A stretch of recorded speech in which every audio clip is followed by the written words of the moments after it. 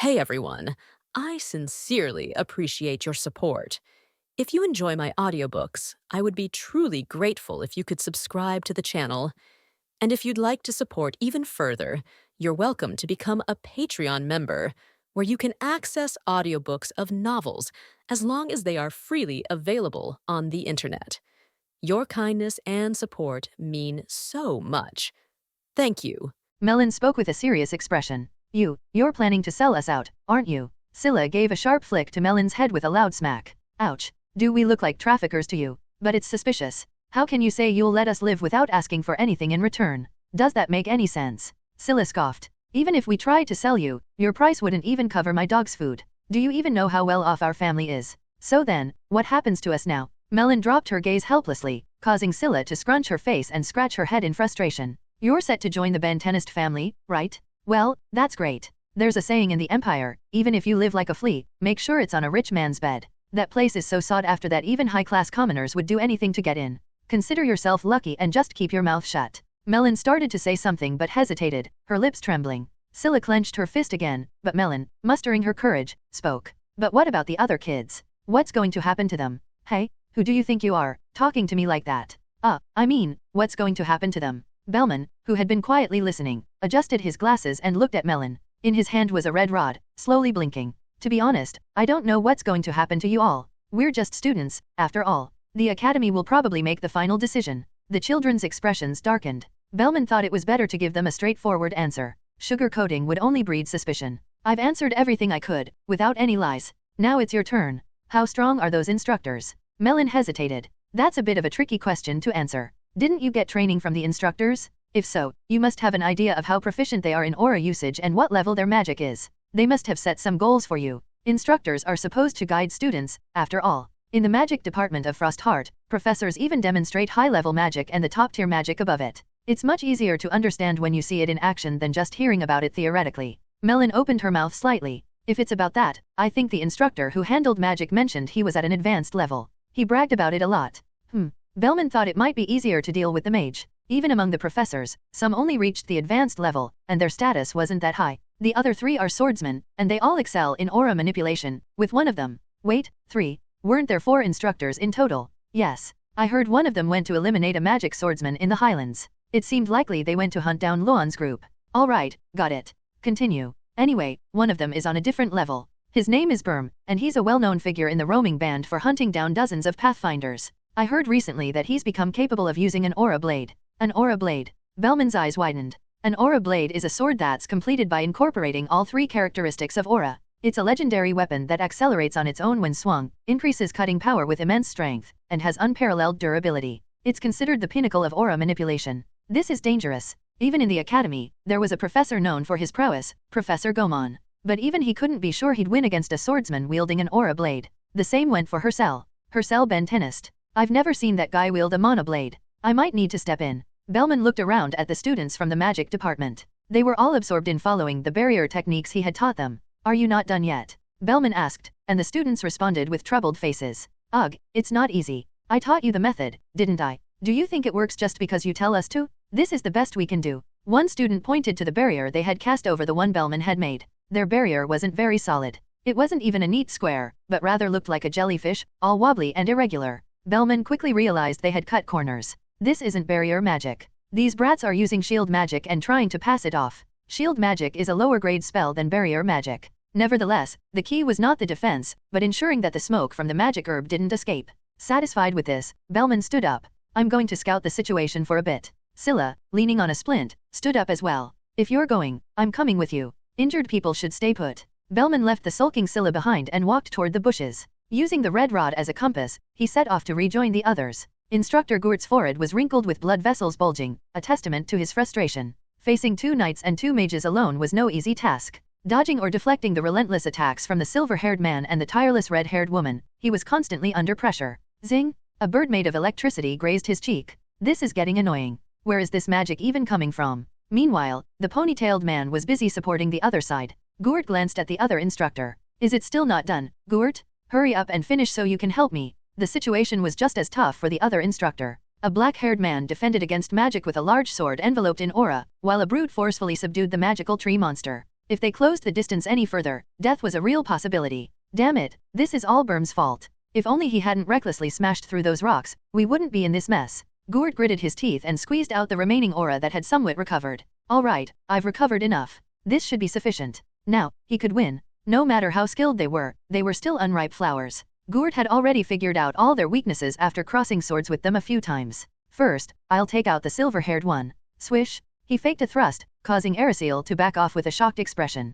Ha! Gurt kicked out, driving his foot into Arasil's solar plexus. Thud! With a heavy impact, saliva flew from Arasil's mouth. Ugh! That takes care of that idiot for a while. Now, onto that red-haired woman. Gurt charged at Lena, slashing his sword. A chain blocked his arm but he snapped it with sheer strength. As he delivered a horizontal slash, a shield conjured by the ponytailed man's magic intercepted it. Slice! But Gurt cleaved through that too, only to have Lena's sword block his strike. Clang! Gurt clicked his tongue. You've got more stamina than I expected. You still have strength left. Well, I do practice 10,000 swings a day. That's absurdly ridiculous. But it won't help you. Gurt lowered his stance and swept at Lena's legs. She jumped back in a hurry. But Gurt's sword rose in a diagonal slash. SHK? Gurt grinned as his sword lodged into Lena's shoulder. You're still just a beginner. Isn't that right? Ugh. As his sword tip aimed for Lena's chest, a fiery bird swooped in. TCH. Gurt grabbed Lena by the throat and knocked her out, then threw his sword like a dagger. A short scream followed. Ayek. It had struck gravel directly in the thigh. Ah, found you at last. You were hard to locate, weren't you? Gurt immediately charged at gravel. But Rix intervened, firing off a barrage of magical attacks. From flails to axes, various weapons rained down from all directions, but they were all illusions. Gurt enveloped his body in aura, using its indestructibility to break through the attacks. He grabbed Rick's staff, causing sweat to bead on Rick's face. Got you, ponytail. With brutal force, Gurt snapped the staff in half. He was about to drive the broken shard into Rick's neck when, thwack, an arrow lodged into his back. Gurt was taken aback, surprised that the arrow had pierced his back, even though his indestructibility had been somewhat neglected. What kind of arrow is this? Regardless, an arrow was better than a broken staff. Gurt gripped the arrow tightly, ready to strike down Rix. But his hand froze midair. Halt! A green glass-like barrier appeared between him and Rix. Turning his head, Gurt saw a man panting heavily. Huff. So the right path was the correct one after all. Behind him, the red-haired woman who had been knocked out earlier seemed to have regained consciousness. Bellman. Gurt felt something snap inside him. He hadn't managed to kill a single one of these students. Every time he got close, he was interrupted. And now, even those he had knocked out were getting back up. This is pointless. I'm going to lose my mind. Gurt's patience was at its limit. He glared coldly at the mage who was fighting 4 others. I don't care anymore. Gurt shouted at him. If you're not going to use the drug, give it to me. Walls. The monsterization drug was supposed to be used once a day. Anything more would be a reckless gamble. Limberton watched Gurt with growing unease. They had been tactically pushing him back, thanks to Aslay and Ryaman leading the charge, while the short-haired girl beside them dispelled curses with magic. But no matter how much they seemed to break him down, the swordsman instructor held on with relentless tenacity. But now that Bellman's here, there's nothing to worry about. Relieved, Limberton aimed his bow at the mage. But then, he heard Gurt shouting something at the mage. If you're not going to use the drug, give it to me. Walls. What? Gurt, what about your own supply? Just shut up and give it to me. TCH, looks like you've already used it. Fine, do whatever you want. The mage used a wall of earth to block Ryaman and Aslay's advance. Beyond that, he tossed a small box to Gurt. Limberton tried to shoot it down, but he missed, dodging an arrow Gurt had thrown at him. Ack! The arrow whizzed right over Limberton's head. He breathed a sigh of relief, realizing that his short stature had saved him. But he couldn't stop Gurt from grabbing the box. Gurt pulled out a syringe from the box and laughed wildly. Ha ha ha ha ha. At the ominous laughter, Limberton quickly fired another arrow. Thud! The arrow struck Gurt squarely between the eyes. But the syringe had already been injected into Gurt's arm. Huh. Gurt's eyes widened before he nonchalantly pouted his lips. That tickles. Why don't you try shooting another one? Gurt suddenly doubled over in pain, groaning. Ugh. Seeing the bizarre sight, Limberton began to sweat. Gurt's body started to bulge and then began oozing like slime. What the hell is that? Gurt screamed and clawed at his own body in agony. Arg. As his body twisted in pain, it grew larger, surpassing the height of the trees until it became a grotesque, gelatinous monster with only a human head remaining. What's happening to him? Rix approached during the chaos. I heard from Professor Gomon that it's a potion that borrows the power of monsters. Is that even possible? The roaming band must have developed such things. But I also heard there's a severe side effect. Maybe this is one of those cases. Bellman urgently shouted. Save that for later and get ready to fight. No sooner had he finished speaking than the monster's body convulsed, and tentacles shot out. Whoosh whoosh whoosh. Bellman cast barrier magic on 8 people, but the massive tentacles shattered them with a single strike. Everyone was sent flying, crashing into trees or rolling across the ground. Even as Limberton lay with his face pressed against the dirt, he kept his eyes on the mage. The monster seemed unable to distinguish friend from foe as it began attacking the mage as well. Gourd, you idiot! You've been consumed by the drug. The mage desperately manipulated the giant tree he was perched on to evade the attacks. But the sprawling tentacles, like a vast net, eventually caught him. The mage thrashed about, foaming at the mouth, unable to breathe. Limberton saw this as an opportunity. Let's retreat. Once the mage is dead, it's over. I don't know what's going on, but if we leave him, he'll die on his own. Bellman, who had collapsed nearby, nodded. Everyone, retreat. Just as Limberton turned to flee, his gaze locked onto the moon. More precisely, on the shadow within the moonlight. It was the figure of a man standing beside what was left of Gurt's head. Limberton heard the man speak. How pitiful, Gurt. Stacking doses isn't something just anyone can do. Berm slashed Gurt's neck clean off with a 70-centimeter long sword. SHK, Gurt's head tumbled to the ground. Simultaneously, the gelatinous mass lost its form and began to spill everywhere. Soon, it turned into a flood, threatening to engulf the group. Whoosh! Injured and unable to escape, they braced themselves. Fortunately, the flood level decreased as it approached, submerging only their lower bodies. Limberton tried to move his legs quickly, but the ooze began to harden rapidly. Wait, my legs, they won't move. As panic spread among them, Berm stepped onto the solidified ooze. Tap. Humph, Gurt's sacrifice wasn't in vain. At least now you can't run. What happened to the professors? Limberton asked, as Berm approached with echoing footsteps. Oh, you mean the professors? I cut off one's arm and the other's leg. Aren't you curious whether they'll die from blood loss or poison first? Just as Berm was closing in. Don't worry. I won't make you suffer like those professors. Swish, swish. A small stone golem appeared in front of them. Huh. Limberton tilted his head in confusion as the mysterious stone golem stretched out its limbs. A second later, a stream of lime slurry shot out from its tiny body like a water cannon. Whoosh. Berm leapt to the side to avoid it. TCH, that fat guy, he's still alive. Limberton turned his head in disbelief. He saw Professor Gomon being supported by Hercel. Gomon gasped for breath and let his staff droop as he spoke. Hercel Bentenist, please take care of the rest. Hercel furrowed his brows. Professor's asking a student for help again. If you have any conscience, you should return your salary. Why, you little brat? Do you think we want to do this? So, what are you going to give me this time? Give you? What do you mean? Well, there has to be some kind of reward for me to do anything, right? Previous ITOCI next. Pure mana is akin to photon energy. It doesn't stay in one place but spreads out in all directions. Because of this nature, the moment you channel mana into a staff, it scatters like light. Therefore, when drawing a magic formula, you must continually release mana until it is completed. However, there was a technique to bind this photon-like energy so it couldn't escape. That technique was the mana blade, formed by concentrating mana. A mana blade is a skill that only those who have awakened their aura after developing the olfactory sense among the 5 senses of mana can use. Hercel, you should be eternally grateful to Hatherson for teaching you this. Just as Donaton had said, much of the credit went to Hatherson. The liquid gold, which naturally absorbed mana, and the magic he taught allowed me to recreate it. So, to illustrate how remarkable a mana blade is, yes, it's like that great weapon from a famous movie Star Wars lightsaber. But so what? I don't have aura, which is the equivalent of the Force. What is this Force you speak of? It's a thing. Never mind. Even though it was just an imitation, its power was comparable to the real thing. It could slice through steel beams. The dull gray ground appeared to be solidified slime. As I observed the surroundings, I kept my eyes on Berm. While our gazes locked, the mage crawled on all fours, grabbing onto Berm's pants. The mage's complexion was pale, struggling to breathe. Air. I can't, be. Berm looked down at him coldly. It seems the slime has entered your lungs. His voice was devoid of any compassion. Berm's blood-stained sword came down on the mage's neck. Crunch. It was a brutal scene, but I inwardly rejoiced. With the mage's death, the curse of explosion would be lifted, leaving Berm as the only enemy. I nudged Professor Gomon, who was lying next to me. Professor, please wake up. There was no response. Professor. Even after calling him again, he remained silent, so I glanced over at him. Gomon had his eyes closed, looking peaceful as if he were in a deep sleep. A second later, I frowned as I heard his snoring. Snore. What a waste of an antidote. I withdrew my disdainful gaze and checked on the others. Everyone was stuck, their lower bodies trapped in the hardened slime, making them useless. That was true for the knights, but it shouldn't be a problem for the mages since they only needed to wave their staffs. But, we're saved. Led by Rix, everyone sighed in relief. Only Lena from the knights and Bellman looked at me with suspicion. As I glanced at Bellman, pleading for help, he asked Rix. You seem awfully relaxed all of a sudden. Are you confident we'll win?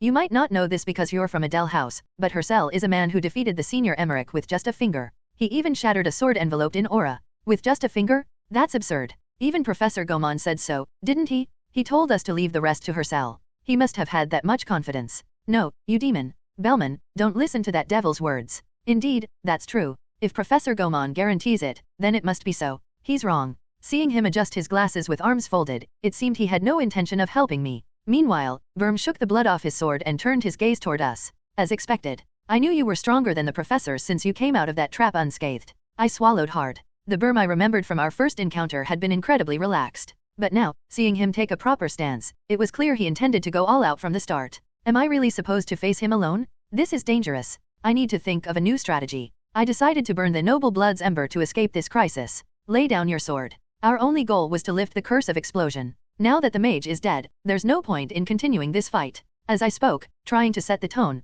Berm remained silent, listening. The next step was to appeal to his pride. Isn't that right? The Viper of Roaming Band, Berm. I've heard about you. I know you don't care about your comrades' deaths. What are you trying to say? I'm saying you have no reason to fight. You don't have a sense of vengeance, do you? I spoke as I scanned Berm's entire body, pretending to be calm. His outfit was torn and dirty with dust. And honestly, I don't want to fight you in your current state. Judging by your appearance, it seems you've fought with the professors and look a bit tired. But if you still insist on fighting. I trailed off my words and stared intently into his eyes. Come back when you're fully prepared. So that you won't have any regrets, even if you die when you're in your best condition. Perhaps my bluff had worked. Berm slowly began to lower his sword.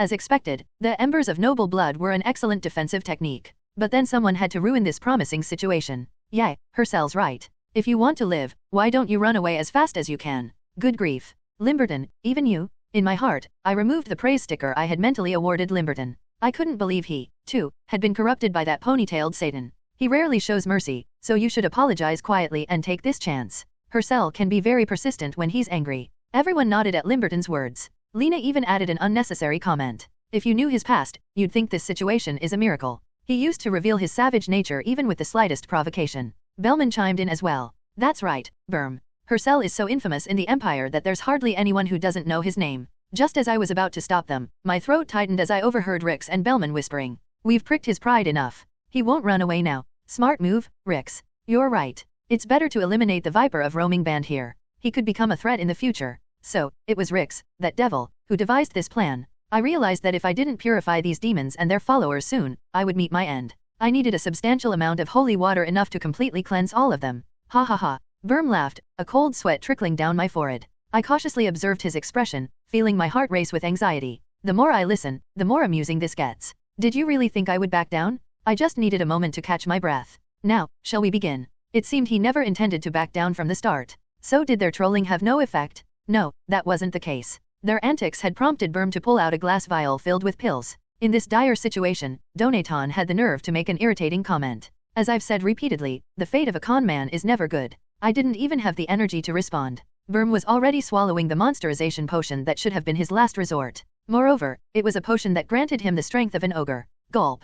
Berm's veins began to bulge, his muscles swelling and then compressing back to their original size. Steam puffed out between his now sharpened fangs. Ha! Berm stabbed himself in the stomach with his sword. The strength of an ogre is immense. Not only that, but they possess such regenerative power that they can survive unless their neck or heart is severed. Pluck. As he pulled out his blood-soaked sword, the wound on his abdomen rapidly healed. It's been a long time since my sword has been so drenched in blood. This is bad. I was now up against someone who had killed countless pathfinders and was doped up on top of that. The only thing I could rely on now was the mana blade that I had intended to use when fighting alongside Donaton and Professor Gomon. I drew my sword, fully aware of the vast gap between us. With things having reached this point, I had no choice but to fight. Shing. I activated the magic formula I had prepared, turning my sword white. Berm, grinning, also ignited his aura blade. Boom! As he leaped into the air, the ground beneath his feet rumbled. As I prepared myself, Donaton spoke. Do you remember the day you first met me, Hercel? This isn't the time for idle chatter. Focus. Then just listen quietly. I didn't have time to be distracted by anything else. Berm was now descending with his sword raised for a vertical slash. Back then, you were so weak that you couldn't even properly hold a single sword. Your arms were thin, and you couldn't even lift a short sword. Clang! I blocked his attack with my body, causing his arm to lift up into the air from the recoil. I didn't miss the opportunity and thrust my mana blade toward his heart. But now it's different. Your body has grown strong enough to wield a long sword with one hand. Thud. Unfortunately, Berm twisted his body, so the blade only pierced his lung. Now you can do it. One of the sword techniques of the Sword Saint. The single opportunity ended in failure. I could only sense my impending death as the follow-up strike came at me. Zap! I felt electricity course through my entire arm. Before I knew it, my sword was in one hand, and its tip was pointed at Berm's throat. Surprised, Berm quickly retreated. Humph. It was a natural reaction, given that the mana blade was burning right near his vital spot. Do you see your arm, Hercel? Only then did Donaton's words start to make sense. As I looked at the arm I extended with the sword, an image of a spear formed in my mind. The difference in reach between Berm and me was significant, with mine being much greater. This is why I never gave up on swordsmanship, even though you can't use aura. Your long arms and legs are ideal for a swordsman. His remark suddenly reminded me of my lineage. The strongest swordsman, AOL Bentenist. My skeletal structure was an exact match to his. Hercel, let me confess. I've been training you all along, just like you. Every night, I've been conditioning your body, enhancing its flexibility. I broke the contract, so I have no excuses, but know this, I will never let you give up wielding a sword. A smile spread across my face. You finally admit it. My cryptic remark prompted Donaton to respond in a surprised tone. You knew? Of course, I had studied magic thoroughly. It didn't take long for me to realize that the phenomenon of my body strengthening on its own as a side effect of magic formulas was impossible. I just kept quiet because it was beneficial. Ignorance is foolish. More importantly, I was in the middle of a battle. Since earlier, Berm had been waiting for the right moment to strike. Each time he tried to advance, I pressed him back with the tip of my sword, surprising even myself. Is this what you called the Sword Saint's technique? That's right. Berm was incredibly fast, using quick steps to dodge here and there. Despite not using aura, I was able to keep up with him due to a simple principle. While I merely swung my arm, Berm had to move meters at a time. Tap tap tap. To give an analogy, it's easy to shine a flashlight on a person, but avoiding the light from that flashlight by moving around is extremely difficult. The difference in the distance that needs to be covered is enormous. What's the name of this technique? Endless shadow. You've already demonstrated the mana blade and blocked his strike with your body. The conditions have been met since he now perceives you as a strong opponent. He won't be able to attack recklessly. This is a highly advanced defensive technique perfected through psychological warfare. Endless shadow. The name might be a bit ambiguous, but it was fitting. Even when Berm tried to close in on a gap, the tip of my sword followed him like a shadow, aiming at his throat. But isn't this just like an aimbot? A cheat that auto-targets heads in FPS games. So, the Sword Saint was a cheater. Each time Berm tried to close in, his pupils shook in response to the pressing sword tip. Even when he used quick steps to dodge, trying to shake off the sword aimed at his throat, the result was the same. No matter what he did, Hercel was always one step ahead, moving into the direction he intended to go as if he had read his mind. He's reading all my moves. In reality, all Berm had to do was knock Hercel's sword aside and charge in. But there was a reason why he hesitated. I can't gauge his full strength. So far, Berm had only confirmed Hercel's incomprehensible level of indestructibility. He hadn't yet shown his ability to enhance his strength or speed. He didn't know why, but it didn't matter. It was safe to assume that Hercel's mastery of aura manipulation was on par with his indestructibility. There's no way he would be exceptional at only one thing. Because of this uncertainty, he hesitated to break through his defense and rush in. Once he committed to an attack, Hercel would have an equal opportunity to strike back. If his judgment was even slightly off, his neck could be severed in the blink of an eye, and running away wasn't an option. He rarely shows mercy, so you should apologize quietly and take this chance. Hercel can be very persistent when he's angry. According to the short guy, Hercel's nature wouldn't allow him to let him go easily. Even if Berm tried to retreat, he'd catch up quickly. Caught in this dilemma, Berm decided he had no choice but to attack boldly. I have to finish this before the potion's effects wear off. Berm squeezed out all the aura in his body. Then, he stabbed his stomach again, soaking his sword in thick blood. Crunch. He was preparing for a final decisive blow. I have the upper hand. He wielded monstrous strength combined with all his aura. Moreover, his sword was coated in deadly poison. If he could land even a minor wound, he would win. No matter how sturdy Hercel's indestructibility was, it had its limits. With such overwhelming power, Berm believed it would be more than enough to inflict a fatal injury. He's only aiming for my neck or heart. On the other hand, I just need to scratch his hand to secure victory. Berm's muscles began to swell. The outpouring of dark energy and aura created a sharp gust of wind, making Bellman swallow nervously.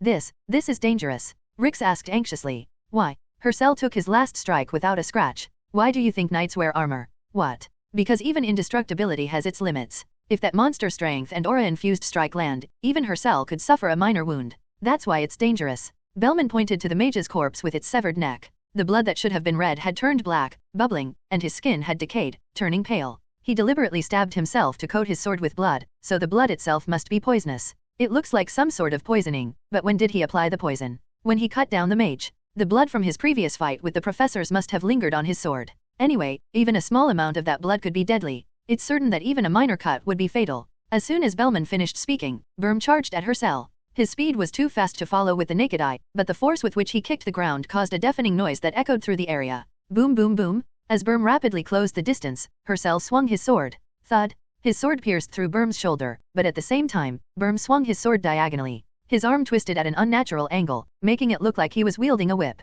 Swish. His sword came crashing down on Hercel's neck. Clang. The impact was so powerful that it made the onlooker's hair flutter. Given the force, he should have been decapitated. Bellman winced, anticipating the worst. Crunch. But when he heard the sound of bones breaking, he widened his eyes in shock. Berm's once mighty arms were now broken and dangling limply below his elbows. In contrast, Hercel stood there, unharmed, staring indifferently at Berm. It's over, Berm. Hercel swung the mana blade embedded in Berm's shoulder. SHK? As the sound of cutting subsided, Berm's head dropped to the ground. Thud. His head rolled and finally stopped in front of Bellman, leaving a trail of thick blood. Everyone held their breath as they looked away from the severed head. Hercel was shaking the blood off his sword before sheathing it. Clink. The metallic sound that shattered the silence caused the eyes of the onlookers to tremble. My legs felt numb, still in disbelief. Did I almost just die? Ahem, to be honest, I thought it was over the moment your sword got stuck in Berm's shoulder. If Berm had relied solely on his regenerative power and hadn't unleashed that blow that broke his arms, I would have died. I was lucky to have even a moment's respite before his follow-up strike. Without that, or if he had just kicked me right after, my body would have been shattered. I can't trust you with my life. I almost died of a heart attack. Silence. The speed of that last attack was beyond what I anticipated. You should be worshipping me for even managing to strike his shoulder. No matter how it happened, the important thing was that I was still alive. As I tried to calm my trembling insides, I noticed the devils with their lower halves trapped in the swamp of hell struggling to get out. Hercel, this stuff is too solid. Can't you just break it? Rix pleaded with me, causing a smirk to form on my lips. I briefly entertained the delightful idea of leaving them there for the rest of the trial period. But then, Bellman took out a red rod from his pocket. No, before that, we should check if the professors are still alive. I looked down at Bellman with a stern face. Bellman told Jers. Blessing. Blessing of the Guardian's Skeward. If protecting something has meaning, then one can say they've lived a good life. He receives double the defense boost when using defensive magic. Mana recovery speed increases by 1.2 times. Trait. Dexterity. Knowledge acquisition. Despite having the supposed blessing of Guardian's Skeward, this fool didn't help me. He's an accomplice, too. I'll have to put him on the blacklist. With a wary glance at Bellman, I walked over to where the fallen professors were lying. It was already dawn. The night had passed, and the cleanup was nearly complete. The devils were freed by Professor Gomon, who had regained consciousness. The salary-stealing professors, as unfortunate or fortunate as it was, were still alive. We had brought enough antidote to keep them from dying immediately, but severe blood loss was an issue.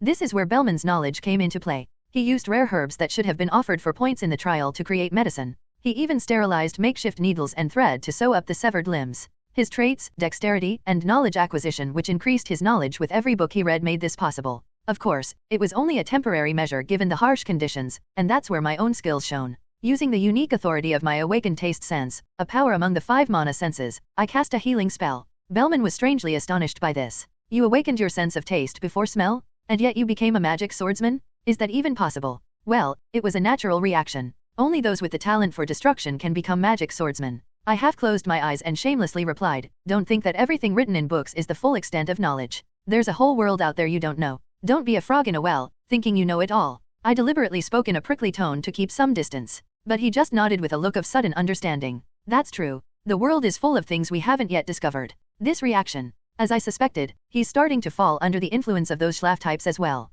I tore my gaze away from him and continued casting the healing spell. The surgery was well done, and with the added effectiveness of the herbs, the professors quickly regained their senses. Gah! Ugh! My arm. It would have been better if they had stayed unconscious. Without anesthetics, the pain from sewing up the severed limbs must have been excruciating. Even so, the thin professor showed his professionalism. Ugh! What about Berm? What happened to Berm? I replied curtly, he's dead. I see. But Bellman couldn't resist adding an unnecessary detail. Hercel beheaded him in an instant. The 2 professors looked at me in shock. What? Ahem, I expected as much, but to think it ended so quickly. Now that I think about it, the spectral incident snowballed to this point. Things got complicated the day I enrolled and ended up visiting Rockefeller, turning the professors' minds into a field of flowers. In the end, whether it's the professors or the students, they're all dangerous to be around. I suddenly want to run away. I wish the academy would just shut down. With so many patients, they could turn the building into a mental asylum. Well, anyway, I'm alive. Ugh, can someone help me up? The professor, who had tried to get up, slumped back down, so I helped him to his feet.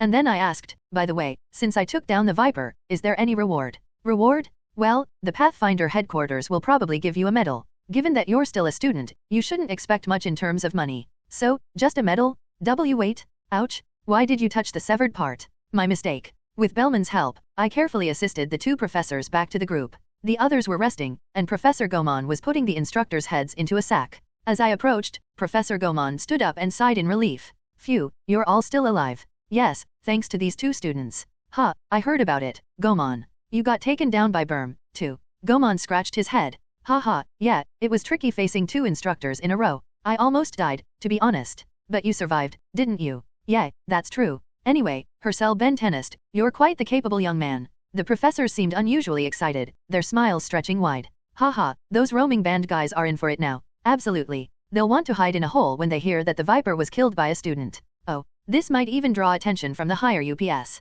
The higher UPS that the skinny professor mentioned undoubtedly referred to the Pathfinder Elders, the top echelon. But I doubted they would actually come. Even if Gomon and another professor, with the help of the students, had managed to take down Berm, it wouldn't have garnered that kind of attention. I was planning to rest a bit longer. Plop. A drop of water hit the ground. Rumble. The sky flashed with lightning, and the sound of thunder followed. Then, rain started pouring down. Professor Gomon turned to the group and spoke. Well, this is sudden. It's starting to rain. We should get going. There might still be traps left, so let's keep moving. I'll take the lead, so don't worry. We walked in 2 lines, getting soaked by the rain. As Professor Gomon had predicted, there were still traps remaining, so we had to stop to dismantle them. With nothing else to do, I turned my head slightly and made eye contact with Lena. Her lips seemed to curve up into a slight smile. But when she quickly returned to a neutral expression, it was clear she didn't want me to see her smiling. It was likely that she was satisfied with having saved the kids, considering her nature. All right, it's done. Let's go. After Professor Gomon finished dismantling the traps, I resumed walking, taking my gaze off Lena.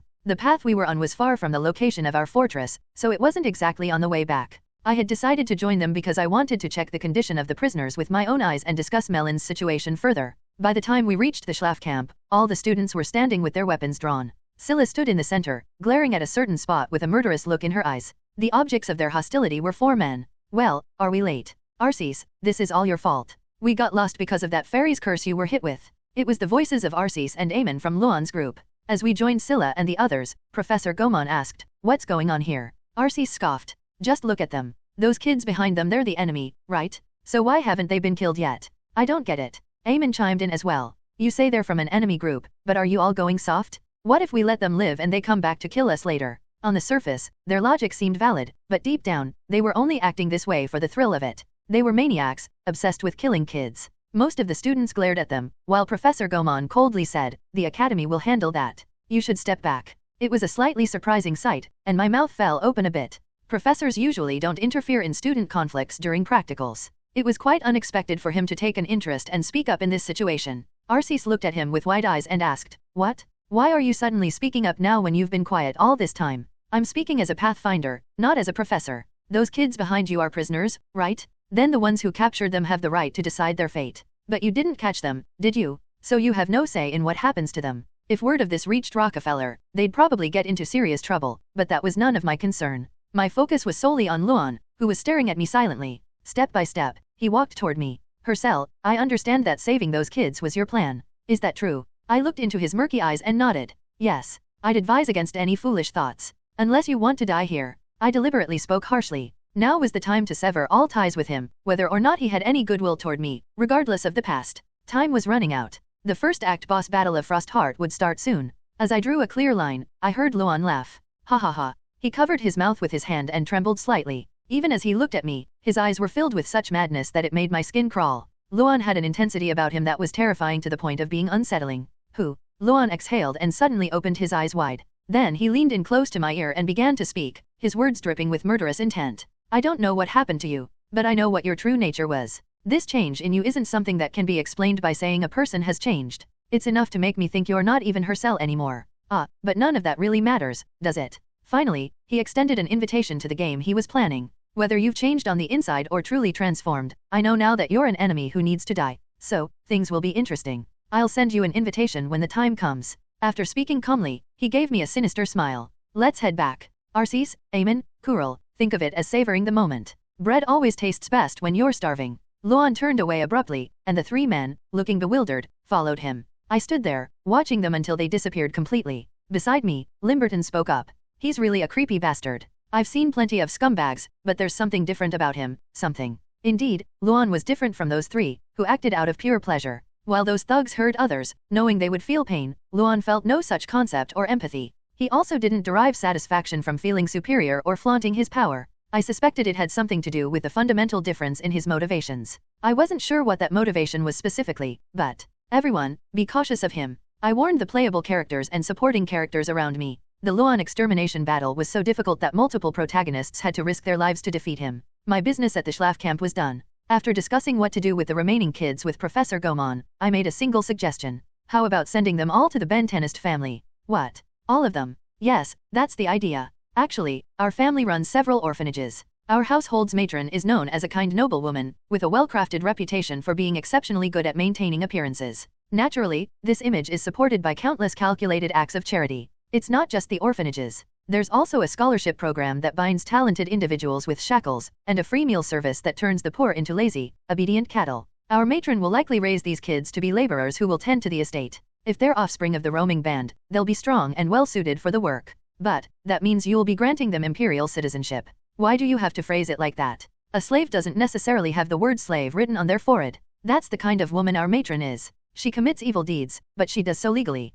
That's the fate that awaits the offspring of the roaming band. Then, on the fourth day, no one moved to score points. After all, the events of the third day had left everyone exhausted. Besides, the recent losses from gambling, coupled with the burning of their food supplies, had left them starving. Even though we had salvaged and distributed the food from the roaming band's base, it wasn't nearly enough to feed all the students and the captured members of the roaming band. With that, the fourth day naturally passed as a day of rest. On the morning of the fifth day, I woke up with the intention of tackling the task I had postponed. My plan from the start had been to find the artifact and score full marks in this trial. Limberton, a sleigh. I called out to the sleeping guys, but they showed no sign of waking up, probably because they were exhausted. With no other choice, I decided to head out alone in search of the artifact. The wolves and the roaming band had been dealt with, so there shouldn't be any danger. I'll be back soon. Leaving them to sleep a bit longer, I opened the gate of the fortress. But Bellman was standing outside. He had a string of fish tied together in his hand, which he held out to me. Take this. I looked at him warily. After all, he was already on my mental blacklist.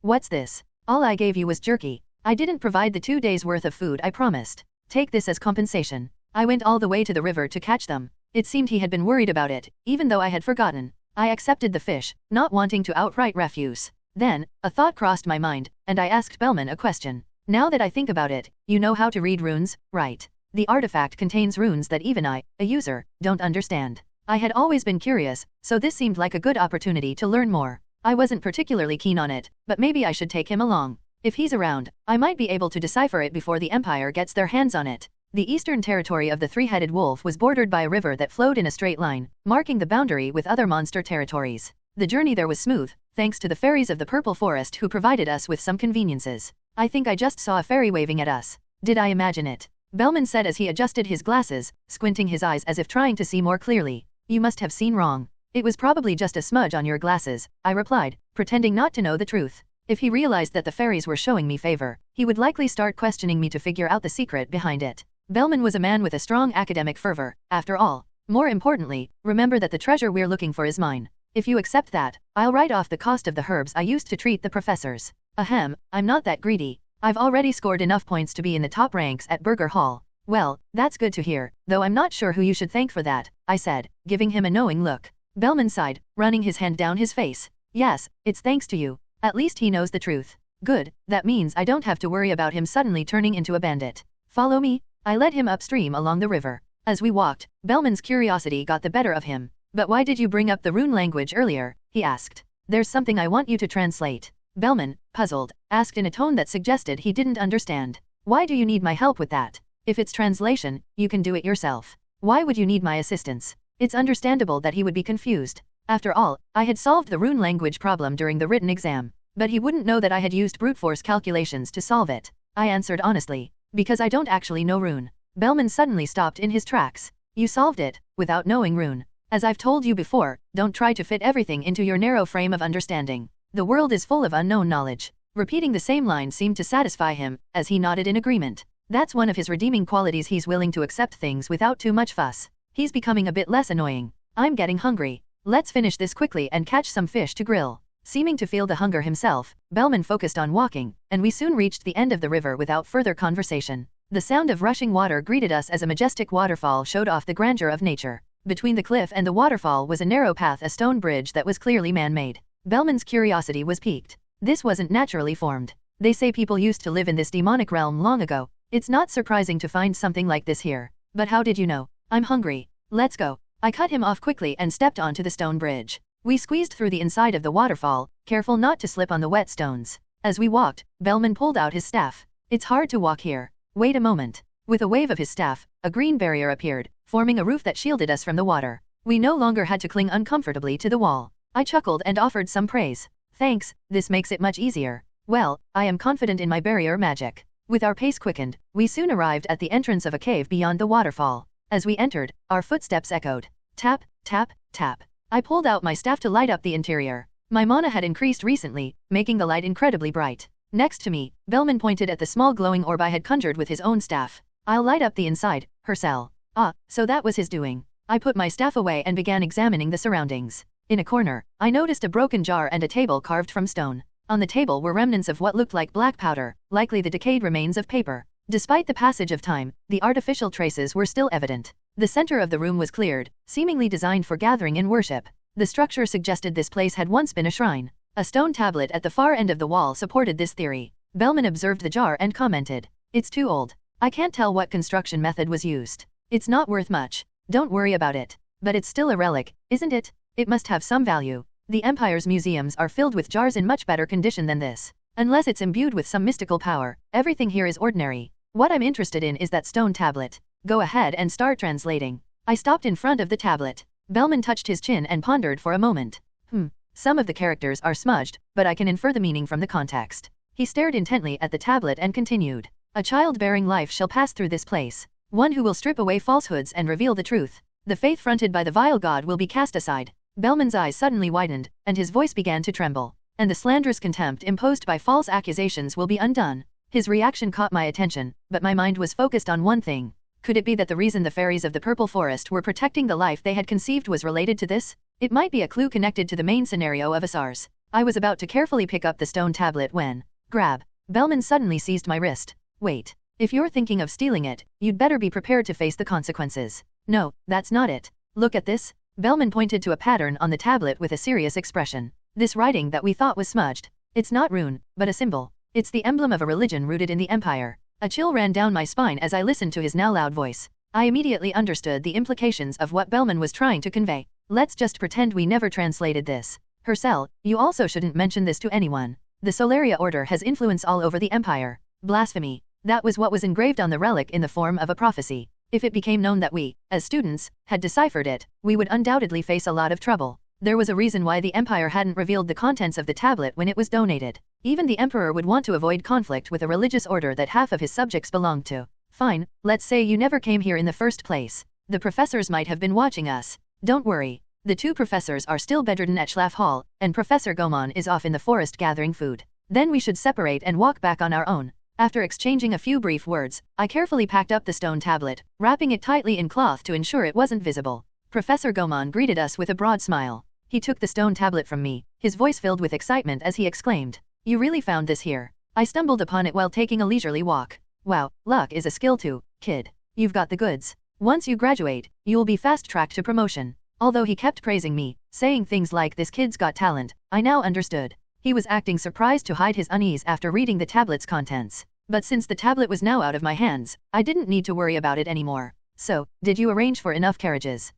Yes. I made sure to contact the academy. Does Frostheart even have that many carriages? They'll figure something out. Besides, they're still kids. You can fit more of them into a single carriage, so don't worry too much. It seemed like everything was wrapping up nicely. Tomorrow's return journey should go smoothly. Now, it was time to discuss my reward. "So, Professor, how are you going to surprise me?"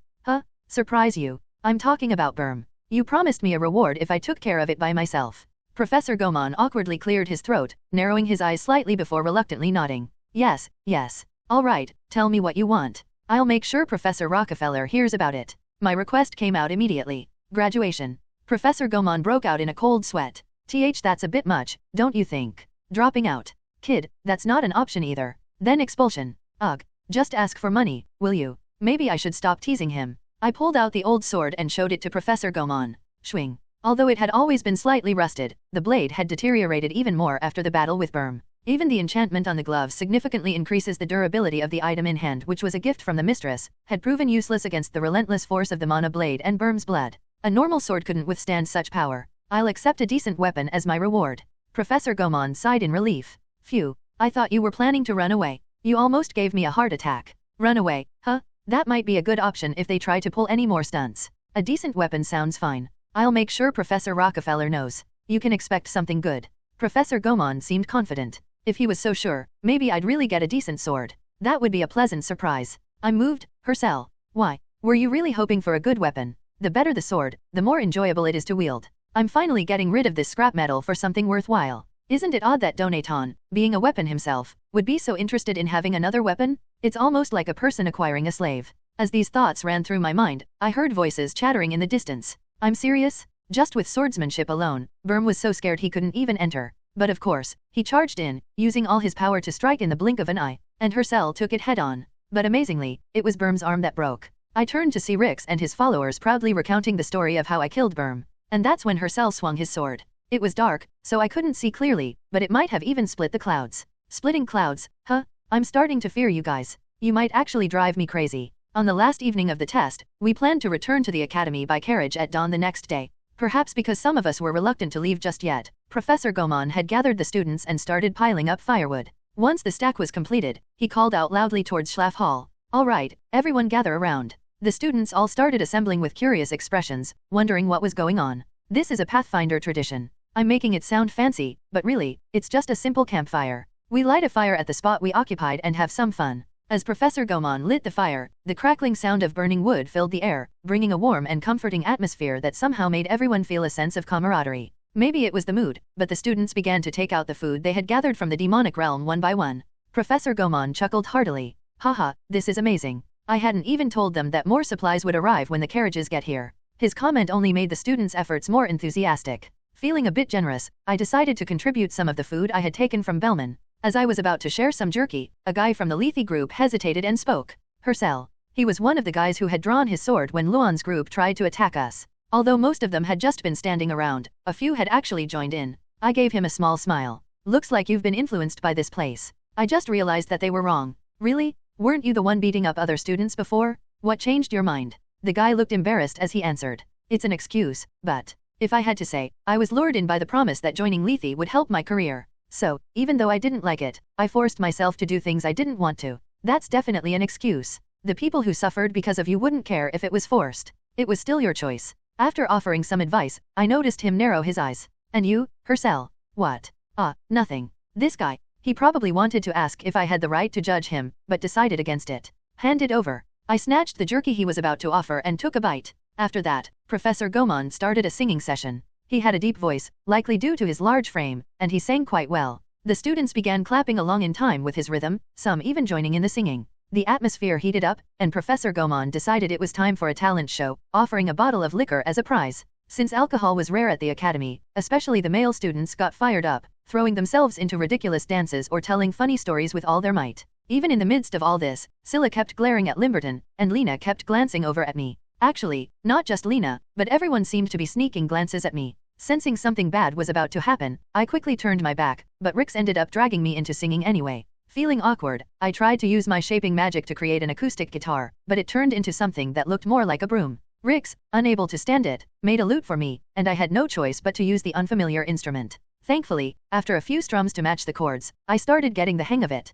I chose a common campfire song from my college days. It seemed like a new kind of music to them, as their initially puzzled faces soon relaxed, and they began nodding their heads to the rhythm. Even those who had been on guard loosened up a bit as they listened to the song. The night sky of the purple forest was soon filled with music, and the moon began to wane. Well, it wasn't such a bad night. Perched on the highest tree of the highlands, Luan gazed down at the lowlands where smoke was rising. Felia flew to his shoulder and spoke with excitement. Look at them singing. They're pretty good. He's always been good at drinking and dancing. The corners of Luan's mouth lifted slightly. Felia, noticing this, found it interesting. This is fascinating. I've always thought you were just pretending to be human in front of others. But it seems you're actually showing emotion, at least towards Hercel. Me? Luan asked, and Felia confidently began explaining. You're more insensitive than most people. You can't empathize with others' pain and emotions. You only perceive them conceptually, right? Felia had learned much through conversations with Luan. For this man, emotions were merely understood, devoid of empathy. Frowning meant pain. Tears meant sadness. But this was all just textbook knowledge to him, similar to a description in a book. You don't understand the ache of a wounded heart or the fluttering of excitement. Even if you wanted to, you couldn't, because your brain is wired wrong. Felia had always thought of Luan this way, but that's not entirely true. These days, we call it hormones, I think. There are all sorts of them, but they're neurotransmitters that affect emotions. It's a problem when they're overproduced, but it's the same when they're as low as yours. You've picked up modern knowledge despite being an old soul. Well, I used to read up on modern medicine whenever I was bored in the library. Anyway, Felia hummed a tune as she looked into Luan's eyes. Judging by how you react to that Hercel guy, it seems you did feel jealousy. Remember that day when he came with his comrades to save the short guy? Didn't you feel a surge of anger? Luan's pupils slightly dilated, a sign that the part of his brain responsible for hormone production wasn't completely dead. Felia smirked and continued. Jealousy leads to anger, you know. That's why you went down to the lowlands and whispered your fury into his ear. Am I right? Luan slowly closed and reopened his eyes without saying a word. Felia, trying to help him understand, simplified her explanation. You just didn't recognize it. It probably felt unfamiliar to you, so you couldn't identify it as jealousy or even anger. Finally, Luan spoke. For some reason, I find this conversation uncomfortable. It's not a thought. You're feeling it. Luan took out a cigarette from his pocket. He lit the end, and as he inhaled, the embers flared with a crackle. Phew. Exhaling the smoke, Luan said, I need to focus on subduing Arcandric. If I can't handle that inspiration, I won't be able to move on to the next stage. Don't worry. I've already figured out where the remaining materials are hidden. As he listened to Felia's soft laughter, Luan puffed out more smoke. Then he alternated his gaze between the lowlands and the smoke rising in front of him. The campfire smoke is smaller, he muttered. His hand snuffed out the cigarette butt on the damp tree trunk with a sizzle. Ch. The upperclassmen of Schlaf Hall were bustling about. The kids will be here soon. Let's hurry up. Under Athera's direction, the once boring lobby was being filled with tables and food. They were preparing for a reception to welcome back the first-year students from their field training in the demonic realm. This tradition at Frostheart began after the battle with the roaming band. Of course, all the expenses were covered by the dormitory's shared funds. If I see anyone grinning while stuffing their faces, I'll kill them myself. Got it? Eat up with a few tears in your eyes and offer some comforting words in a pitiful voice. Many of them would be traumatized. Killing a child isn't a pleasant experience, and seeing your comrades die would leave a deep scar. Some might even try to commit suicide. That's why the upperclassmen needed to show extra care at times like this. Just as everything was getting ready, creak. The old, worn-out front door of Schlaf Hall swung open. A long leg stepped through, followed by a voice that spread through the lobby. Did you all behave while I was gone? Athera's eye twitched as she watched the first-year students devour the feast laid out before them with wide smiles. All 136 students. Every single one of them had returned alive. While that in itself was remarkable, what was even more shocking was something else entirely. Frostheart must be struggling financially, right? I thought it would be nicer, considering it's where nobles go, but look at this place. The furniture is all old and worn out. That fortress over there looks decent, but... Mixed among the first-year students were unfamiliar small children, munching away like hamsters. Did they raid an orphanage or something? Athera approached her cell. Though it hadn't been confirmed that he was the ringleader of this situation, the chances were high that it was him. Her cell? Care to explain what's going on here? These are the young roaming band members. We took them as prisoners. It seemed the other second and third-year students were also listening in on the conversation, as startled voices emerged from various spots. Prisoners. Wait, did you say young roaming band members? Athera was momentarily stunned. She didn't understand how it was possible, but the results were laid out right in front of her. However, this was bound to cause a huge problem. It wasn't like the second and third-year students would be happy about the presence of these children. Many of our peers died at the hands of the roaming band, and you decided this on your own. Did they kill them? If you want revenge, wait until you graduate. By then, the ones who killed your friends will have probably moved up in the roaming band. Well, that's true, but... As Athera trailed off, Hercel raised his voice to address everyone. I know these kids don't sit well with you, but they didn't wrong you. They wronged us. And it was horrific. Some of the upperclassmen made confused sounds, but Hercel continued, his expression hardening as he pulled Melon's cheek. Not only did these damn kids make everything difficult for us, but they also burned our food supply to try and starve us to death. So remember, only the first years have the right to take revenge on them. Sorry. Of course, this has been agreed upon with the professors. If you have any complaints, feel free to take them up with Professor Rockefeller, though I doubt you have the guts to do that. No one could argue anymore. When you think about it, these kids weren't really at fault, they were just raised by those twisted bastards. And challenging the professors, whose word was law, could lead to serious repercussions. But as a representative, Athera had to address one crucial point. I understand that part. Athera scanned the lobby, roughly counting the number of children. There's definitely a lot of them. There seemed to be at least 150 of them. Don't tell me you're planning to dump all these kids on our dorm. Of course not. The fortress is full of classified materials. There's no way they'd let outsiders in there. So that's why Schlaf Hall got stuck with them. After all, there was only this one building outside the fortress, so there wasn't much choice for space. But how are you going to manage all these kids? What about food? Do you even know how to take care of them? As Athera fired off her questions, Hercel pulled out a sack that clinked with a metallic sound. Don't worry about that part. What is that? This is the donation we got from the guys at Adele Hall and Burger Hall. We asked them to chip in since we're the ones taking care of the kids. As Hercel revealed what must have been at least 10,000 coins, Athera thought to herself. So he extorted them. But so what? This hefty sum had just entered the dorm's coffers. Athera swallowed her saliva and reached out to snatch the sack, but Hercel quickly turned his back and shouted to the entire lobby. The kids will be leaving in 5 days. Until then, I'll pay 50 coins to anyone who feeds and shelters them. The monthly allowance for students at Schlaff Hall was only 30 coins. The students' eyes lit up, and they began glancing at each other before turning their gaze toward the kids who were still focused on eating. Their expressions gradually changed, resembling those of hungry hyenas. While they were still sizing up the situation, Athera was the first to move. She slowly approached Melon, who was closest to her, and hugged her tightly to prevent her from running away. From now on, you're my daughter. Ack. When a nearby third-year student tried to approach Melon, Athera glared at them with a murderous look. She's mine. Go find someone else. Her words were the starting signal. The students rushed in, surrounding the children and began claiming them one by one, with loud arguments erupting all over. Hand them over. This one's mine. Don't be ridiculous. Hey, I'll treat you better. Come here, okay. I have cute dolls in my room. Oh, and this big sister has candy. Want some? Frightened by the greed on their faces, the children tried to run away, but the students surrounded them, capturing them one by one. Hihi, you can't escape. Why are you doing this to us? Hercel approached Limberton, who was sweating and trembling. How's that? Solved it easily, right? Pretty clever, huh? See clever? The kids are running away crying. How are we any different from the roaming band? Hercel nodded in partial agreement. The current scene wasn't much different from a child kidnapping operation. After taking a warm shower for the first time in a while, I was reminded of what it felt like to be civilized. Ah, hot water really is the best. As I walked into the room, drying my hair with a towel, I noticed a fishbone placed in front of the door. Smoke started seeping in through the crack, soon taking the form of a black cat, which then began devouring the fish. Flop.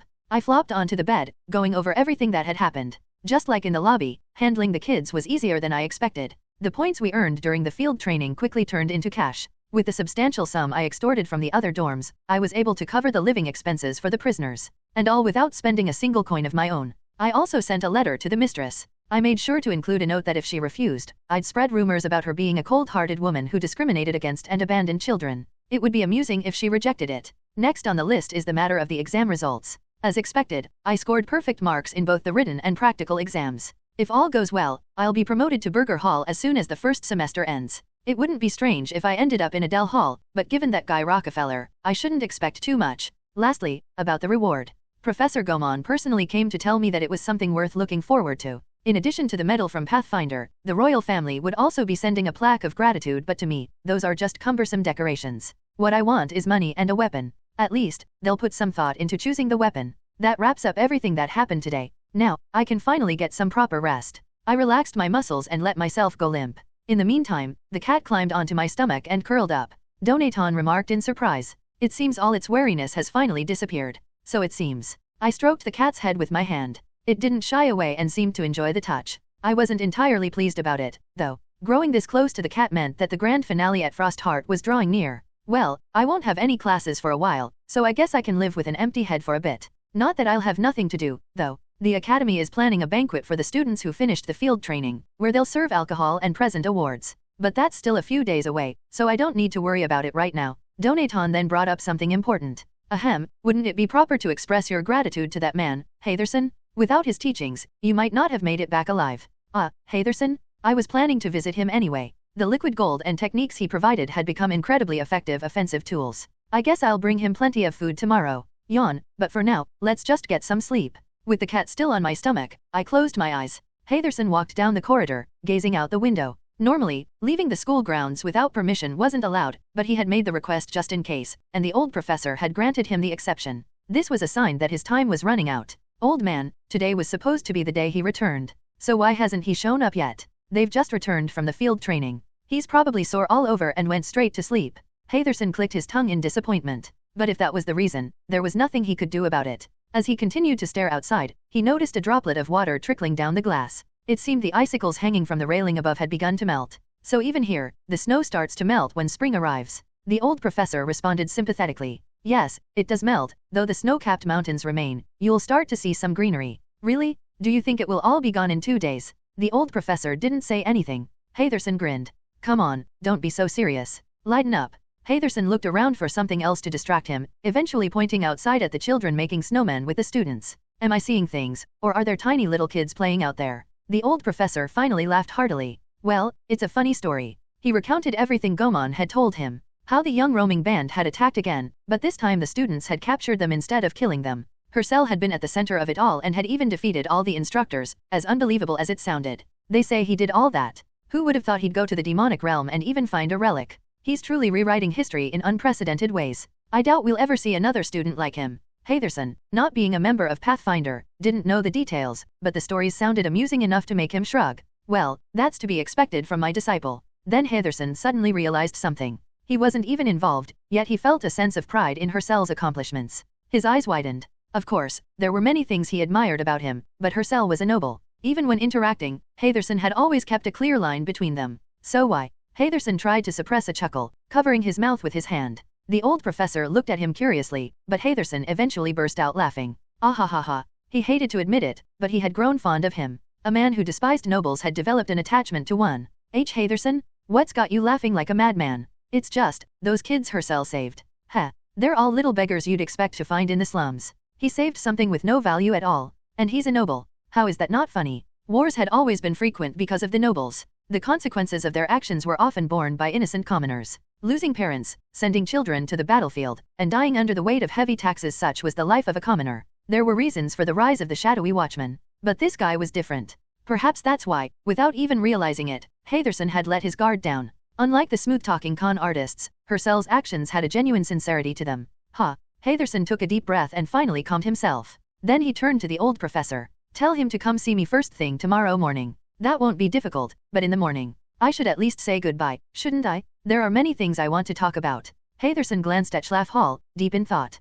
Considering the hundreds of gold coins he had given away, it wouldn't matter if he gave him the great discovery the others were trying to take the inventory. It wouldn't be easy, of course. I'll give you one last test. If you're the man I believe you to be, you should be able to solve it. I was summoned early in the morning by the old professor to a secluded spot. Despite summer being just around the corner, each breath I exhaled came out as white mist, while Hatherson's breath emitted gray smoke. Hugh Hatherson, dressed in a thick coat, stood gazing at the slowly brightening sky. Each time he brought his pipe to his lips, the chain of his pocket watch clinked. I had never attended one of his classes until the end, so I wasn't sure how long he had left. But from the small freedoms he was granted, I instinctively knew that today was his last day. Oh, you're here. Hatherson greeted me with an awkward wave, and I responded as usual. You sure enjoy that stuff. It's expensive, you know. Supposedly grown in the demonic realm unless the old man lied about it, right? The old professor coughed awkwardly. Hatherson, in a display of bad taste, extended the pipe toward me, seeing the grimace on my face. Wanna try it? No thanks. It just makes me cough. Honestly, it's not even the age of exploration, but somehow they've already discovered tobacco, and innocent non-smokers like me are the ones who suffer. The air outside is nice, so how about we just take a walk? Hatherson, who seemed eager for a stroll, started walking with a slightly excited spring in his step. Crunch. The snow underfoot was thin. It hadn't accumulated much since it had drifted in from the snow-capped mountains. I heard about it. You were flying high during the exam, weren't you? Hatherson's words, spoken with an embarrassed smile, made me frown slightly as I responded. That just happened by chance. I hadn't planned for any of it during the field training. My goal had been to gather some useful herbs and find a relic or two before returning. As for the young roaming band and the fights with the instructors, my plan was just to watch from a distance and let things unfold. But Hatherson seemed to think I was being modest, and he chuckled. So those kids you brought in, they're all orphans, right? You won't gain much from picking them up, so why did you do it? Once again, I answered honestly. Because they'll be useful, of course. Raise them, and they'll eventually pay taxes. Melon, in particular, was too promising to let go. They're well trained for kids and good for manual labor. They'll work without complaining. I made it clear that my decision was purely calculative. But Hatherson, perhaps coming to some odd conclusion, suddenly stopped walking, his eyes widening in surprise. You don't mean, you're planning to grant them imperial citizenship, are you? To collect taxes, that's the only way. That's the law, after all. Well, the family will handle the rest. It just worked out that way, so no need to make a fuss about it. Yeah, sure. You just happened to defeat the instructors, and just happened to rescue the kids. Quite the series of coincidences, huh? Hatherson, with a mischievous grin like a playful 5-year-old, mocked me with a sarcasm-laden tone. His narrow-eyed smile was so irritating that I unconsciously clenched my fist. If you keep teasing me, I'll leave. TCH, fine. After he agreed, the conversation turned to more trivial matters. That madam with the tear mole can really charm a person, can't she? We talked about which cities were nice, the state of the red light districts, and which gambling houses were the most honest topics that had little to do with me. These topics don't interest me. A righteous man like me doesn't visit those kinds of places. Bullshit. You look like exactly the type who would think what you want. As we alternated between walking and resting, 3 hours passed. By now, we were discussing food. You want to eat something spicy? Then try going to Melbourne. It's a southern town and my hometown. It's famous for adding strong spices to all kinds of dishes. No wonder you like ginger cookies so much. But that's not the kind of spiciness I'm after. You mean something like the spiciness of stir-fried pork? They might have something like that. Maybe I'll give it a try. Before long, we ran out of topics, and only the sound of our footsteps filled the air. We were both likely avoiding heavier subjects, afraid to break the silence. Hatherson didn't seem to want that kind of atmosphere, and I was going along with his wishes, using my sense of tact. After a while, as the silence continued, Hatherson rubbed his stomach, indicating his hunger. I'm hungry. How about we head back? Sure, on the way, I'll tell my maid to bring some food. Sally has the day off today, so naturally, I'll have to make things difficult for her. Oh, right. Speaking of ginger cookies, have her bring some of those too. And what else? Peaches? Yeah, those would be nice too. As Hatherson smacked his lips and spoke, the old professor gave him a sharp look. You're mean, Hatherson. You know I'm allergic to peaches, and you still ask for them. So what? That makes me want them even more. Ugh, just a whiff of peach fuzz will give me hives. And with that, our walk came to an end. On the way back, I stopped by Sally to give her some tasks and gifts before heading to the lecture hall. Once seated, I half listened to Hatherson's ongoing chatter. It seemed he had packed a whole conversation into his bundle and didn't show any signs of stopping. Have you ever been on a boat? I was so hungry once that I picked up some bread, but a seagull snatched it right out of my hands. At that moment, Melissa, who was next to me, shouted in shock. Melissa was probably the name of the woman who dumped him. You idiot. You should have caught it. Why did you just sit there staring? She said. And when I asked why she was so upset, she said she wanted to fry it and eat it. She was always such a frugal woman. But that was back when we were traveling with not a single coin to our names. She wanted to fry a seagull. Hatherson seemed happiest when he talked about Melissa. Even though we were poor, those days were good. Melissa's skin was always so smooth. Even after 10 years, not a single wrinkle appeared. Maybe he was at peace because he knew he would be seeing Melissa again soon. Just then, I heard footsteps approaching from the hallway. It seemed Sally had arrived. Creak. The door opened, and Sally entered the lecture hall, carrying a basket full of items. As expected, her expression was sour, just like when I gave her a task. I teased her slightly. Look at that face. Sally clenched her teeth and whispered quietly. Don't make me do chores on my day off. You've been resting while I was away for the exam. I had to work at the cafe too, you know. I know all about your days off. Grumbling, Sally placed the basket on the desk. She glanced at Hatherson, who looked every bit like a criminal, and her expression didn't seem too pleased. Well, I'll be going now. All right, thanks. After Sally left, Hatherson rummaged through the basket, commenting. You're pretty casual with your maid. She lacks proper manners, but since I'm generous, I let it slide. Got it. Hatherson pulled out a peach, causing the old professor to recoil in fear. Get that away from me. If you're going to eat it, at least turn your head away. If you don't like it, leave. It's my duty to keep an eye on you? What kind of nonsense is that?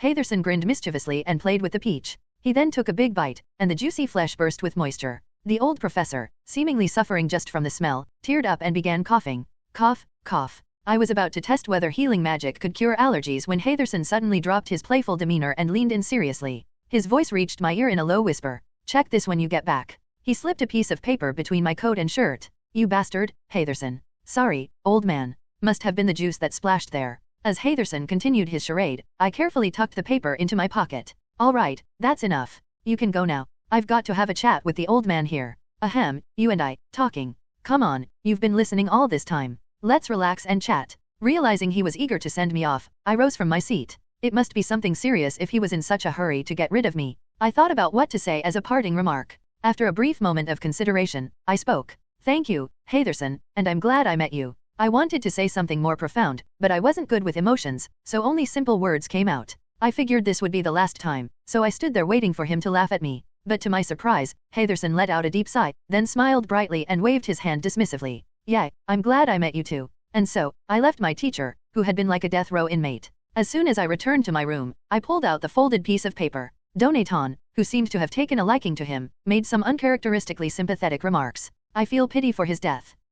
He was an evil man, but he never really seemed evil. He had a good heart. I sat down in a chair and unfolded the paper as I replied. Yeah, maybe he would have lived a decent life if he hadn't joined the Watchmen of the Shadows. Who knows? I've seen many people with outstanding talent held back by their social status. I half listened to Donaton as I read the first page. My eyes widened in shock. I let the sweat drip down my forehead as I responded to him. If that talent is beyond what anyone could have expected, it's a different story. What? Hatherson, this guy, academically speaking, he might be a once-in-a-lifetime genius. What was written on the paper was something that appears so frequently in games that it might be dismissed as nothing special. But in a world where it doesn't exist, the significance of this discovery is unimaginable. Inventory. A magic that allows you to store items in a subspace, keeping them perfectly preserved and unspoiled. Flip. As I turned the page, a note came into view. I'm leaving you with one problem. When you turn the page, there will be blank spaces. I've even left hints, so if you walk around and investigate, you should be able to fill them in. You're smart, so I figure it'll take you about 10 years to solve it.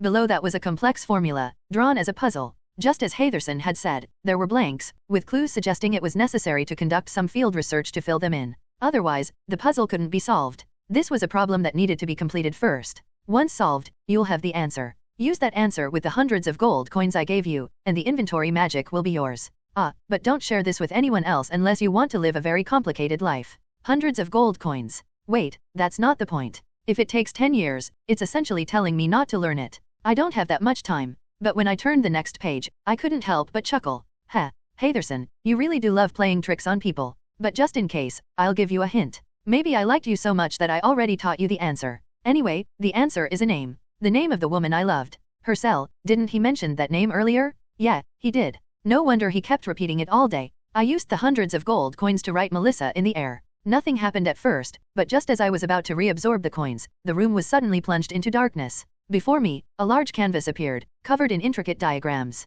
Click. A monostone light flickered on. Hatherson lay bound to a bed, his face illuminated by the lamp overhead. He turned his head. Clomp, clomp.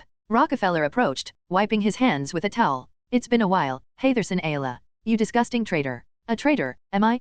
That naive perspective hasn't changed. I was only doing my job. If you want to blame someone, blame yourselves for not spotting the spy. Am I wrong? At Rockefeller's sneer, Hatherson gritted his teeth and shouted. You were unfortunate, but at one time, I considered you a comrade. After all, you'd suffered at the hands of the Empire just like I did. So why did you betray us? Because the Empire granted me a title and helped me get to where I am today. Rockefeller picked up an ink-stained pen and drew a dotted line on Hatherson's forehead. With each prick, Hatherson winced.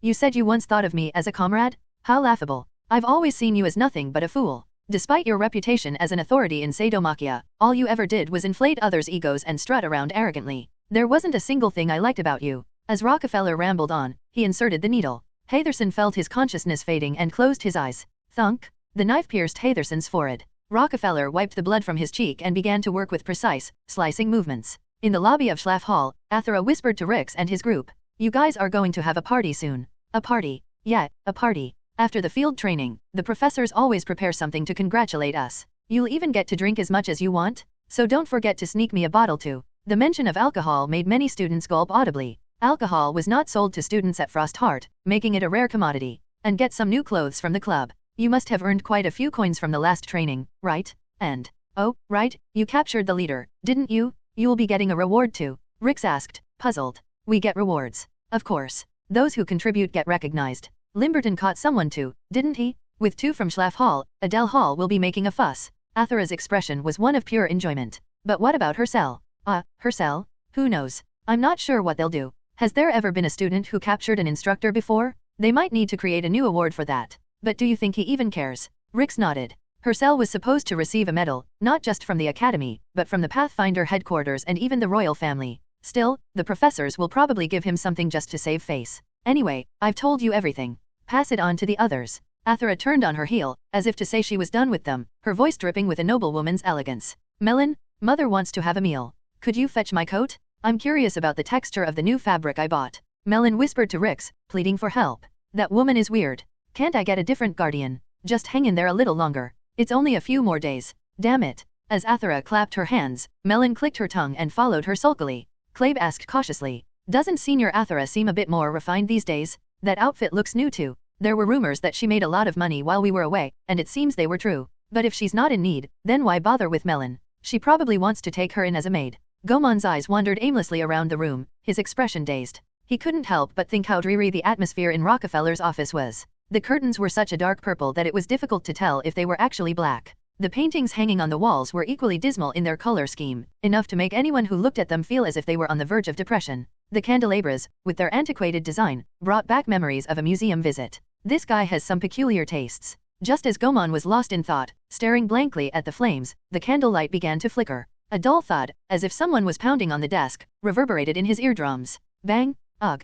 Gomon flinched and glanced at Rockefeller's face. His eyes were hollow and menacing. It seemed he had been caught daydreaming. Did you even hear a word I said? Oh, of course. I was listening carefully, Professor Rockefeller. Gomon tried to cover it up, but Rockefeller narrowed his eyes as he asked. Really? Then tell me what I said. If he couldn't answer, he would be grilled for the rest of the day. However, Gomon felt confident. Even though he had only half listened to Rockefeller's nagging, he knew what the conversation was about. You were talking about how Hercel Bentenist received the highest score, weren't you? Rockefeller clicked his tongue and wrinkled his nose. The big brute sure knows how to slip through like an eel. Gomon thought to himself, of course. But Rockefeller, seemingly determined, showed no signs of stopping his criticism. I'm sure I gave you hints, but it seems you didn't catch on. I didn't feel the need to spell it out, but you knew what I meant, didn't you? Yes, I know. You wanted him to be transferred to the night department, didn't you? So, what did you do about it? Well, Gomon felt bitterly wronged. In truth, he had planned to sabotage Hercel. The problem was that there were certain conditions that needed to be met to carry out the plan.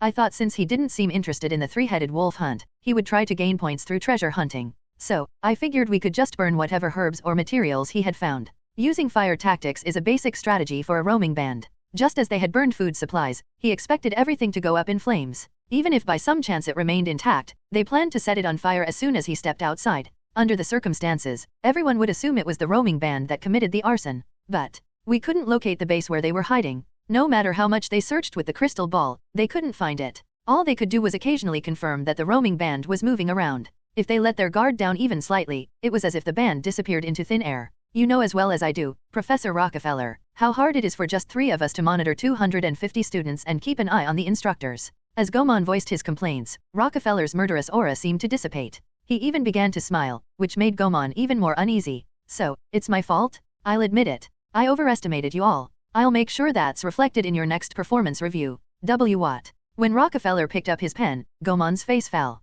A few scribbles from that man could easily delay his promotion. If he wanted to avoid disaster, he had to keep defending himself. But, well, Hercel did find the artifact. Even if I had done my best to hinder him, the outcome would have been the same. His perfect score was guaranteed from that point on.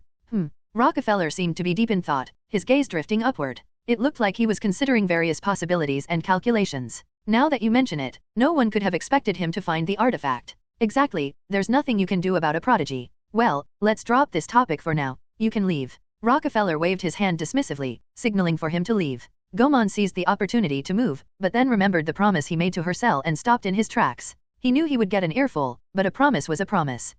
Professor Rockefeller. What is it? Actually, I promised Hercel that the Academy would give him something in return for hunting down the bloody viper, Berm. As expected, Rockefeller's eyes widened in anger. Who gave you the authority to make that decision? Gomon grumbled internally, you did the same thing during the evil spirit incident. Well, the thing is, he's much stronger than I thought. If it weren't for him, I would have been dead. Though he was prepared for a scolding, Rockefeller spoke calmly. I might not know about other things, but I do acknowledge your magical skills. I'm well aware of how strong Berm was. The fact that Hercel Bentenist easily took him down. There was a tinge of regret in his voice. Gomon, sympathizing with Rockefeller's feelings, nodded in agreement. Yes, it does seem a waste for him to stay in the magic department. So, you finally realized it. That kid's skills far surpass those of the professor's, not as a mage but as a swordsman. Gomon's eyes sparkled at Rockefeller's words. He thought the professor would be pleased to hear what Hercel had requested. Haha, but you don't need to worry too much. It seems he hasn't entirely given up on the sword. He asked for a sword. A good one, to be provided by the Academy. Maybe he's warming up to the idea of joining the night department. Rockefeller's eyes glinted with interest, though his tone remained harsh. I'll consider it. Now, off you go. Thank you, sir. Gomon hurriedly left the office. Only after he had gone did Rockefeller lean back in his chair and smirk. I don't particularly want to, but I'll have to give him something good. Thinking of the commotion likely happening at the roaming band's base, he couldn't help but laugh. To think that the bloody viper, Berm, was killed by a mere student. The news would undoubtedly spread among those who specialized in exploring the demon realm. Principals of other academies would be kicking themselves for letting Hercel go for such a cheap price. Even Arkandric would be smugly boasting about it. That's how valuable Hercel was. The lobby of Schlaf Hall was noisy from the early morning. A large man in full armor was bellowing at the top of his lungs. I've heard the rumors. Let's see your skills, Hercel Bentenist. As he removed his helmet, I cautiously backed away, trying to slip out unnoticed. I wasn't sure what was going on, but that face definitely belonged to Goran, the Saint of the South. But then Rix shouted at the man and pointed directly at me. Hercel is right over there, Sir Goran. Even for someone like you, you'd better be prepared. Right, Hercel? No. I tried to flee, but somehow, Ryaman, Belman, Lena, Scylla, and Ericil from Adele Hall had gathered to block my exit. In the center of them all was Rockefeller. Herself ben tennis, this is your guest. Handle it quickly. With telekinesis, Rockefeller pushed me right in front of Goran. Goran unsheathed his sword. I'll take the first strike. As he thrust his sword toward me, a system window appeared. Impact detected. Activating trait. 1 second invincibility cooldown, 59 seconds. I watched as Goran's sword shattered, and I tried to bluff my way out. But he had another sword, which he quickly swung, slicing clean through my neck. Ah! I jolted awake to the sight of a white blanket. Sweat dripped down onto the sheets. My breath came out in ragged gasps. Ha, ha, was it just a dream? Hercel, did you have another nightmare? Donaton's concerned voice reached me. I barely managed to calm my racing heart as I replied. Why yeah, maybe it was a prophetic dream. This place was starting to scare me more and more. I was even beginning to think that the mansion was better. If I didn't do something soon, I felt like something truly terrible would happen. I needed to think deeply about this. Knock, knock. A sudden knock came from the door. It was morning already. A visitor at this early hour? Hercel ben tennis? Are you still asleep? It was Goman's voice. I got up in my pajamas and opened the door for him. Ahem, sorry for bothering you so early, but I wanted to deliver some news right away. News? Yes, about the sword. Professor Rockefeller has prepared it for you, so come and pick it up.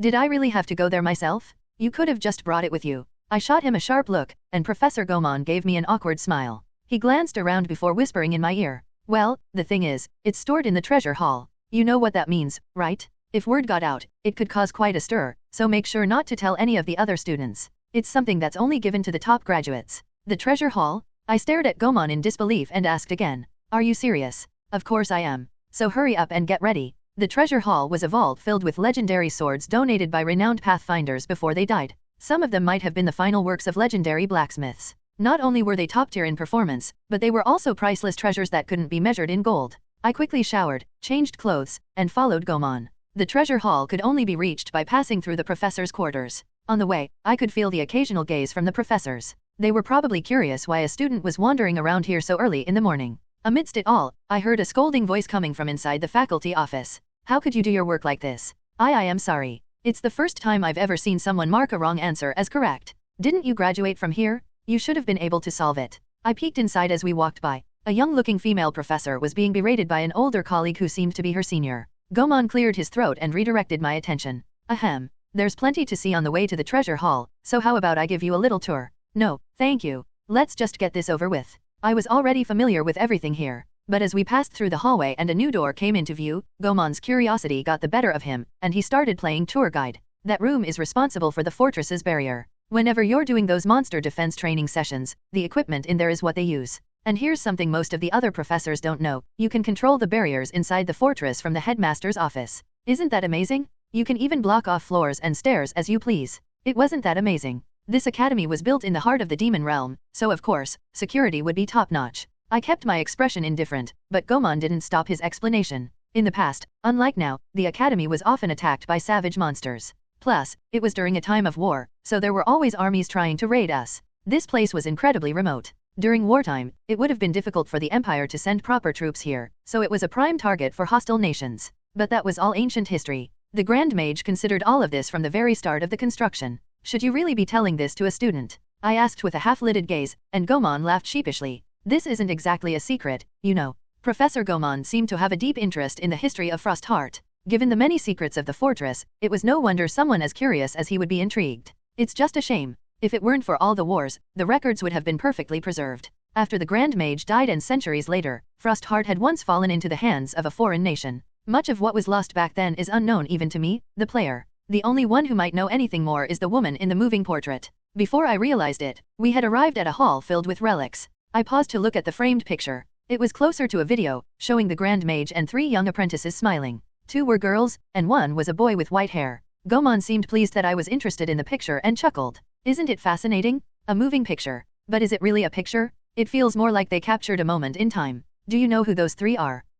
Well, I'm not sure. They look like the Grand Mage's apprentices, but it's strange that not even their names were left behind. Feeling playful, I pointed to the girl with the necklace and shared an eerie Easter egg that Goman would likely enjoy. There's a ghost story about this picture. At exactly midnight, the girl with the necklace will glare at the other girl, the one with the ponytail. What? I chuckled and quickly waved it off. I'm just kidding. It just seems like something that could happen, doesn't it? Goman scratched his head. He pointed to the open door, signaling that our little tour was over. So, you have a sense of humor after all. Anyway, here we are at the treasure hall. I'm not sure what you'll receive, but if anyone asks, just say it's a sword your family sent you. They'll believe it since your family's well off." He walked off with a friendly grin. I didn't dislike him, really. He might talk a lot, but he was a likable person. "Thank you for showing me the way." "Sure. I hope you get something good." The treasure hall was softly lit, filled with glass cases holding armor, staffs, and swords. There are so many tempting items here. Choose wisely, Hercel. And remember, if you're not satisfied, ask to swap it out.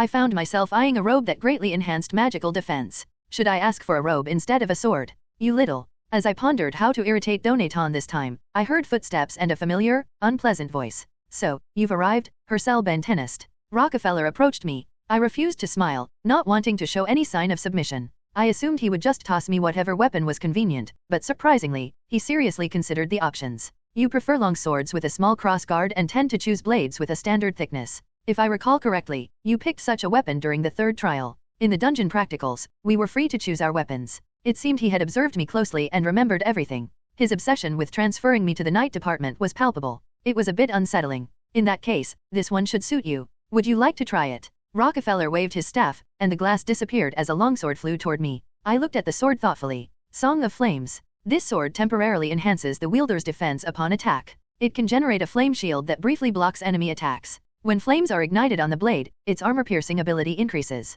By rank, it's one of the few S-grade magic swords here. To think he would offer me such a fine weapon. But it was a sword I shouldn't accept. May I choose a different sword? This one was meant for Lena when she graduated.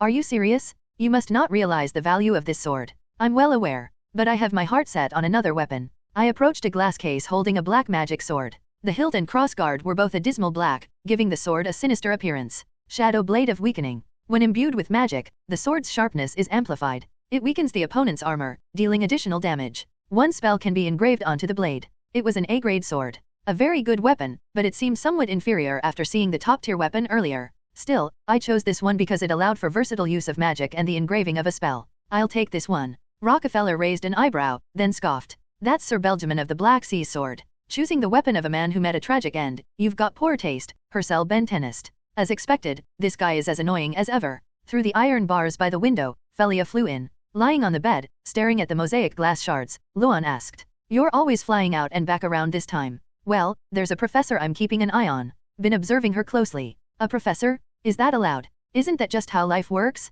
Even adults can get scolded and secretly cry." Felia had been watching a young female professor who had only recently started working at the academy. Being new to the job, she often made mistakes and was frequently scolded by her senior. Her weakening spirit made her a prime target for malevolent spirits. "By the way, could you help me cut this hairband tied around my ankle? I need it done, Luan." Luan looked at her curiously. "Wasn't it something precious?" "Of course. But at the same time, I've come to hate it. I find that hard to understand." Luan got up and untied the hairband. The dove reverted to its wild state and flew out the window. Thunk! The metal hairband snapped, releasing a dark mist that began to form the shape of a woman. There was no memory of inventory magic in Hatherson's brain. Rockefeller relayed this fact to Arkandrick. "The royal family will be quite disappointed." Arkandrick clicked his tongue, clearly dissatisfied. Rockefeller offered some words of consolation. From the start, there was doubt whether such magic even existed, wasn't there? Fraud runs rampant in the magical world. If someone wasn't even a proper mage, it was even worse. There were countless people who fooled ignorant commoners just to raise their own prestige. There were always suspicious aspects. During his time as a spy, he never showed that magic to anyone. And even those who claimed to have witnessed it were mostly people who had no connection to magic. So, I suspect he might have manipulated it with illusion magic, something like this. Rockefeller used a materialization spell to create a pen, mimicking the scene of it entering a pocket dimension. Since it was all fake, the reproduced image was nothing more than an illusion. Still, it was convincing enough that Arkandrick hummed in agreement. It could certainly fool the eye. He's a con artist. His understanding of magic is exceptional, but his arrogance knows no bounds. I suspect he did it to gain attention from the scholars at the Magic Tower. Arkandrick picked up the pen. Then I'll report it to the royal family that way. The Magic Tower will likely make an official announcement soon, declaring that inventory magic is impossible. Rockefeller smiled faintly. Hatherson had been known not only as a leader among the Watchers of the Shadows but also as a master of sacrificial magic. However, the truth that he was just a charlatan would soon spread, and his name would no longer be mentioned in the academic circles. For a mage, fraud is an unforgivable crime that can destroy even the reputation they had built. Given how much attention Hatherson had garnered, his disgrace would be even greater. Arkandrick chuckled as he thought about those who had taken Hatherson seriously. Indeed, there's no way such magic could exist. Storing and retrieving items at will? It's absurd if you think about it. Quite right. If it existed, the grand mages of the past would have discovered it long ago. Exactly. Yet, what a commotion it caused. Seems there are fools in both the royal family and the magic tower. The headmaster's office was filled with mocking laughter. Ahem, I'm getting thirsty. I picked up the staff I had placed beside my bed and began to draw a spell. The magic I was using now was inventory magic. The spell was extensive and incredibly complex, taking a full 5 minutes to cast. It seemed excessive and inconvenient just to get a glass of cold water. But my reason for doing this was simple: practice makes perfect. Although, as Hatherson had warned, this was something I should never show to anyone else. Whir. A green-bordered square appeared in the air. With my limited mana, I could only create 3 slots. I reached into one of the slots and pulled out a glass of cold water, gulping it down. The refreshing coolness of the first sip spread down my throat. Phew. I placed the cup back into the slot and stared blankly at the inventory screen designed by Hatherson. No matter how many times I looked at it, it was far from the stylish UI of an in-game inventory. The lines were as simple as those drawn with a ruler, so plain it was almost devoid of effort. It seems he completely gave up on design. He really had no sense of aesthetics. I flopped back onto the bed, thinking about what could be done with inventory magic. Despite the clear limitations of what could be stored, its utility was significant. I could use it to smuggle contraband, seal cursed items that should never see the light of day, or even threaten to lock away treasure if someone killed me. But the use I found most appealing was this. It should be ready by now. I retrieved the bowl I had placed outside the window to chill. It contained ice cream made by mixing milk, sugar, and a few spices. Occasionally, I had stirred it telekinetically to keep it smooth.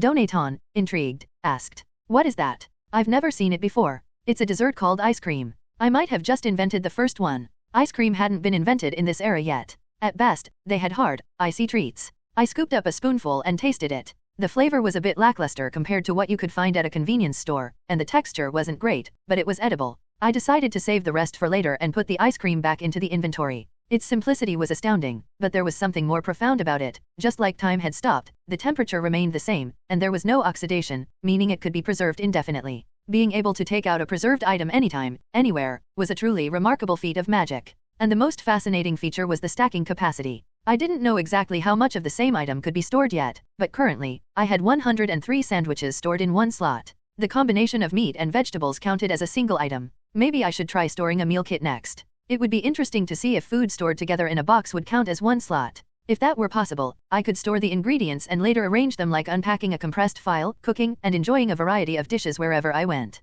It might be worth taking up cooking as a hobby. How luxurious it would be to eat a proper meal in the middle of the demon realm. By the way, what does this ice cream taste like? It's sweet and cold, but honestly, it doesn't taste great. It'll need a lot of work. You're going to waste time on something so trivial? I'm human too. I need a hobby to relieve mental stress. And eating ice cream makes people happy. I dismissed the inventory and looked down at the cat, who was licking its empty dish clean. It must have finished eating because it jumped onto my lap and nuzzled its cheek against my stomach. I petted its back and checked the calendar. The brats were leaving early tomorrow morning. The mistress had said she'd take care of things, so there wasn't much I needed to do. I decided to let go of that matter and focus on the day after. Not much time left. The day after tomorrow would mark the beginning of a small welcome back party for the students who had returned from the Demon Realm practicals. All the first years would gather in one place, drink, and receive awards. Even Limberton, who had taken down the leader, would get some recognition. Guess I should get ready too. I stood up and grabbed my wallet. I planned to visit the clothing club to get an outfit for the party. Meow. But before I could move, the cat leaped onto my shoulder.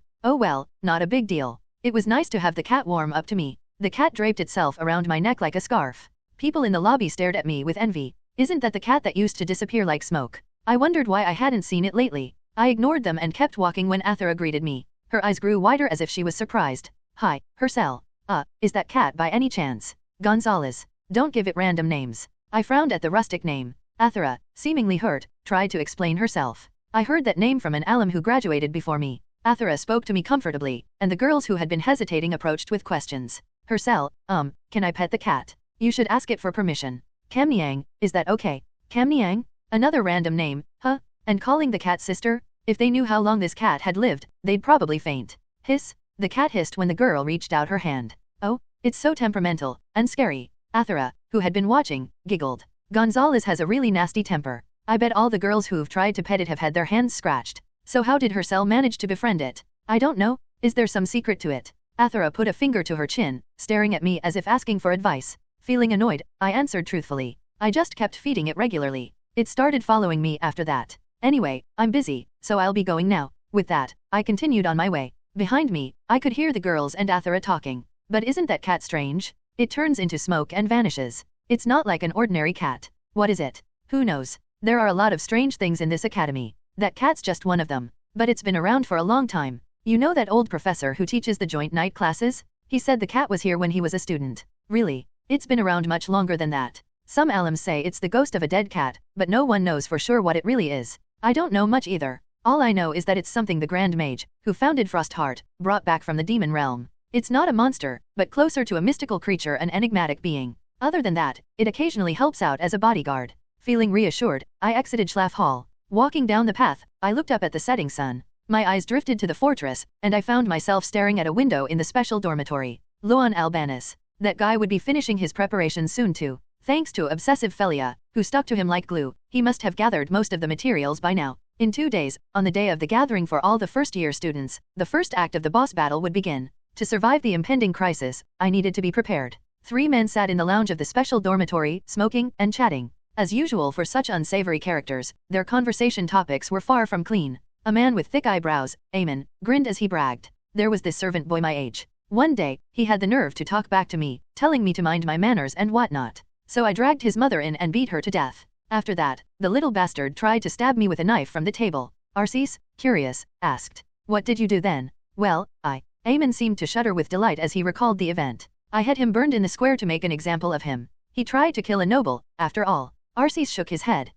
That's not very impressive. On the other hand. Before long, a competition began over who had committed the worst atrocities. Kuril, who had been quietly listening, waited until Arceus finished his story about sexual harassment. I carved a score into her thigh afterward. Her lover killed himself the next day. Hehe. Let's stop there. We'll be up all night if we keep going. As they were getting ready to call it a night, Kuril found himself glancing toward the room at the end of the hallway. The owner of that room wasn't Lethe but an applicant who had gotten in with a donation. He had only left the guy alone because of Luan's orders. Arceus noticed and asked. Kuril, what are you looking at? I was just thinking that things are about to start, and maybe we should deal with him too. But who is that guy anyway? He didn't even show up for the practical. He was a man of many mysteries. He barely attended classes. The professors, fed up, had sent him to the detention room under the curse of control, but he still didn't change his attitude. He's one tough bastard. Maybe we should have a chat with him.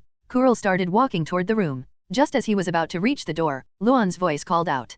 Kuril, didn't I tell you not to mess with that guy? Kuril turned to see Luan approaching. He was holding a square steel box in one hand, looking straight at Kuril. Kuril asked. Luan, but what's that? Luan bared his teeth in a grin. I've gathered all the materials. I've been practicing how to use it. Kuril grinned nervously, his voice trembling. Finally, in 2 days. Be ready. Luan walked into his room, leaving one last remark in a low voice. The game will start soon. The 3 men trembled with excitement, their lips curling into twisted smiles. The game Luan spoke of was a playground for desires, where they could manipulate Frostheart to their liking. Their suppressed lust and sadism began to bubble to the surface. I had just entered the fortress and was about to reach the club floor. The cat seemed disturbed by the noise around us and vanished into smoke. As I looked around, trying to decide where to get my clothes made, the smell of alcohol hit my nose. Maybe I'll get the clothes later. I quickly turned to leave. A wrinkled hand grabbed my shoulder. Trying to run away again.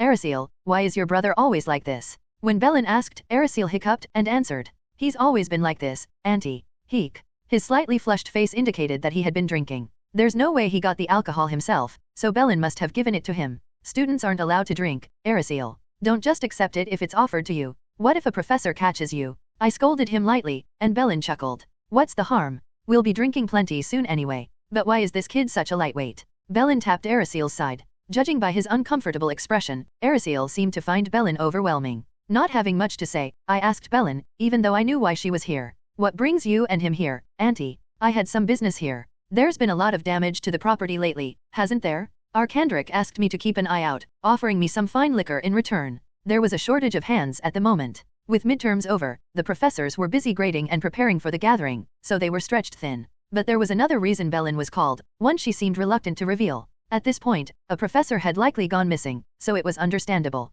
Informing the students would only create chaos, and the faculty probably decided it was serious enough to bring in Melon, who had once been known as the Empress. So, what brings you here? I came to get an outfit for the gathering.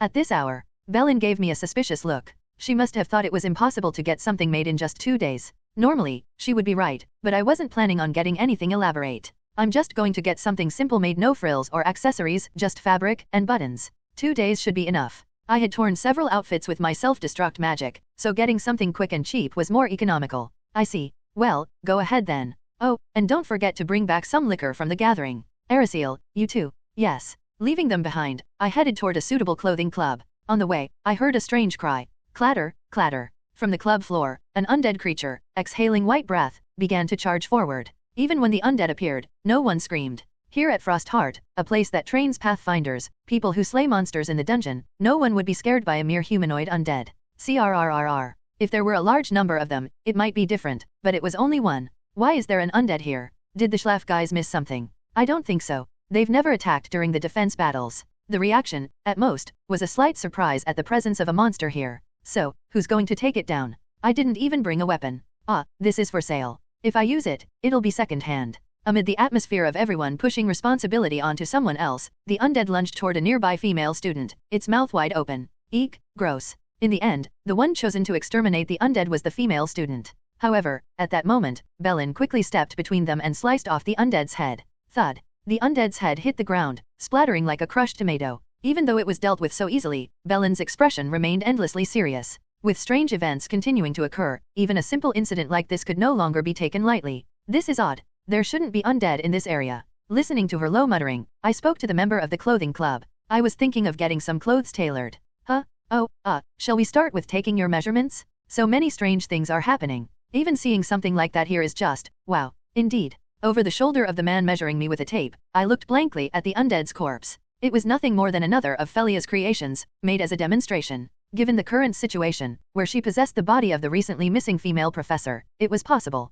Felia of obsession. A thought form that reads the memories of its target. The activation condition is to look into the target's eyes through the host's eyes. However, there was a limitation that it only worked on those without mental type traits. It wasn't as overpowered as Felia of Loss from last time. Of course, being a named thought form, it still had some tricky aspects. It had more extensive knowledge than other thought forms, thanks to its ability, and its behavior patterns were highly active, splitting into multiple directions. While Felia of Loss would head straight for the Forbidden Library, this one could skillfully adapt to situations, attacking and retreating as needed. The potential for unexpected variables is a bit concerning, but I doubt there's much to worry about. The main title of the scenario, after all, is the Luan Suppression Battle. Felia of Obsession was merely an assistant to Luan, destined to be dealt with once the task was complete. All I had to focus on was whether the key players would successfully drive out Luan and his gang. Your proportions are good. Should I match the style of the clothes to suit you? Do as you like. After taking all the measurements, we discussed fabrics and accessories. When I said I didn't need any of those, the man seemed bewildered. Despite a few requests for reconsideration, the man eventually nodded in understanding. After finishing up, I headed back to the Schlaf Hall. Late at night, in the first-floor storage room of the professor's wing, Felia, dressed in a black robe, brushed her hair back with her hand. Along the way, the bag strap slipped off her shoulder, and she readjusted it. The hair's a bit short. The current body belonged to the female professor she had marked earlier. Felia pouted her lips as she touched her face. The appearance wasn't great. Although dissatisfied with the body, it wasn't all bad. This body also had a natural talent for curses. The undead magic she cast as a test worked well. It matched the curse talent she had when she was still alive. Ah well, just endure a little longer. Felia sighed deeply and used telekinesis magic to move the shelves. Thud. Behind the shelves, a plain wall was revealed. But when she drew a spell formula, the bricks split apart, revealing an entrance leading underground. Felia descended the stairs with familiar steps, her boots clicking on the stone floor. Click, clack. She fumbled along the wall, placing her hand on a dull skull. When she infused it with mana, the mana stones embedded in the ceiling began to glow. The stone door at the end of the corridor opened by itself after a moment. Creak. This was a space between the fortress and the underground dungeon. A secret lab Felia had secretly created long ago. As Felia looked around the dust-covered desk, a wave of nostalgia washed over her. Wow, I did a lot of thought-form experiments here. The wooden shelves and papers had all rotted and turned to dust. All the metal materials were too rusted to be usable. Only a few stone and glass tools and the desk remained functional. Felia pulled out modern tools and vials she had stolen from the instructor, one by one, from her bag. As she sprayed the solution into the test tubes and discovered a new substance, she grinned and became engrossed in her research. She considered how to apply her unique black magic and the modern knowledge she had obtained from the host's memories. It didn't take long to figure out the composition and combination of the pills. A substance that merges with the cells of monsters. You've discovered a lot of things in the dungeon. Compared to the distant past, the land had been more extensively explored, and many new substances had been found. With sufficient knowledge, the only thing she needed was materials. Fortunately, at this academy, professors often conducted research, so obtaining them wouldn't be difficult. Felia smiled as she filled a blank piece of paper with writing. If I complete this, even Luan will be pleased. Reconstructing her body would come later. For now, helping that man was her priority. Once Luan subdued Arkandric, the Forbidden Library would be hers. With the Red Ruby Grimoire, I can be reborn as a human.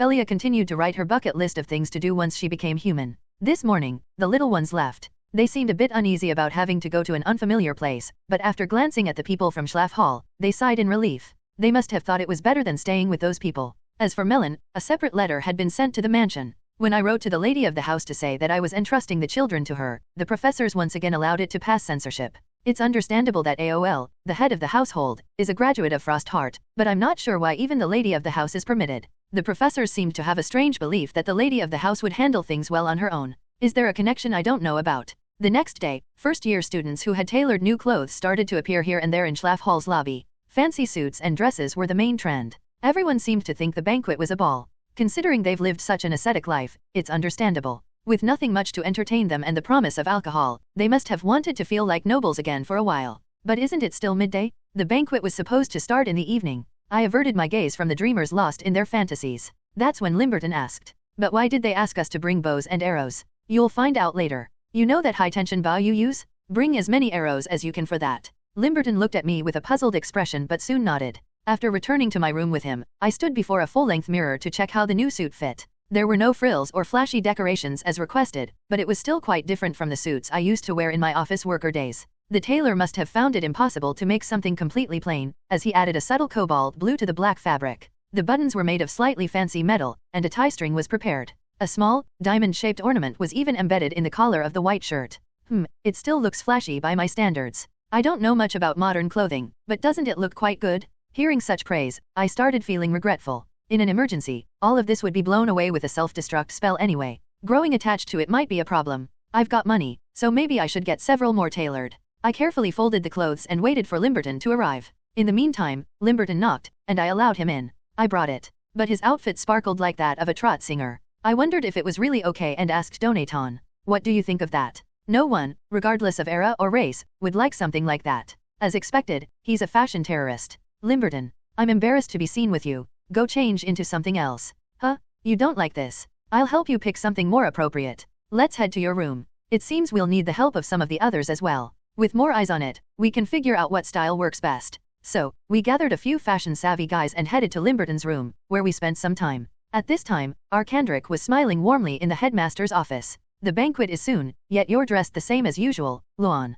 I remember having suits tailored for you." Luan, sitting with his legs crossed, resting his chin on his hand, replied, "It's uncomfortable to wear it too early." "That makes sense." Luan uncrossed his legs, thanked Arkandrick, and said, "More importantly, thank you for delaying Arcee's and Amon's punishment, Headmaster Arkandrick. Thanks to you, I'll be able to let them have a drink before they leave." The two were supposed to pay for what they tried to do to Scylla during the dungeon practice. However, at Luan's request, their punishment was postponed until after the banquet. Of course, they couldn't attend the banquet and were currently under house arrest in the special dorm. However, they were allowed to have the alcohol from the banquet brought to them. It can't be easy for young people to be confined like this. However, this is something that cannot be tolerated. Keep in mind, Luan, that if any inappropriate behavior is detected again, you will also be held accountable. As expected, Luan had to bear the burden of joint responsibility, but it didn't matter to him. Luan pulled out a black pebble from his pocket and placed it in front of Arkandrick. "What is this?" "A gift from a friend. He told me to give it to someone I love." Arkandrick's eyes welled up with tears. "Ahem, something must have gotten into my eye. All right, I'll keep this with me." As he put the pebble into his pocket, Luan glanced at the wall clock and made a suggestion. "Are you busy? We still have time left. I'd like to do some training." Arkandrick's face lit up. "Training? That's a commendable idea. It's true that you haven't had proper training for a while due to the recent practical. Yes, you've made a good decision, Luan. If you rest too long, your body will stiffen. Let's head to the training ground." Luan followed Arkandrick as they walked. As they were leaving the fortress, Luan asked, "Why are you so kind to me?" Arkandrick glanced at Luan and replied, "Is it so strange to treat a disciple with love? You must know by now that I'm not someone who will change, yet I can't understand it at all." Arkandrick, who had been silent for a moment, finally spoke. "It seems you don't fully understand your own nature. I can see it. The only thing that tainted you was the environment you were in." I recognized that. This time, Luan had no response. They arrived at a frozen lake, where the cold was so intense that the ice wouldn't melt even in the middle of summer. As Luan exhaled white breath, he spoke. "Come to think of it, my friend told me something." He said to pass on these words to the person who receives this item. Luan recalled what Felia had said and smirked. "Keep it, stay, and be bound." At that moment, Arkandrick's eyes widened. Shreyok? The pocket tore open, and the black stone turned into a liquid, beginning to envelop Arkandrick's body. Stone of binding. A liquid shackle that slows down movement. The longer it lasts, the more it drains the target's stamina. Arcandric desperately tried to tear off the liquid clinging to his body. Luan quickly grabbed a steel box. As he was about to open the lid, his wrist was suddenly twisted. Crack! It happened so fast that Luan didn't even know if it was a strike or just brute force. Luan looked up at the old man with a shadow cast over him, cold sweat forming on his forehead. Is this how slow he is when he's supposedly hindered? From under Arcandric's brows, a fierce glint flashed. He ignored the binding as if it didn't matter, and wrapped his arm around Luan's neck, choking him. It seems you're in need of some discipline, Luan Albanus. As Arcandric collapsed to the ground, pinning Luan into the snow, Luan could do nothing but lie on his back. He resisted with all his might, but Arcandric used his other arm to press down on Luan's arm that was choking his neck, locking him into a hold. It was a near-perfect cross-choke. Even in that situation, Luan managed to squeeze out his words. I never thought it would be easy. You damn old man. As Luan's consciousness began to blur, hallucinations started to appear. The sky filled with clouds. Distant echoes reached his ears. Oh, young master Hercel. The young master and young lady you were supposed to meet are in the reception room, not here. It was the voice of a servant who usually looked down on him. That meant today was that day. The summer when his family kicked him out of the house just because the eldest son of a great noble family had come to visit. While sitting idly in a secluded corner of the garden, he vaguely recalled hearing a deep voice. I have no interest in the offspring of stray cats. Perhaps next, a shadow loomed over him. Are you Luan Albanus? The man looked down at him with an air of nobility, his brows furrowed in disdain. What a pathetic sight for the supposed eldest son. He had no interest in responding, and no words came out. He simply thought that since this man had taken an interest in him, he would likely get beaten up later and miss another meal today. Perhaps feeling ignored, the man kicked him in the stomach. Thud. When Luan still didn't react, a hint of curiosity seemed to flash in the man's eyes. You're like a doll. Hey, is this idiot mute or something? Oh, no, that's not it, young master. Ahem, young master Luan, you should say something. The servant, who had long neglected him, finally lifted him up. When his mother was alive, she often did this for him, but Hercel ordered the servant to bring food. He's so scrawny. Go fetch some snacks and liquor. Why yes, I'll get it right away. After the servant left, Hercel stared blankly at Luan's face. Grateful for the thought of being given something to eat, Luan expressed his thanks. Thank you, but Hercel tilted his head and said, You fool. Did I say I was giving it to you? I'm going to eat it all by myself right in front of you. Your expression is dull. Why? Do you want to eat too? It was clear that he was being teased, just like everyone else did. Still, if he nodded, there might be a sliver of hope. I want to eat. The response was as expected. I was just kidding. But then, an unexpected comment followed. Of course, if you do something for me, I might give you some. Want to hear it? Yes. Smirking as if he found it amusing, Hercel whispered into Luan's ear. Punch your little sister in the face. Then you can eat to your heart's content. Is that really okay? Why not? You'll just get punished a bit. If you're not up for it, forget it. Just then, his half-sister came down the stairs, seemingly concerned about Hercel being outside. Luan, driven by hunger, stood up and approached his sister. As usual, she frowned and spat out curses. Ugh, you stink, you piece of trash. Get out of my way. He punched her in the face. Thud. Having been beaten by his father so many times, Luan was well aware of what made a punch hurt and what didn't. Though it wasn't intentional, it seemed his arm had gained some strength, making it a painful punch. Blood started to drip from his stunned sister's nose. Pfft. Hearing laughter behind him, Luan turned his head. Hercel was holding his mouth, stifling his giggles. Then, he abandoned all pretense of dignity and grinned wickedly. Ahaha, I didn't think you'd actually do it. Haha, you're a funny one. Luan stared blankly at him. But then he felt a twitch at the corner of his mouth. Touching it with his hand, he realized that his lips were indeed slightly curled upwards. He didn't understand why, but for some reason, that day, he wished that this man would stay for at least one more day. Even as he was beaten by his father, that was the only thought in his mind. It was only after spending time with that man that Luan realized what he had felt back then was exhilaration. Shaking off his reminiscence, Luan smirked as he recalled what Felia had said. You can't feel the sting of emotional wounds or the thrill of your heartbeat, even if you want to. It's because your brain structure is inherently flawed. Felia was wrong. I can feel the thrill. I can experience pleasure. The reason why he had found those moments with Hercel so enjoyable was simple. Those acts had been like sweet dew that quenched his parched spirit. Ah, that was truly fun. To feel that again, he had to break through the thick wall. Luan felt the sensation of his neck being squeezed. Arcandric's grip had slightly loosened, as if he had no intention of actually killing him. If he had intended to kill, Luan's bones would have been shattered long ago. If you're trying to knock me out, you should squeeze a bit harder. You've grown stronger since I last saw you, Luan. Luan raised his broken wrist and touched Arcandric's face. He ran his hand up the bridge of Arcandric's nose, covering his eyes, and then quickly rummaged through his pocket with his free hand. He pulled out a vial of medicine. As he poured the contents into his mouth, Arcandric tightened his grip and asked, What are you trying to do? Hey, it's already gone down my throat, you old fool. Luan felt the drug taking effect. His blood heated up, spreading through his veins. It was the monster transformation elixir that Felia had personally made for him. It's an elixir made by combining the genes of an evil salamander. The downside is that it makes your skin slippery, but even if your limbs get severed, they'll regenerate quickly, so it'll be useful. Why did you make something like that? What do you expect in just 2 days? Gathering materials was hard enough. But I reduced the side effects a lot, so even this is impressive, got it? Luan pulled his head downward, almost to the point of snapping his neck. Thanks to his now slippery skin, he easily slipped out of Arkandrik's arm, though he had to endure the pain of his neck nearly breaking. Luan. Arkandrik called out worriedly. Luan swayed his limp neck as he stood up. Luan's head, now standing upright, was a grotesque sight that left Arkandrik's mouth agape. Disgusting. Luan sneered, his eyes filled with murderous intent. Old man, let me give you some advice. If you don't kill me with those hands, you'll never be able to stop me. Luan took out a sparrow statue from his pocket. Arkandrik quickly closed the distance and threw a punch. Do you think I'll let you do something strange again? It's too late, old man. I've already done it. As Luan gripped the sparrow statue with all his might, a faint green protective barrier formed around him. Arkandrik's punch hit the barrier with a dull thud and bounced off. Thud. Luan quickly glanced at the location of the steel box he had dropped earlier. To activate it, I need to disable the barrier.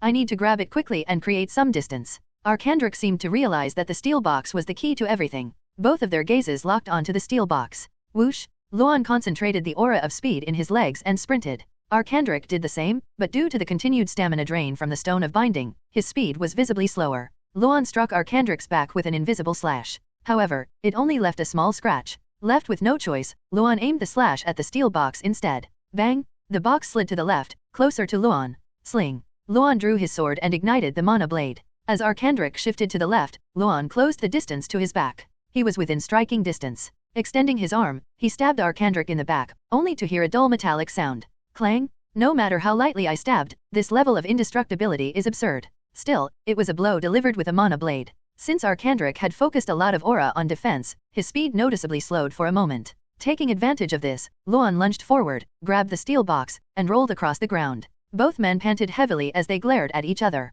Huff, huff. You look exhausted, old man. This leech stuck to my body. What on earth is this? It feels like all the strength in my body is being drained. Huff. Both of them sensed it. The end was near. The barrier's strength is no joke. I'll have to give it my all for the final blow, or so he'll think. He doesn't know I need to deactivate the barrier. Arkandrik's serious attack would be fatal even if it just grazed him. If Luan couldn't open the steel box's lid within range, he would lose. While Luan was considering this, Arkandrik quickly charged at him. Whoosh! As Arkandrik closed in, Luan deactivated the barrier and tried to open the steel box. Even at that moment, Arkandrik's fist was hurtling toward him, emanating a dull aura. But it stopped. Arkandrik's fist halted right in front of Luan's forehead. Smiling slyly, Luan finished opening the steel box. I knew you'd stop. You never intended to kill me from the start, not even a little. Arkandrik chuckled bitterly. You really are a sly one, Luan. The prisoner of steel. A mysterious box that turns anyone within its range into smoke and traps them. Arkandrik's body began to turn into smoke and was sucked into the steel box. Luan watched the scene with a quiet smile. If it were me, I wouldn't have stopped, barrier or not. You're strong but weak at the same time. It's ridiculous that you've lost due to something like sentiment. Clang! The smoke was fully contained, and the steel box's lid closed firmly. At that moment, a dull vibration emanated from the box. Bang! Luan's eyes widened. Bang! As if something was raging inside, a loud sound echoed, and fist marks bulged from the walls of the steel box. Bang! However, the strength gradually weakened. Thud! The intensity subsided, and things started to calm down. Realizing the battle was over, Luan collapsed onto the ground. What a terrifying old monster. Luan decided to recover his strength before moving on to the next step. But had he fallen asleep for a moment? When he opened his eyes, Felia was leaning over him, staring down. How long have you been there? Who knows? I've been watching you for about 30 minutes. Luan got up. The mucus and sweat on his skin had frozen, making it stiff. Felia, could you prepare some hot water? I'd like to wash up. Ah, perfect timing. I brought your dress with me. You can toss that dirty thing and change into this. Felia waved her staff, melting a portion of the frozen ice. As the warmth enveloped him, Luan began to undress. A sly chuckle echoed. Heh, looks like you're naturally high in male hormones. Turn your head. Want me to make some soap too? That would be nice. After finishing his bath, Luan put on the dress. Felia adjusted his shirt and admired the outfit. You said that old man gave it to you? He's got good taste. I chose the design.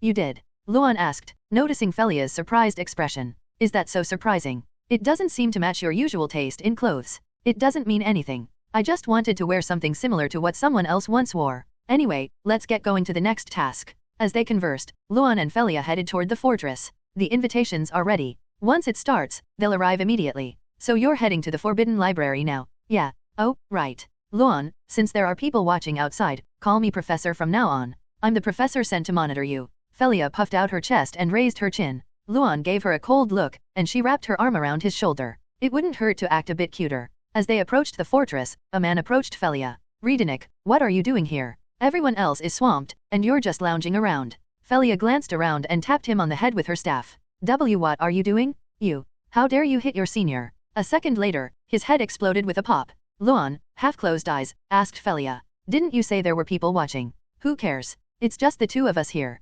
Besides, this guy was awful to the original owner of this body. Felia used telekinesis to bury the body in the ground. I changed into the outfit I had prepared once it was time. While waiting for Limberton and a sleigh in the hallway, passers-by kept glancing at me. I guess they thought I looked strange wearing such plain clothes. About a minute passed. Limberton and a sleigh simultaneously opened the door and appeared. Thanks to the advice of quite a few people, Limberton's outfit looked pretty decent. As for a sleigh, since he left everything to the designer, his was fairly neutral. But Limberton, too, seemed fascinated by my attire and stared at me, mouth agape. Wow, I've never seen clothes like that before. Why, do I look odd to you two? No, you look really good. It suits you well. Really? Well then, let's get going. I'm starving, let's eat to our heart's content. As we walked down the stairs and through the lobby, the stares, as if we were animals in a zoo, grew even more intense. It felt like I was the only one who had gotten the dress code wrong. In hindsight, maybe I should have gone with something more flashy like everyone else. We exited the Schlaf Hall and entered the Citadel. Click, click. Even as we ascended to the floor where the reception was starting, the stairs didn't let up, and soon the entrance to the hall came into view. Chatting idly with Limberton as we walked, I turned my head towards the door. At that moment, I made eye contact with Lena.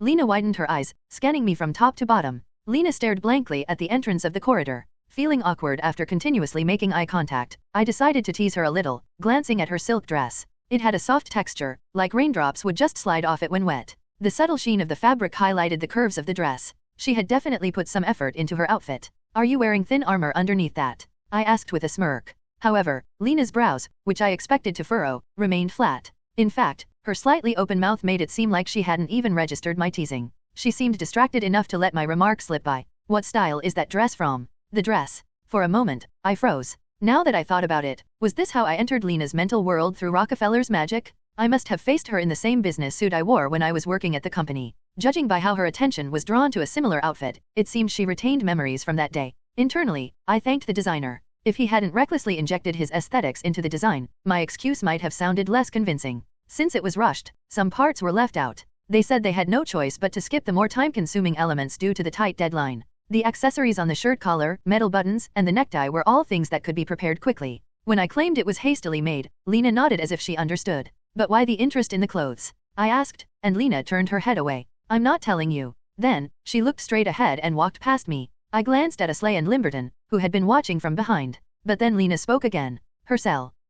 Still facing away, Lena stopped in her tracks and then turned around. With a shy smile, she said, I know that you were the one who led the effort to save the children. It's hard to put into words, but you seem like a better person now. She added a pointless remark with a satisfied expression. Honestly, I kind of hope your madness isn't cured. I stared blankly at Lena as she clicked her heels down the corridor of the hall. Did she just call me crazy? Her cell, that look she gave you seems oddly familiar. Yay, Sally used to look at me like that. I guess she must have heard something from that cheeky brat. I'll make sure to give Sally a good scolding later. What a shame. I was actually thinking of making a wristwatch because I was getting tired of constantly pulling out my pocket watch. Now that Lena has taken an interest in that day's attire, if I add something as distinct as a wristwatch, I'll only draw more suspicion. In this world, it's doubtful that anyone would even be wearing something like that. Maybe I should postpone the wristwatch until after graduation. For now, I'll stick with the pocket watch. I turned to the two guys who were still waiting awkwardly. Let's go. Food is best when served right away. I led the way down the corridor. Between the pillars, an indoor garden provided a pleasant view. I was enjoying the scenery when Limberton spoke up.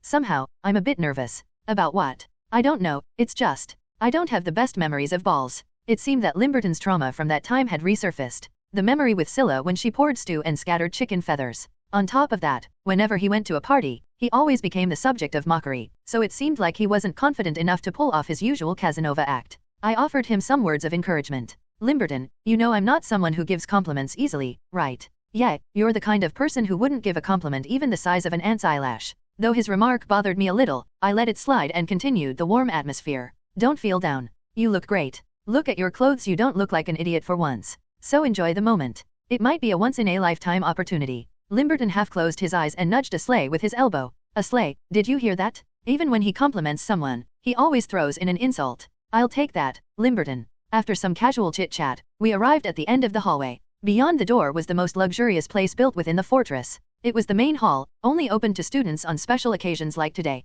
Servants from the Adele Hall's exclusive dining hall were setting food on the tables. Waiters handed out drinks in straight glasses to passing students, while some, impatient to wait, grinned as they poured entire bottles of wine into their glasses. One girl, already drunk, her face flushed red, grabbed a nearby male student's hand and danced to the music performed by the choir on the stage. When I looked up slightly, I saw the faces of the students from the Adele Hall on the second-floor balcony. Portraits of graduates who had accomplished great feats were hung on the walls, and it seemed likely that one of them was AOL's, as Aristocratic stood proudly in front of a frame. His voice was so loud that his bragging could be heard over the music. Ha ha ha, my father's portrait isn't only hung here. Have you heard of the Hall of Fame? I visited out of curiosity, and behold, my father's statue is standing right next to the Grand Mage's. Ah, it's embarrassing that this obnoxiously laughing guy is my brother. While clicking my tongue in dismay, our eyes met. Hup. Aristocratic widened his eyes in surprise, then forced a smile and waved at me. Since returning from the recent demonic realm training, Aristocratic's attitude toward me had changed in an unsettling way. Before, he used to flinch and cower, but now it's as if he's faking politeness, like entertaining a client he dislikes.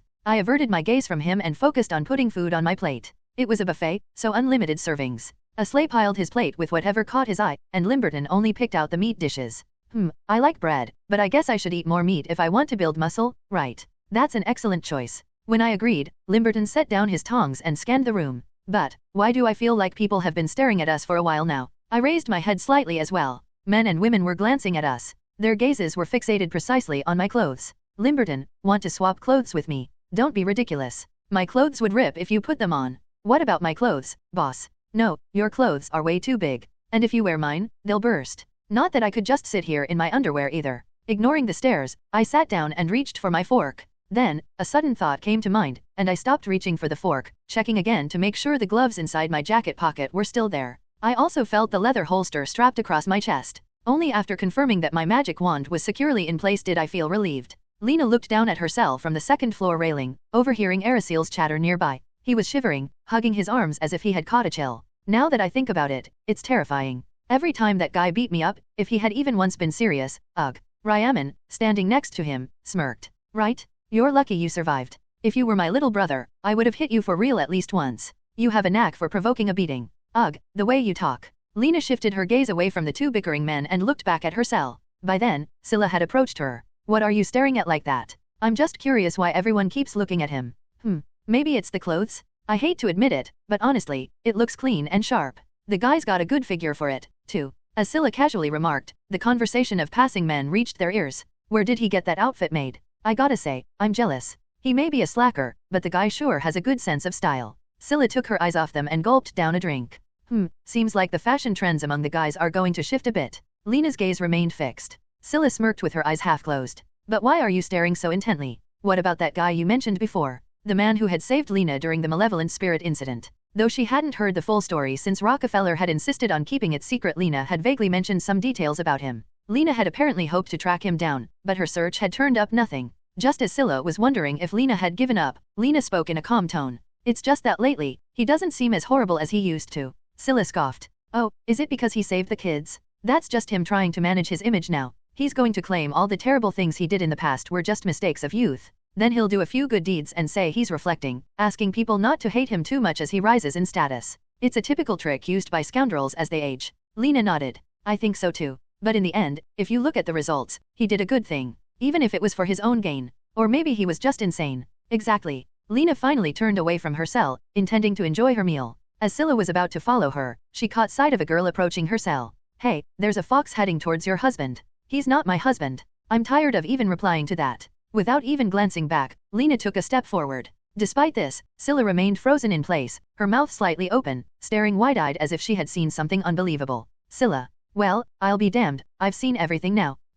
The girl who had seemed to be approaching her cell was actually talking to Limberton. Oh, it's Limberton. Now that you mention it, I've heard rumors about him lately, that he's changed. Changed? Look at him grinning just because he caught some leader. He's still a fool, and that girl's just blind. Scylla clicked her tongue and abruptly turned her back. Then, with a sharp look in her eyes, she glanced at the grandfather clock. Seriously, why are the professors taking so long to get here? It was already past the time. Just as she was about to grab another drink, the sound of urgent footsteps echoed through the room. Curious, she looked over and saw a servant running in, but his expression was alarming. His face was pale, drenched with sweat to the point where beads of it dripped down his jawline. The servant anxiously glanced at the entrance door. Then, in a rush, he slammed the doors shut, and someone asked, "What's going on?" The servant's teeth chattered as he shouted, "We have to close the doors immediately. There are monsters outside." At that moment, a dull, heavy thud sounded from the door, as if something had slammed into it with full force. Thud. And then, faintly, came a raspy voice. Gwur. There was no doubt it was the undead.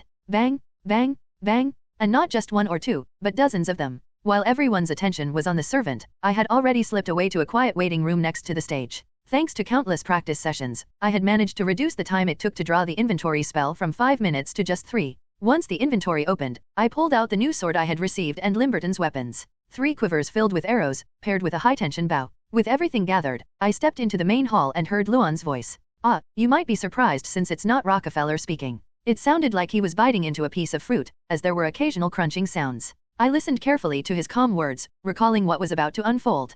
Currently, the dormitories, the faculty building, and even the floors and stairs of the fortress are all sealed off. Don't expect help from the students and professors trapped within the barrier. Frostheart was equipped with protective barriers on each floor and in every room. Now that Luan had taken over the headmaster's office, he controlled the entire facility. This meant that we couldn't rely on the help of any students or professors, except for the first years. I understand if you can't make sense of the situation right now. I'll keep it simple. This is a game. The rules will make things more straightforward. So listen carefully while I explain. The next thing he mentioned was the penalty. My new friend will cast a very entertaining spell. I don't know much about it, but it's called the Crimson Grimoire, right? With just that, they can sacrifice everyone here. Once the spell activates, it's your defeat. It was a forbidden spell, one that would inscribe a massive ritual across the surface and drain the life from all living things. But don't worry too much. Like I said, this is a game. Winning unfairly all the time is boring. I've made sure there's a way for you to win, but you'll have to figure it out on your own. If you manage to find a way to cut off my head, you'll win. Our task was clear: raid the armory, fight our way through the undead, find the key to break the barrier, and reach Luan. The time limit is 3 hours. The invitation is in the servant's breast pocket, so check it carefully. Of course, the participants were the playable characters and a few important supporting roles. Actually, I was sent here to deliver the invitation, so, if the following names are called, please come forward. Ryamancel Rebectura, Arasil Ben Tenist, Aslay Torta Mactura, Limberton Veldelsi, Rix Don Orion, Scylla and Lionheart, Belman Tolgers, and finally, the extra who had received a special invitation, Hercel Ben Tenist. Thus, the battle to take down Luan had begun. In Rockefeller's office, there was a loudspeaker adorned with beads. It was frequently used not only to announce things to the fortress but also to the Schlaf district. Luan set the loudspeaker down and took a hefty bite of the last remaining apple. Crunch. Felia, who was sitting at the desk, closed the magic book embedded with a red gemstone and spoke. "That's it, all set. In about 3 hours, the spell will spread across the entire site." The magic Felia had crafted was a forbidden spell that sacrificed the living creatures above ground. The larger the scale, the more time it took. Luan glanced at the ruby grimoire with an intrigued look in his eyes. "It doesn't seem like your typical book filled with explanations. Is there something that amplifies power in it?" "Exactly. Some books can become weapons just by possessing them." Felia stretched and stood up from her seat. "Remember, Luan, if the mosaic you have gets destroyed, the spell will break. So, how about hiding it somewhere safe?" The mosaic was a magical stone that contained a mysterious power Felia had hidden while she was alive. If this, the core of the spell, were broken, everything would be for nothing. Despite that, Luan shook his head. "That wouldn't be fun. After all, this is a game. A game can only exist if both sides have a mechanism where they can lose. If I can't protect the mosaic, I lose. If they can't kill me and destroy the mosaic, they lose. Without even that simple sense of danger, it'd just be boring." Through this event, Luan wanted to experience the thrill he hadn't felt for a long time. But Felia looked at him with pity in her eyes. Though, she quickly returned to her usual mischievous expression. "By the way, the invitation you gave to Hercel, did you prepare it with special care for any particular reason?" Luan responded in a calm tone while chewing the apple in his mouth. "He's outside the norm. I thought he might ruin the game. That's why I needed your help." Luan rubbed his neck as he answered. "Of course, I won't force you. If it feels too risky, you can leave anytime. It's fine if you refuse altogether." Felia, now inhabiting a professor's body, had even removed the curse of control. She had also helped him in many other ways. "You've already done a lot for me." Felia grinned. "Well, I'll handle it my way. I guess I should finish my work and go make myself a body." Luan nodded. Felia had long boasted that she had something to do after creating her new body. Suddenly, Luan grew curious about what that task was. "Are you going to revive your master after all?" As he voiced his speculation, Felia chuckled. "Fool. You can't bring the dead back to life. Even if it were possible, it'd only be a fake. Look at me. I'm not Felia, I'm just a thought form created by the original. Do you think someone like me would be obsessed with a fake? In fact, it's because I'm fake that I'm obsessed only with the real. Luan tilted his head slightly, as if not understanding. If she claimed she was fake, wouldn't her new body also be fake, even if she gained her original form again? Her original body must have rotted away by now, and the body she was making would merely be a reconstruction. Still, he nodded, thinking she must have her own standards. Well, I should get moving too. Luan stood up and grabbed his sword. This would probably be the last time he would ever see Felia. Still, it was only polite to say goodbye. Felia. Yeah, I don't know what you're trying to do, but I hope it goes well. Felia hesitated for a moment. Then she smiled gently and waved her hand. Thanks for saying that. I really appreciate it. With that, she turned her gaze away and started to leave the office. Luan waited for her to exit first. Thud. Suddenly, Felia stopped walking, and Luan looked at her curiously. Then she quickly turned her head and spoke in a slightly brusque tone. If you change your mind, come find me anytime. I'll be waiting by the fountain. With those parting words, Felia left the room. I'll consider it. Luan muttered to himself, his expression indifferent, as he headed towards the stage. The atmosphere in the main hall became chaotic. Some were too drunk to grasp the situation, but most sensed the seriousness and anxiously fidgeted. What are those things? And what are the professors doing? You heard, right? The entire floor and the faculty wing are on lockdown. It seems like the only place left is the main hall. While everyone was confused about what to do, I waited for Bellman to speak. As he said, the entire building seems to be under control. Otherwise, the professors wouldn't have allowed something like this to happen. A student asked Bellman, is this some kind of joke? The main hall is a special area, even within Frostheart. Would they really allow undead to step foot in this place, known as the heart of the fortress, for just a prank? Many nodded at Bellman's reasoning. If you understand, start blocking the doors. What you've done so far won't be enough. The so-called lock was just a candlestick wedged like a bar between the door handles on both sides. Scrape. As Bellman pushed a table, the other students, realizing they needed to do something, began helping. Soon, a more solid barricade was set up in front of the door. Whew, this should buy us a little more time to think. Bellman wiped his sweat with a handkerchief and approached the attendant. You mentioned an invitation. Why yes, I was only told to deliver one to each of the 9 individuals whose names were called. All eyes turned to us who had been named earlier. Normally, I would have viewed this situation negatively, but I had already thought that it was necessary to accept Luan's invitation. That way, I could confirm whether the scenario was flowing as intended. As expected, it was a good thing I provoked him when he came to execute the roaming band. But I wasn't the only variable. There was one more. Why me? Araceel, who wasn't supposed to be part of the scenario in Frostheart, had also received an invitation. There's a common factor. Everyone who received an invitation was part of the group that went into the forest to hunt the instructors that day. As Bellman pointed out, Luan's selection criteria were the students who had gone to eliminate the instructors that day. In his eyes, they probably seemed like capable individuals, suitable for his game. I was there too. When I turned to the small voice, Gravel was raising her hand cautiously. To have such little presence that even Luan didn't notice impressive. Bellman avoided Gravel's gaze and fidgeted with his glasses. Well, I guess I was wrong. He could have just said it plainly. You were so invisible that no one noticed, huh? Ahem, in any case, things don't look good. He mentioned there was a time limit. So, Hercel, what are you planning to do now? Bellman suddenly looked at me as he asked. Rix and the others did the same. It wasn't surprising, as this was within my expectations. These guys always came to me first for everything. Still, there are boundaries that need to be set. The fight against Luan is meant to be a stepping stone for their growth. An extra like me shouldn't interfere too deeply. I looked down at them coldly and activated the noble blood's ember. How long are you going to rely on me? I spoke in a chilling tone. They gulped, perhaps taken aback by my unexpectedly firm attitude. Rix, with widened eyes, spoke. Well, I thought things might go well again this time. I responded firmly. Rix, are you going to look for me every time a crisis arises? I think that's the best decision. What will you do when I'm not around? From the look in his eyes, it seemed he had grasped my intent. I scanned the faces of the others as I continued, to make sure they understood as well. Think and decide for yourselves. If you keep relying on others, you'll never move forward. Sometimes I wonder why you even came to the academy. I then subtly pointed to Limberton. In my eyes, the one who has been the most dedicated to his studies here is this guy. He came to the academy to grow, and he's proven through results that he's become a better person than before. But did none of you feel anything when you looked at Limberton? Everyone averted their gazes in embarrassment. But Limberton, oblivious to the atmosphere, blurted out something unnecessary. Well, honestly, I owe a lot to you.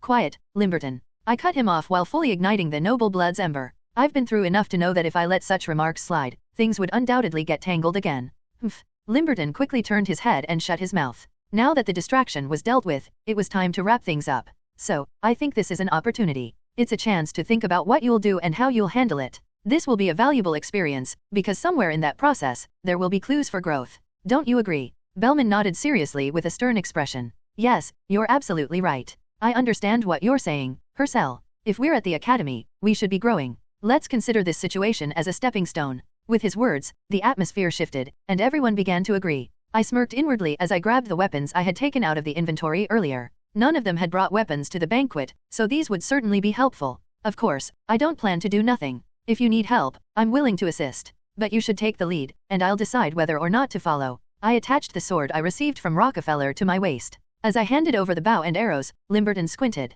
When did you manage to bring these? I guess you were fully prepared for anything, as usual. I glared sharply at Limberton. What? Nothing, never mind. Now, I had fully positioned myself as an observer, but I couldn't give off any impression of being weak or cowardly. To maintain a slightly more imposing presence, I crossed my arms and leaned against the wall. Donaton, in an almost admiring tone, said to me, your skills in manipulating morale have greatly improved, Hercel. If they come at me ruthlessly, I have to respond in kind. True, failure is far from being a word associated with you. After pulling off another successful manipulation, I suddenly realized just how much I had fallen. I had become so corrupted that I no longer felt even the slightest guilt. But this was a necessary virtue if I wanted to survive the devils. It's too early to feel relieved. This trick won't work many more times. They'll soon change their strategy. I always have to think one step ahead. Thinking ahead, huh? Sounds great, but saying that in this pitiful situation makes you sound like a fool. Shut up. While I was bantering with him, Bellman was discussing what needed to be done with the other key players. First, we should check the invitations. Since everyone got one individually, the contents might be different. Let's take them out and see. Luan's position was on the top floor. There were 3 staircases leading up, so the teams would naturally divide into 3 groups. Each invitation specified which staircase the recipient should take. Since I hadn't received my invitation yet, I approached the attendant who was delivering them. At the same time, I listened carefully to what the others were saying. Every game has its rules. If people who weren't invited start interfering, who knows what might happen? He might even consider it a breach of the rules. Remember, the control of the situation is still in his hands. Rix nodded. Yeah, it's like he's taken over the whole fortress. We can't risk unnecessary dangers. I also think we should follow his requests as closely as possible. Lena asked Bellman, but there are so many undead outside, and we don't have any weapons. All we've got are Limberton's arrows. I don't think that'll be enough to break through.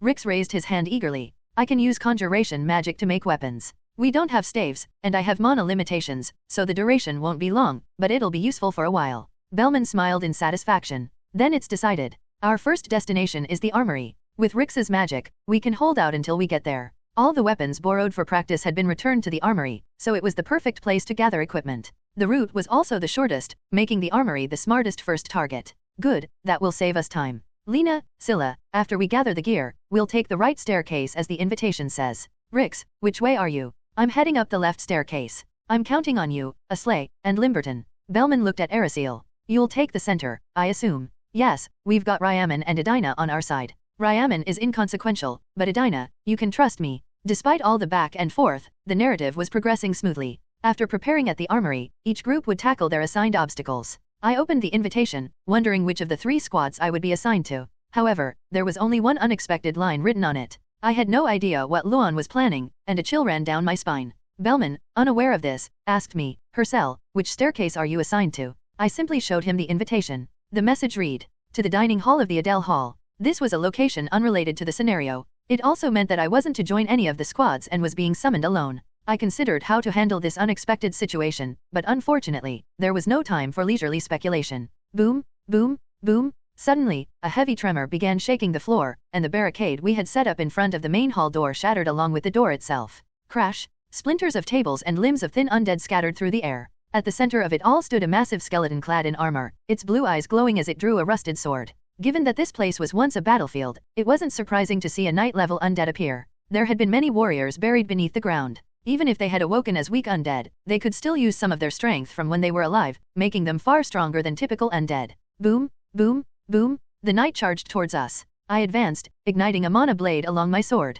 Clang! Its sword swung toward my neck, and at the same time, I thrust my sword toward its chest. Clang! The knight's sword was shattered by my 1-second invincibility, while my blade pierced deeply like a drill. Squelch! Shadow Blade of Weakening. When imbued with dark energy, the sharpness of the blade is amplified. It weakens the opponent's armor, dealing additional damage. One technique can be engraved. I had learned through experiments that even using dark energy as an adhesive for coating the blade triggered the weakening effect. This meant that simply by igniting a mana blade, the effects of increased sharpness and armor weakening were activated simultaneously. Thud! The undead knight collapsed like a puppet with its strings cut, turning into dust along with its armor. Black liquid dripped from my sword. It was the blood from the knight's black heart. Undead disappear, leaving behind only their blood when they die. Ping! After flicking off the blood from my sword, I glanced at the weapons the others held. Rix had conjured them without a staff, so they seemed a bit unstable, but they looked serviceable enough. Clatter! The undead charged toward the main hall. The one shining in this battle was Scylla. Blessing of the subjugating tyrant Abel. Equals bow your head if you don't want your neck cut by the swinging blade. Grants a 1.2x stat boost against weaker opponents. Increases strength when forcing an enemy into submission. Deals double damage when striking the neck. A trait that reveals its full potential in massacres. Without showing any signs of exhaustion, Scylla cut through the hordes of undead like weeds. Whenever things got dangerous, Bellman cast barrier spells. Although the barriers were weaker without a staff, they were strong enough to block the undead's attacks. We quickly cut down the enemies in the hallway and crossed the threshold. We entered a corridor lined with windows. The swarming undead were similarly dealt with. Lena delivered the finishing blow to the last undead, stabbing its heart with her sword. Squelch. Then, she slowly turned her head toward the window and widened her eyes. Everyone, look outside. Her voice trembled. Scylla, wiping sweat from her forehead, furrowed her brow. No way. Is that all of them? The grounds of Frostheart were covered in snow, but now, the ground was devoid of its pristine white color, replaced entirely by the blackened hue of undead. Creak. The undead were swarming toward the fortress entrance like an army of ants. I shrugged off any thoughts of contemplation and pointed toward the direction of the armory. Are you going to stand there idly? We need to save as much time as we can. The revival of the undead begins at the place where life ended. That's why the stronghold was nearly full of humanoid undead. It was likely because the ones who died inside during the battle were mostly soldiers and knights. On the other hand, the outer areas had a higher proportion of monster-type undead. Their sheer size meant they couldn't pass through the narrow entrance, and before the land was conquered, it was originally the habitat of monsters. After piercing the forehead of an undead knight with an arrow, Limberton asked me, "Will the Schlaf guys be okay? There's nothing to worry about. You know it too. They're humans who are well versed in defending against monsters and are excellent at protecting their own lives." Moreover, just as the stronghold could autonomously manipulate barriers, there were also similar mechanisms set up inside the dormitory. By now, Athera must have deemed the situation an emergency and prepared accordingly. For the moment, we had to focus on our own survival. Scylla and Lena took the lead. Scylla swung her sword, severing their necks, while Lena stabbed those aiming at Scylla's flanks with her sword. Thunk! Limberton aimed his bow from behind. Judging by how he only pulled the bowstring halfway, he seemed to be conserving his strength. Swish! A sleigh grabbed the undead coming from the rear and slammed them into the ground, while Bellman intermittently turned the barrier magic on and off, providing them brief moments to catch their breath. At the center of the group, without a doubt, was Rix, fully concentrating on his shaping magic. The remaining troops stood as human shields, ensuring Rix wasn't disturbed. After clearing some of the corridor, Bellman spoke. "Just in case you need to know, the armory is on the second floor." Since Schlaf guys weren't familiar with the layout, it was a considerate warning. It also served as a caution. Undead are still pouring in through the entrance, and there are likely revived monsters mixed in with them. It'll drain your stamina more than now. Rix, do you have enough magic left? Rix forced a smile. Judging by the sweat dripping from his forehead and his slightly slumped shoulders, he was clearly exhausted. I can maintain it for another 40 minutes or so. Shaping magic demands a lot of mana. It mimics not just the form but even the weight, making the fake appear real, so it's understandable. The blessing that increased his mana capacity was attached for this very reason. Hercel, I'll return your staff as soon as we reach the armory. Thanks to the staff I lent him, he'd gained an additional 15 minutes of maintenance time. A magic staff is a weapon that amplifies the power of spells and improves casting accuracy, reducing wasted mana. I smiled lightly to ease his concern. At this pace, we should reach the second floor in under 30 minutes. Starting with real weapons instead of fakes was almost like cheating. Limberton's bow and the magic sword in my hand were proof of that. In the early part of the original scenario, the challenge was to make it through the gates without proper weapons. But I'm getting kind of tired. Scylla, who had practically swept the hallway, wiped the sweat from her forehead, while Lena, who had been paired with her, still seemed full of energy. It felt wrong to keep relying on her. As we reached the entrance to the descending staircase, Bellman pointed to Ryaman and Arasil. "It's your turn to take the lead now." When Lena and Scylla handed over the shaping magic swords, Ryaman made a reluctant face. "I prefer a great sword." "Ahem, I also prefer a bigger sword than this." Arasil glanced at Rix's tired face. Sensing their desire for newly created weapons, Scylla shouted in frustration. "Ugh, I'm already on edge.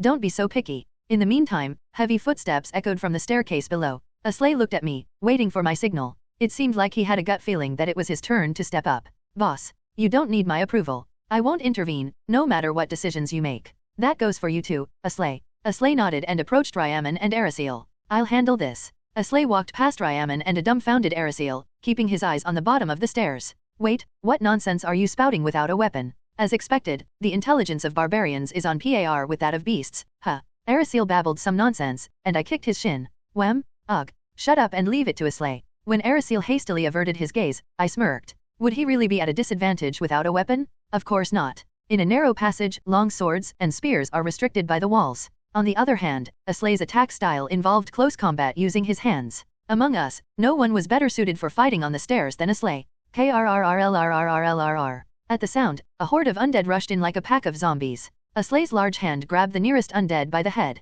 Crack! With a crushing force, the skull caved in. Then a soldier undead thrust a spear diagonally at him. Aslay twisted his body, dodging it effortlessly. Snatch! Then, with his left hand, he grabbed the spear and yanked the undead soldier toward him. The undead's feet lifted helplessly off the ground, as if uprooted. Aslay grabbed its neck with his right hand and slammed it against the wall. Bang! The already fragile armor crumpled like aluminum foil. He slammed it against the wall again, causing its contents to burst, and black blood splattered everywhere. Splat! With the space cleared, Aslay moved down the stairs, stepping steadily. At a glance, it seemed like he might fall, but he didn't. For Aslay, who grew up in the wild, stairs were far smoother compared to steep slopes filled with sharp stones. And what he had learned from his instructor wasn't mere sparring, but real combat techniques that took terrain into account.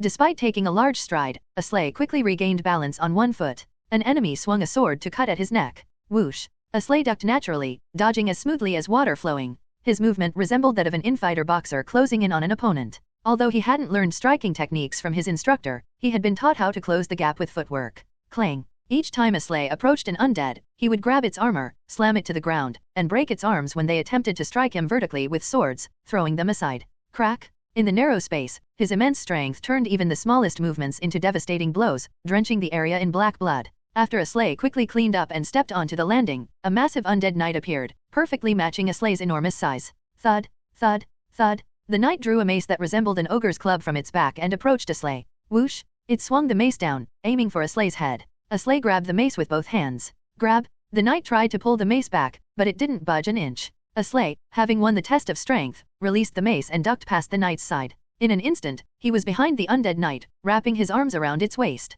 Thud! The massive body of the undead knight was lifted into the air. What followed was a perfect suplex. Boom! The impact was so powerful that cracks appeared on the landing, and the undead's head burst open. As everyone watched in astonishment, Aslay stood up and said, "I'll handle the rest down below." He turned and descended the adjacent staircase. As the sounds of undead being crushed continued, Ryaman asked me in a curious tone, "That guy's no ordinary fighter. If I were to fight him, who do you think would win?" A faint smile tugged at my lips. On the first day of school, Aslay couldn't have even been compared to Ryaman. You'd win? But if I gave him just a little help, he might catch up. If we could mutate his cursed trait, that is. Of course, it wouldn't be easy, and it required fulfilling some rather tricky conditions, but that was a matter for a distant future. For now, I added. Ryaman smirked. Looks like I'll need to put in some effort. That was music to my ears. If he grew stronger, it would benefit me as well. Crunch. The journey from the 5th floor to the 2nd was quick. At every new staircase, undead roaming the halls would rush at us, but Ryaman and Arasil easily took care of them. Even I, who had been watching leisurely, finally drew my sword. Sring. The corridor of the 2nd floor, where the armory was located, teemed with more undead than before. No matter how many we defeated, undead from within the stronghold continued to fill the vacant spots via 3 staircases right, center, and left. Krrrrllrrrl. As expected, the corridor was packed with undead, like a highway during a holiday rush. Ryaman and Arasil, swords in hand, stepped forward and swung their blades wide. I, too, ignited my mana blade, entrusting my body to Donaton as I slashed through them. Slice? It was as though I was cutting through air. The cutting power was that sharp. I had to check visually to confirm that I had indeed cut down an undead. After decapitating and slicing through their shoulders dozens of times, the floor was soon sloshing with black blood. Slice? With every undead that fell, we gained more space. Now, it was time for Bellman to shine. And as expected, he lived up to my expectations. We'll need some time to come up with a strategy. Bellman blocked the central staircase leading down with barrier magic, preventing any more undead from coming up. He did the same with the left and right corridors, sealing them off as if with metal fire shutters. The undead, trapped on all 3 sides, pounded furiously on the barriers. Without that barrier, we'd all be dead by now, Limberton commented. He was right. Even though we had all gathered together, we still lacked proper weapons. If we were surrounded here, it would only be a matter of time before we were killed. An overwhelming force of undead was truly terrifying. But why aren't there any people around? It's still before dorm curfew, so we should have seen a few students by now. Rix voiced his concern, and Arasil nodded in agreement. Indeed. Although most professors would be in the faculty building at this hour, there are usually some wandering about. Now wasn't the time to be worrying about others. Bellman's mana was depleting rapidly. I couldn't help but scold them. We don't have time to be wasting. The first objective was to reach the armory and gear up. The second floor corridor was where we needed to sprint with everything we had. The moment Bellman created the barrier, a 15-minute time limit began ticking. It was an extremely complex spell, and on top of that, he had cast it without a staff, making it enormous in size. And with the undead constantly battering at it, it was only natural that the duration would be short. Of course, I knew the fastest way to resolve this, but this was also an opportunity for them to grow. It was worth watching a bit longer. It was Scylla who spoke first. Now that I think about it, this is strange. Why are students like us doing all this hard work? What are the professors doing right now? Everyone nodded at her statement, which hit the core of the issue. Indeed, they were hardly earning their salaries. Meanwhile, in the faculty building, the professors stared beyond the translucent blue barrier. A mass of undead swarmed outside. One of the professors gripped his sword and took a stance. His target was the barrier blocking the exit. He infused his sword with aura and slashed at full strength. Clang! The sword bounced off with a dull sound. Rockefeller, holding his staff, shook his head as he looked at the night instructor. Pointless. In the past, there had been many formidable enemies. This barrier was designed to withstand such attacks, and there was no way a single professor's strength could break it. The core mana stone came from an archmage's staff, a top-tier relic only someone on the level of Arcandric could stand a chance. This barrier has protected the stronghold since it was built. It wasn't created by ordinary means. With his eyes closed, Rockefeller traced magical runes and infused his staff with a large amount of mana. The wind stirred, strong enough to scatter the documents on the desk. Whoosh! When he opened his eyes, the staff shot forward like an arrow, propelled by telekinesis. Thud! The staff pierced halfway into the barrier, and Rockefeller let out a sigh of relief. Considering the strength of the barrier, even creating a small hole was something to be satisfied with. Normally, within a barrier that blocks all mana, even telekinesis wouldn't be able to move a pebble outside. But now, with the tip of his staff reaching outside, he could release mana beyond the barrier.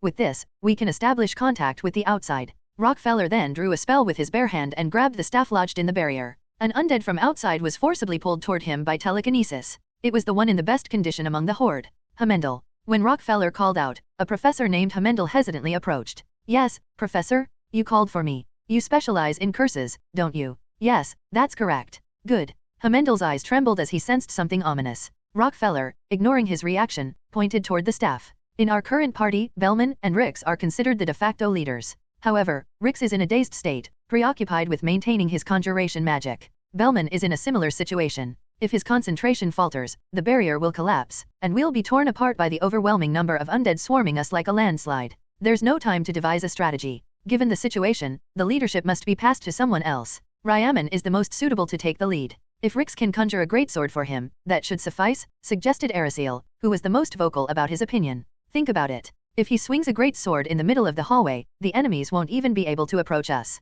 We'll be safe, Aristocratic continued. Ryaman stared at Aristocratic as if he were an idiot. You really expect me to keep swinging a great sword? Do you really think I have the stamina for that? Aristocratic is, in fact, stupid. He's just wasting our precious time with his nonsense. Unable to watch any longer, Bellman spoke up. The barrier will only last about 10 more minutes. In that short time, you all need to grab equipment from the armory at the end of the right hallway and return. Some of you also need to block the right staircase. Even while speaking, Bellman kept glancing at the barrier and the magic circle, clearly struggling to maintain his focus. Trying to maintain magic without even a staff while strategizing is clearly overwhelming him.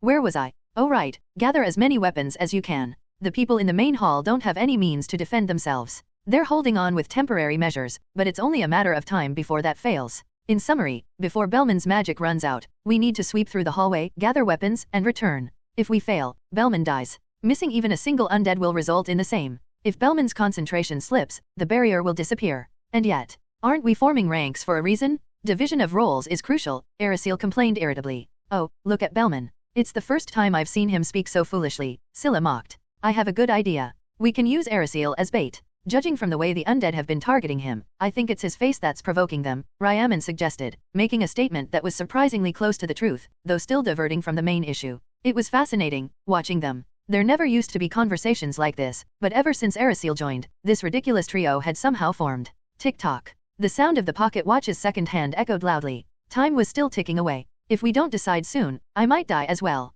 I felt a need to intervene. Here's a piece of advice, if you let even one of the undead in the right hallway slip through, Bellman will die. That's why, Limberton, it's best if you stay here and protect Bellman. As soon as I said that, Limberton's face lit up. I can also provide ranged support, right? Exactly. With his keen eyesight, it would be easy for him to identify approaching enemies, even in this chaotic environment. As for the rest of the formation, I glanced around, offering advice without forcing it. It would be best if Scylla took the lead. Scylla gave me a slightly sour look. Now you're giving orders? Weren't you the one who told us to think and decide for ourselves? I'm just making a suggestion. It's not too late to listen and then decide. Scylla frowned deeply and kept her mouth shut. With time running out, I quickly continued. Right behind her should be Lena and Aslay. You two can handle the enemies that slip through the sides. Ericil gave me a suspicious look. In that case, wouldn't I be more suitable? It would be better to pair with someone from the same Adele Hall, rather than with that barbarian. Ahem, foreigner. After all, I've seen what they can do. Ericil's suggestion seemed reasonable enough, and the others from the Adele Hall nodded in agreement. Even if I ranked first in the midterms, I'm from the Schlaf Hall. Considering everyone's different fighting styles, it's understandable they'd be cautious about my choices. I felt the need to explain. In your case, your attacks involve wide, sweeping strikes. If you take the lead, Scylla might get hurt. Though he remained skeptical, it's true that Ericil had learned swordsmanship from Sir Kaulro. On the other hand, piercing attacks and grappling moves are perfect for supporting allies because they have a smaller area of effect. For the same reason, Ryaman is also suited for this. Just because he's wielding a longsword now doesn't mean his swordsmanship has changed from when he used a greatsword. Ericil swallowed nervously. He seemed to start accepting the explanation, but I knew he'd find something else to nitpick if I didn't provide more details. To save as much time as possible, I laid out everything I had organized in my head in one go. It's okay to let a few slip through. Some of them might charge past the three of you. Those ones will be Ryaman and Ericil's responsibility. If you maintain some distance from Lena and Aslay, you'll be able to fight using your usual swordsmanship without frustration. Make the most of that advantage. For this to work, Rix had to push himself harder. So, Rix, squeeze out whatever remaining mana you have and create swords for these two. The armory is just ahead, so it won't take long. Once everyone grabs their equipment, you can rest. Focus on recovering your mana on the way back. The right hallway on the first floor marked the final push of the weapon supply quest. Squeezing out the last of Rix's mana here was key to maximizing efficiency. Next up was Edina. I already knew her abilities, but since I hadn't had much interaction with her, I pretended ignorance and asked, "And you, Edina, right? What's your specialty in magic?" It's a bit unusual, but I specialize in transformation magic. Edina's magic was particularly unique among elemental types. It didn't involve transforming herself but rather changing the shape or texture of objects. Compared to Belman and Rix, she had a smaller natural mana reserve, so she had been saving this ability. Then you'll block the right staircase to prevent the undead from advancing. That should be enough while the others gather equipment from the armory, right? You can handle that. It doesn't seem too difficult. My role was to ensure that Rix and Edina made it safely to the staircase at the end of the right hallway. Once we blocked that path, a quick return would be possible. When you get there, Rix, hand Edina your staff. Transformation magic consumes a lot of mana, and without the staff, it's more likely to be unstable. Rix nodded. I scanned everyone's faces to see if they had understood. Belman, Aslay, Limberton, and Rix were all busy concentrating on the barrier, but the rest of the group had strange expressions. Their eyes were filled with confusion. Could it be? I don't need to repeat everything from the start, do I? The members of the Adele Hall shook their heads. Then, Ericil, still in a daze, asked Rix, "Is that guy really my brother? Wasn't he like this back at the mansion?" "Definitely not. He must have been swapped out. The real one must have been replaced on the day of enrollment. Who cares, though, even if he's dead?" The others seemed to be thinking the same thing. Ryaman was nodding as he listened to Edina explain things, and Lena and Scylla were whispering to each other. It seemed that their expectations were so low that they were surprised by my coherent speech. Could this be one of those conditions where someone's intelligence temporarily increases due to illness? That actually sounds pretty plausible. Well, yes, to you guys, I'm just a monkey with some tricks, aren't I? Ha. If you all understood, what are you still talking about? Get into position already, I said coldly, squinting my eyes and letting the noble blood ember burn within me. Their shoulders jerked as they hurried into action. Alright, got it. Once the preparations were finished, I looked over at Belman. Since he was the core of our strategy, I spoke with a softer tone. "Did I do something wrong?" he asked, looking worried. "No, not at all. I was just about to tell you it's okay to lift the barrier on the right hallway now." The barrier vanished, and the undead, as if waiting for the moment, charged forward. Krrrrrr. Those positioned in their new formations greeted the undead flooding the hallway with a violent counterattack. Crash! I heard the sound of blades cutting through flesh and a sleigh smashing undead as I followed closely behind Ericil and Ryaman, who were walking ahead of me. As we advanced, the undead began splitting and attacking from both sides.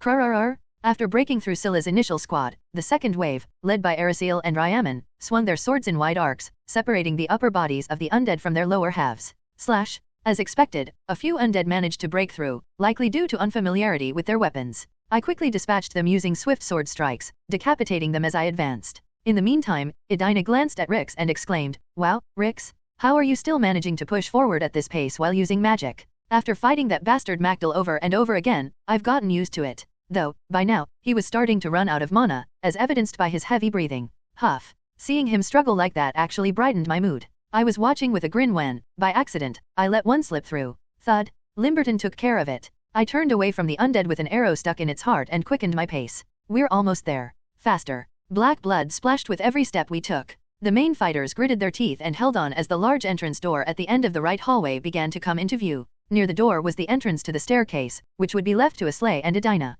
I spoke to Aslay, who was panting heavily. Aslay, hang in there a little longer. And Edina, make the stairs sticky. Aslay, make sure none of the enemies can get to her while she works. Oh, and feel free to throw away your shoes. I'll get you new ones, expensive ones. Aslay blocked the undead coming up the stairs from the first floor. Meanwhile, Rix handed Edina his staff. Edina began casting a spell, making the stairs sticky like a flytrap. Aslay's shoes stuck to the ground too, but removing them was enough to free him. Thud. Aslay leaped up and landed back on the hallway floor. Even if some undead tried to climb over each other to reach us, Aslay would be there to stop them. Once I confirmed they had succeeded, I turned to the armory entrance. The others ahead of me had already begun gathering weapons inside. As expected from an armory, there was a wide variety of weapons, and in large quantities. As I thought, there's a greatsword here. Wait, Ryaman, are you really only going to take that one? Arasil asked. I interrupted Arasil, let him be. There's no guarantee our way back will be smooth.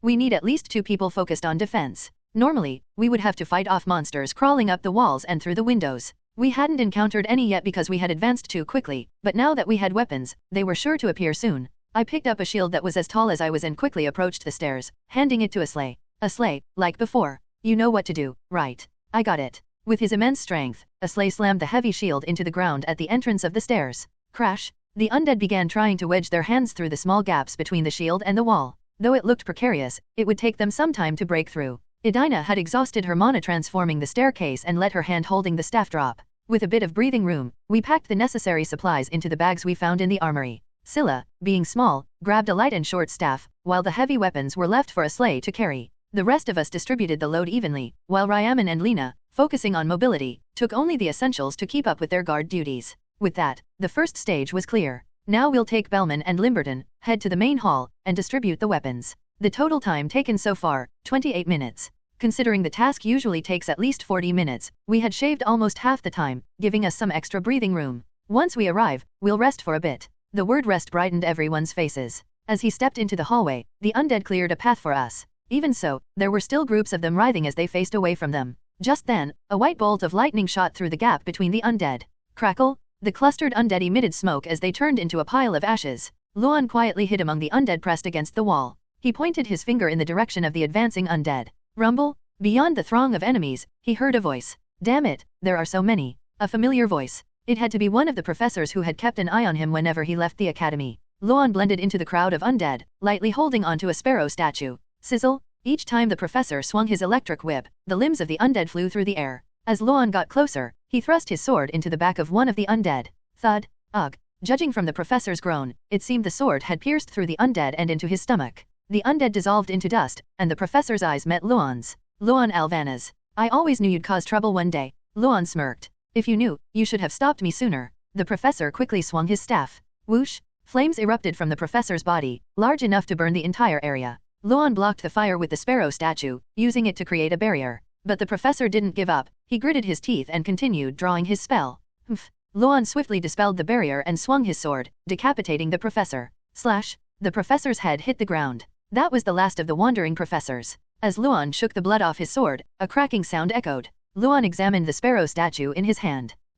Perhaps from overuse, the statue had started to crack. I won't be able to use this much longer. Luan pocketed the statue and made his way toward the entrance of the stairs, where he ran into Kuril. Did you take care of all the professors? There were 4 of them according to the duty roster. Assuming no surprises, yes, that should be all of them. Luan averted his gaze from the line of professors' corpses scattered down the hallway and asked Kuril, "But, Kuril, what are you doing here instead of taking it easy?" He had told the 3 men to enjoy themselves until the others arrived. After all, the people trapped inside the citadel were limited to a few areas, the dormitories, the professors' quarters, and a few other floors. Some stragglers might still be roaming the campus, but to them, they were nothing more than amusing playthings. Kuril hesitated before answering. Well, it's about the escape route. Luan stared at Kuril and, in a low voice, asked, "Have I ever lied to you before? When the time comes, everyone here will die." Those people knew they had no intention of dying here, so they had prepared their own way out. But from Kuril's reaction, it didn't seem like he was doubting that. "No, it's just that." Kuril trailed off before shaking his head. "No, never mind. I'll see you on time." Kuril gave an awkward smile before descending the stairs. Luan walked over to the window and gazed down at the ground below. The first thing he noticed was the fountain at the base of the stairs. The undead were avoiding that area, making it stand out. Then his gaze shifted to the training grounds. The undead were lined up on either side as if welcoming the arrival of an emperor, forming a straight path. Walking at the center of it was none other than Felia. Luan observed her carefully, without blinking, paying close attention to what Felia was about to do. This kind of opportunity doesn't come often. Long ago, a great dragon made Frostheart its home. Felia was planning to resurrect it as an undead creature. Though this would undoubtedly break the balance of the game, there was no other choice. If her cell was going to bring in a being that would change the course of the world, they had to prepare something equally formidable. As I thought, the terrace is the best place to watch this. The arrival was much faster than the time it took to leave. Given that the main characters now had real weapons in their hands, it was an expected result. As I entered the main hall, I surveyed the traces of the battle that had taken place here. The magic division seemed exhausted, likely from repeatedly casting spells without their staffs, and all the surrounding chairs were shattered. It seemed that the knights had used them as makeshift weapons. Looks like they attacked while we were away. When I asked this, the group slumped their shoulders. Ugh, I'm totally drained. I've got a gift for you all. Aslay laid down his backpack. The others, after keeping only their own weapons, distributed the rest to all the first years. Now, even if we leave, they'll be able to protect themselves. With that, the first gate had been perfectly cleared. At least we still have plenty of food. Let's take a breather and move on. Stretching out, I approached the table filled with food. The first thing the returning students reached for was the drinks. Rix gulped down water and, like a desert wanderer who had found an oasis, let out a sigh of relief. Phew. Now I feel alive. Thanks to wrapping up our task quickly, we had more time to rest. After quenching their thirst, they ate to regain their strength. By the time their food had settled, Bellman spoke up. We now have the means to fight. But I still have no clue what we're supposed to do next. Rix lowered the cup he had glued to his mouth. He did say it was a game. There might be some clues hidden about what to do next. That's true. A game can't exist without shared rules. Without them, it's just playing by oneself. While they debated, I quietly stepped back and checked the wall clock. 2 hours and 5 minutes left. Soon enough, the answer to the question they were discussing would appear. With nothing else to do for the moment, I stared absent-mindedly at the ground. At my feet was a plate of fish. When I was picking food earlier, I had set aside some for the cat. Swoosh. As expected, smoke began to swirl, and the cat formed, eagerly devouring the fish. Chomp chomp. Watching this scene, I started thinking about the next scenario. Soon, the wraiths would break through the walls. Wraiths were ghosts created by Felia, and there were 3 types, a librarian, a chef, and a professor. There were 3 in total. They weren't enemies to be hunted. You could think of them as something like game masters. The task for the main characters from here on was to find the treasure. The wraiths would only guide them to where the clues were hidden. To get to Luan, they needed to break the barrier on the 9th floor staircase, and the key to opening it was finding an emergency key. After that, they just had to defeat the 3 sub-bosses, and the first act boss battle would begin. However, the invitation in my possession. The location was the dining hall of Adele Hall, a place unrelated to the scenario, and I had to enter it alone. This worried me greatly. With the added complication of Erisiel, I wouldn't even be able to check if the main characters successfully subdued Luan. What exactly was waiting for me in the dining hall made me more concerned about my own safety than theirs. There were too many uncertainties. The only comfort was the cat eating at my feet. That was all. I petted the cat's back. Meow. When it finished eating, I spoke softly. It's about time I received your help. The cat, which had closed its eyes, opened them again. Then it turned into smoke and wrapped around my left wrist. A black band appeared on my arm, like a tattoo I'd never gotten. This was my bodyguard and a one-time trump card. It would be my lifeline. As I felt reassured by this, a commotion arose in the main hall. Wait, look at the wall. Good heavens, are those ghosts? The transparent wraiths, wearing flowing robes, revealed themselves as they floated in the air. The wraiths explained the game to the main characters in a mournful voice, then beckoned them to follow. The group glanced nervously at me, so I gave them a nod. At that moment, one of the students from the Schlaf Hall approached and asked, "Hey, Hercel, don't you need to go too? Why, do you want to take my place? That'd be fine by me. Less work for me." The student, fearing I might really pass the invitation to them, fled in a panic. "I'll go when I'm ready. Don't push me off a cliff, you little brats." In the professor's building, Rockefeller was pressing Heimdall hard. "How many times do I have to tell you that's not the way?" Heimdall, being possessed by an undead, had his mind elsewhere, but that didn't mean he was unable to communicate. Other professors had combined various spells such as a voice transmission spell, a visualization spell to see in the dark, and a mirror spell to share what Heimdall was seeing, among others. With all these spells in place, Heimdall was equipped with several functions. Grog. When Heimdall rolled his eyes and let out a wailing sound, Rockefeller turned to the professor beside him and asked, "Has his intelligence dropped to an undead level as well?" The professor pointed at the mirror. Undead creatures were swarming around Heimdall. "I think he might be pretending. If he spoke like a human, he'd be found out. That means he's listening." Rockefeller shook Heimdall's shoulder and said, "Your job is to find Sir Belin. Don't get sidetracked and head to the club floors immediately. Normally, they would have thought of Arcandric first, but if he were in good condition, none of this would have happened in the first place. Something had clearly gone wrong. Thus, the only alternative was Sir Belin, who had skills comparable to his. But what about Hercel Bentenist? He should be in the main hall by now. Shouldn't we check on that too? At the professor's question, Rockefeller clicked his tongue. TCH, if we keep relying on that guy, the academy will be ruined. Recently, they had given him a famous sword as a reward from the treasure vault. His already high expectations had only grown. If they kept offering rare treasures as compensation every time something happened, they wouldn't be able to manage it in the future. We need to handle him more cautiously. Unless it's absolutely necessary, we should avoid dealing with him.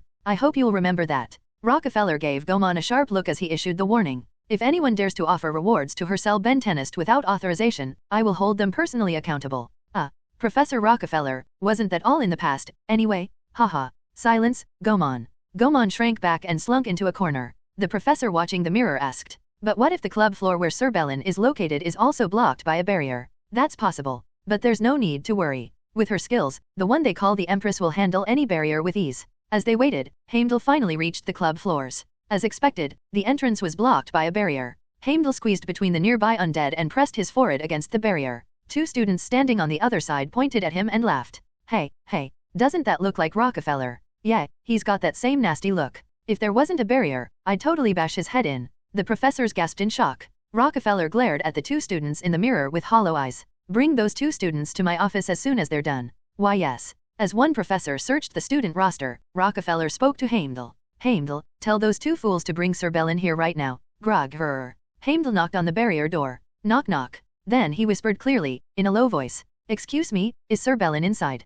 The exclusive dining hall of Adele Hall was on the 6th floor. Undead filled not only the hallways but also the staircases. As soon as I appeared, they rushed at me. Grog her. Yet, I didn't even draw my sword. I simply waved my hand casually. Move. Grog. The undead flinched, then slowly retreated. Donaton, clearly puzzled by the scene, asked. What's going on here? I tapped the black line tattooed on my wrist. They saw the cat and got scared off. This creature had been brought by a grand magician from deep within the demon realm. It was a being that lived in an abyss full of terrifying monsters, far superior to mere undead. Even though they were decayed, the undead instinctively recognized it as a predator. Well, at least it makes things easier for us, don't you think? I did sense a bit of ease from you, and now I know why. Thanks to that, I was able to climb the stairs without any battle. Everywhere we went, undead fled in panic as we made our way down the hallway. Then, in the distance, I saw some figures fighting. They were Belman, Lena, and Scylla, who had business on the 6th floor like me. Belman, with these constant attacks, we can't find any clues. Can't you just block them with a barrier? Just hold on a little longer. I haven't fully recovered my mana yet. Scylla, take Belman to the library. I'll block the entrance. They were doing their best in their own way. Not wanting to interfere, I averted my gaze and continued walking toward the dining hall. The door to the dining hall was wide open. Not a single undead was in sight. The cleanliness of the room was intact, illuminated by a soft light, and the fragrant smell of food filled the air. It looked as though the place could start serving customers right away, just like on any other day. Talk talk talk. As I stepped inside, I looked at the long table. At the head of the table, in the VIP seat I once used, sat Felia, possessing the body of a professor. She was savoring a glass of wine. The food and wine these days are pretty good. I'd say they have a very clean taste, and the aroma is quite nice, too. A question immediately escaped my lips. Why did you summon me here? Oh, first, have a seat. Is there anything you'd like to eat? Just say the word, and it'll be prepared in no time. None of the servants here were harmed. She's the disciple of a grand magician. There's a chance she might know about the cat. I carefully sat down, being mindful to conceal the tattoo on my left wrist by adjusting my sleeve. I'm not hungry. Really? Well, I suppose you've already had your fill. Something about a victory feast, right? Back in my day, we didn't have such luxuries. I casually covered my left hand under the table and propped my chin up with my right hand to draw attention away from it. That should be enough to avoid detection. Since Felia was using a human body as a host, she wouldn't have the sharp senses of a monster or the spiritual awareness of an undead. It seems you want to talk to me, I said cautiously, testing her. Felia nodded. That's right. I'm simply curious about what kind of person you are. You could say it's personal curiosity.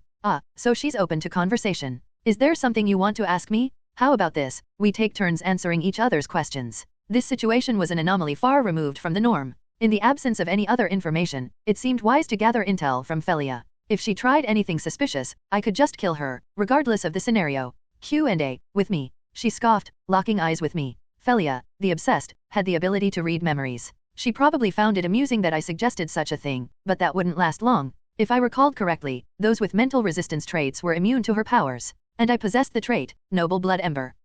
As expected, Felia's eyes twitched. I smirked slightly, finding her reaction laughable. If you don't want to, forget it. I threw out the words with a biting tone, and Felia huffed in frustration. The 7th floor hallway was quickly cleared. Thanks to a slay's brute strength, all the undead had been reduced to mush. With a moment to breathe, Rix followed the wraith dressed as a chef and said, I guess there's a clue here. The chef wraith entered the food storage room. As it stepped inside, the wraith spoke in a ghostly, buzzing voice. In the old days, I used to hum and ponder what to cook here, always thinking of home. Oh, how I miss it. Frostheart was so far from my homeland. A slay squinted his eyes at the long-winded explanation. I don't understand what you're saying. Make it short. Ahem, anyway, I often thought of my beloved wife, whom I left behind. I used to send money home, but I'm sure she was sad without me. The wraith glanced wistfully at Rix and the others. So, here's your riddle. Guess the name of my beloved wife, and that's the puzzle I'm giving you. Rix tilted his head and asked. If we solve the riddle, do we get a clue? Of course, just take a look at that supply shelf. My lover's name is oddly enough the same as one of the ingredients. The wraith pointed to the shelves filled with rows of items, so many that it seemed impossible to go through each one individually. Rix gulped and stared at the wraith. But the wraith scratched its head. Well, actually, Lady Felia told me to come up with this riddle, but I'm not really good at these things.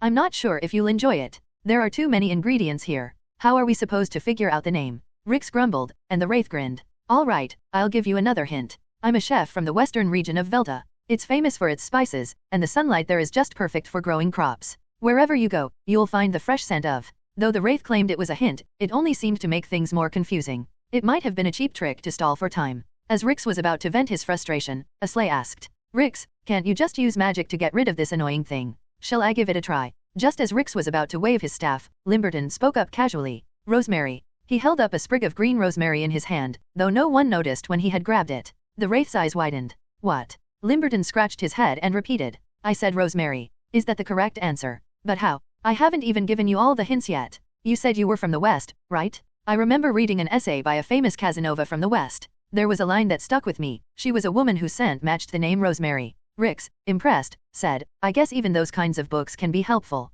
Well, the sweet words aside, it was actually about an affair. Limberton propped his chin with his hand, as if trying to recall something, and mumbled. What was it? Rosemary. Rosemary. Ah, I think it was Rosemary Eldris. The moment Limberton mentioned the last name, the wraith reacted in shock. Rosemary Eldris? Did you say Eldris? The wraith's expression was one of betrayal and shock, as if it had lost all composure. Limberton cautiously asked. Wait, is your last name Eldris? A few seconds later, the wraith sadly dissolved into bubbles, making a sound that seemed full of sorrow. Pop pop. Limberton watched its final moments with a look of pity. I guess I was right after all. Rix and Aslay also solemnly watched the wraith pass on in silence. Rix, Limberton, and Aslay then proceeded toward the left staircase. There weren't many undead along the way, only a few that they encountered. Crash. Aslay quickly took care of them, and before they knew it, they had arrived at the entrance to the 9th floor stairs. In front of them was a blue barrier blocking the way. It's blocked here, huh? Limberton, can you hand me that metal plate we found earlier? Limberton passed him the metal plate, and Rix held it up to the barrier. SHHHH. The barrier dissipated, and they stepped into the 9th floor hallway. Suddenly, the sound of hurried footsteps and a woman's scream echoed through the corridor. Kaya. At the end of the hallway, a woman was running toward them, her face pale with fear. Limberton narrowed his eyes and said, That's Senior Brandel from the 2nd year Adele Hall. She's from the magic division. Rix seemed perplexed. Huh, that's impressive, but it's kind of creepy how you know these things sometimes. Well, I've been holding back because of what Hercel said recently, but this is who I really am. Didn't you know? I guess, but, never mind. We don't have time for this right now. We need to help her. Rix immediately ran toward the senior, and Aslay followed behind him. Meanwhile, Limberton swiftly prepared his bow. Something unknown had peeked its head out from the classroom door. What is that? Something looks off. With only its upper body visible, it was hard to make out exactly what it was. Judging by the color, it didn't seem to be undead, but it wasn't quite human either. Its shape was too amorphous. Just as Limberton was about to classify it as a monster, he hesitated because its face looked human, making it difficult to shoot. As he examined it more closely, Limberton's eyes widened.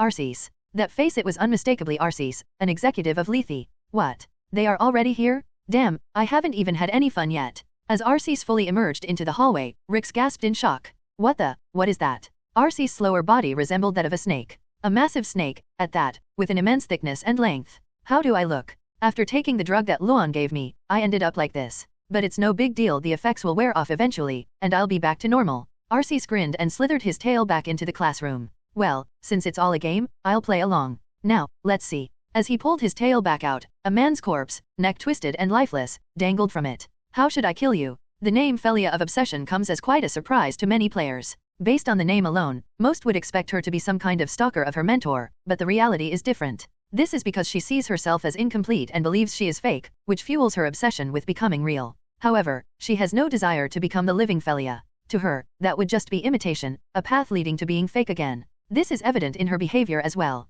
She constantly does things the real Felia would never have done. She doesn't obsess over her mentor, the Archmage, and speaks in a casual tone that the real Felia would have never used. Even sitting in front of me, stuffing herself with expensive wine and rare delicacies, this is something the real Felia would have never done. So, what is her obsession with becoming real? For her, it means to be reborn. To open her eyes to the world for the first time, to be given a new name, and to live a life where she forms her own beliefs in an unfamiliar environment. There is no room for anything fake in that. It would be the life of a true human being. However, as with all villainous ends, Felia will ultimately fail. Her fate was sealed by Melon, who sensed something was amiss. But why is she sitting before me, enjoying dessert, knowing what awaits her? On the club's floor, Melon grasped her sword with a slight hiccup. She had heard everything through the undead Hamendel. Staring at the barrier, she wondered if this would really be okay. If I destroy this, what happens to them? Professor Rockefeller says it's fine. Even if it breaks, it will only be temporary, and it will automatically restore itself. In that case, Melon felt reassured. She signaled the students nearby to step back and ignited flames on her blade. Whoosh! As the fire faded, the sword gleamed crimson, as though fresh from a forge. The heat was so intense that the students who had moved away were already sweating. With her preparations complete, Melon slashed at the barrier multiple times. Sizzle! Each strike melted away a portion of the barrier. Once she created enough space for a person to pass through, Melon quickly slipped inside. Just as Rockefeller had said, the barrier was slowly returning to its original shape. Clang! Undead creatures swarmed toward her, but with just a few strikes, they turned to dust in an instant. Clank! She sheathed her sword and looked at the undead Hamendel. So, you're saying I should punish the brats who pulled this nasty prank? Not exactly. I believe there's definitely someone pulling the strings behind this whole situation. Someone behind this. The magic that covers the entire grounds, it's undoubtedly the work of a mage. But all the scholarship entrants are knights. Melon immediately understood what Hamendel was implying. Taking over the entire fortress and manipulating it at will was beyond what any student could achieve. This meant someone of a different caliber had either orchestrated or supported this event. So, you're telling me I should take care of this mastermind and help the students? Exactly. Please hurry. With a determined expression, Melon gripped her sword tightly. Got it. However, she didn't let go of the bottle of liquor in her left hand. And my reward? Has the Tenist family always made money this way? Felia stabbed her fork into a piece of whipped cream cake. We had covered a lot of topics in our conversations, but most of her questions were about Luan. To be honest, with her abilities, she must have already seen all of Luan's memories. Yet, she continued to ask me questions. Naturally, the question she posed was this. Why did you hang out with Luan? She wasn't asking from Luan's perspective, she wanted to know my view on Luan. But how could I answer that? After all, I wasn't the real herself. However, recalling Luan's background, I could make a few guesses. It's simple. I just took some interest because we had a similar background. His mother had also passed away at an early age. The difference between him and Hersel's case was that her death had nothing to do with illness or accident. The spark that ignited everything was when Aldian Alvarnaz, Luan's father, became infatuated with another woman. He also has a stepmother. In the culture of nobility, it's very common for a man to take a concubine. And just as common is the scenario where a concubine, dissatisfied with her status, assassinates the legitimate wife. Especially when Luan's biological mother was known to have a rather unpleasant personality. The household had been dysfunctional for a long time, so their marriage was likely toxic. It was even a joke among the people of the Varnaz estate that the head of the household had conspired with his mistress to kill his wife. His half-siblings stay put in the estate, while Luan, being the son that reminds his father of his ex-wife, must have endured all kinds of scorn. How could I not notice? Of course, it wasn't out of some empathetic human emotion that Hercel approached Luan. More likely, he saw him as an interesting toy to play with. But perhaps Hercel had a gut feeling that they were of the same kind. Now it's my turn to ask a question. When it was my turn, I looked at Felia and asked her about the strange feeling I had been sensing. Why are you helping Luan so much? Now that the Crimson Magic Book is in your hands, you've completed your task. Originally, their deal must have been limited to casting the binding spell for Luan. By this point, she should have been focused on crafting a physical body for herself. I needed to confirm if she was being forced by Luan or if she was assisting him of her own volition. The Crimson Magic Book? And finished? That statement of yours makes me think you know something. Felia looked at me suspiciously. I gave her a plausible explanation. I know because I encountered a remnant of thought before you appeared. I also know what your objectives are. After all, Felia of Loss had appeared before. There was no way she wouldn't know that. She seemed to find my story convincing enough, as she nodded. Well, all right. I'm here because I want to help Luan. He asked me to take care of you. Though, of course, whether or not I do so is entirely up to me. As expected, she's quite different from the Felia of Obsession in my memories. but from Luan's perspective, it would make sense for him to see me as an unpredictable element that could ruin his plans. I had pretended to be a master swordsman and had even taken down Berm, so it wouldn't be surprising if Luan saw me as a threat and sought Felia's help.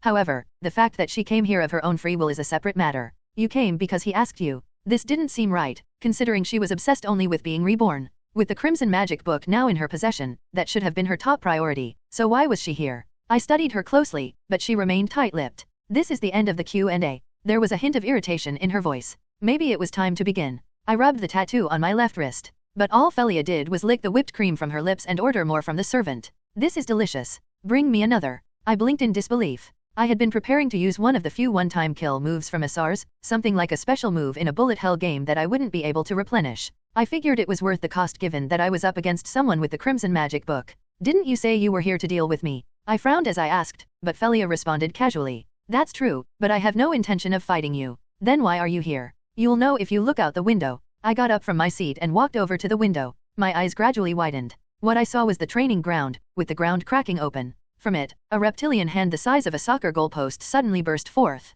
Not understanding the situation, I looked at Felia. Does the dungeon's guardian still resemble a bone dragon these days? The bone dragon is one of the highest tier monsters among the undead. Does that mean? When I asked, Felia chuckled slyly. I'm pretty sure you're thinking the right thing. During dungeon training, they likely explained that the guardian was modeled after a bone dragon. This meant that the dungeon had seen the original, which implied that it had seen it somewhere specifically, above the dungeon. This used to be the bone dragon's territory. It was part of Frostheart's domain. Think of it simply. I was just a guide in the game. Actually, your friends are each facing their own opponents as well, like Luan's underlings. So, anyway, cutting her off as if it wasn't my business, I sat down and instructed the servant. Bring me a cup of tea as well. Are you even listening to me? No, I don't want to. That thing is your opponent. But don't worry too much. Since the original was so strong, they couldn't fully recreate its power. It's probably less than half as strong as the real one. How's that for balance? Well, either way, I still can't handle even the guardian alone. Perhaps. But do you know something? I casually sipped my tea, preparing to face this crisis with the noble blood's ember, and then looked Felia in the eyes as I set down my cup. If I had wanted, I could have killed you and Luan long ago. You? Kill me? We just met today, what are you talking about?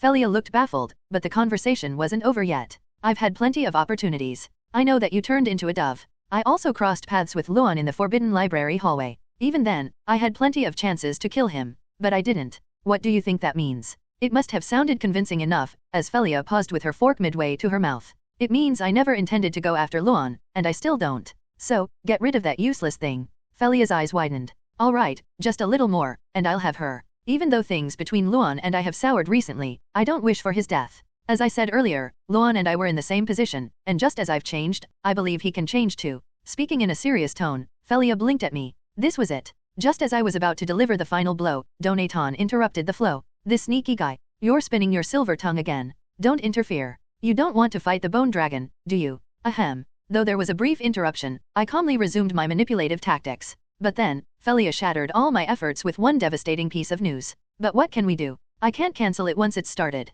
What? Control it, then. The mana from the Crimson Magic book is almost depleted. It'll take time to recharge. Damn it. I shot up from my seat, ready to leave the dining hall. Wasting time doing nothing was not my style. Who knows? My trump card might still work. As I hurried toward the door, Felia's voice made me pause. Wait a second. I turned my head slightly and looked at Felia. What? I actually have a favor to ask. Could you do it for me? What now, when I'm already so busy? Despite my irritation, I listened to her request. This is just a personal wish of mine.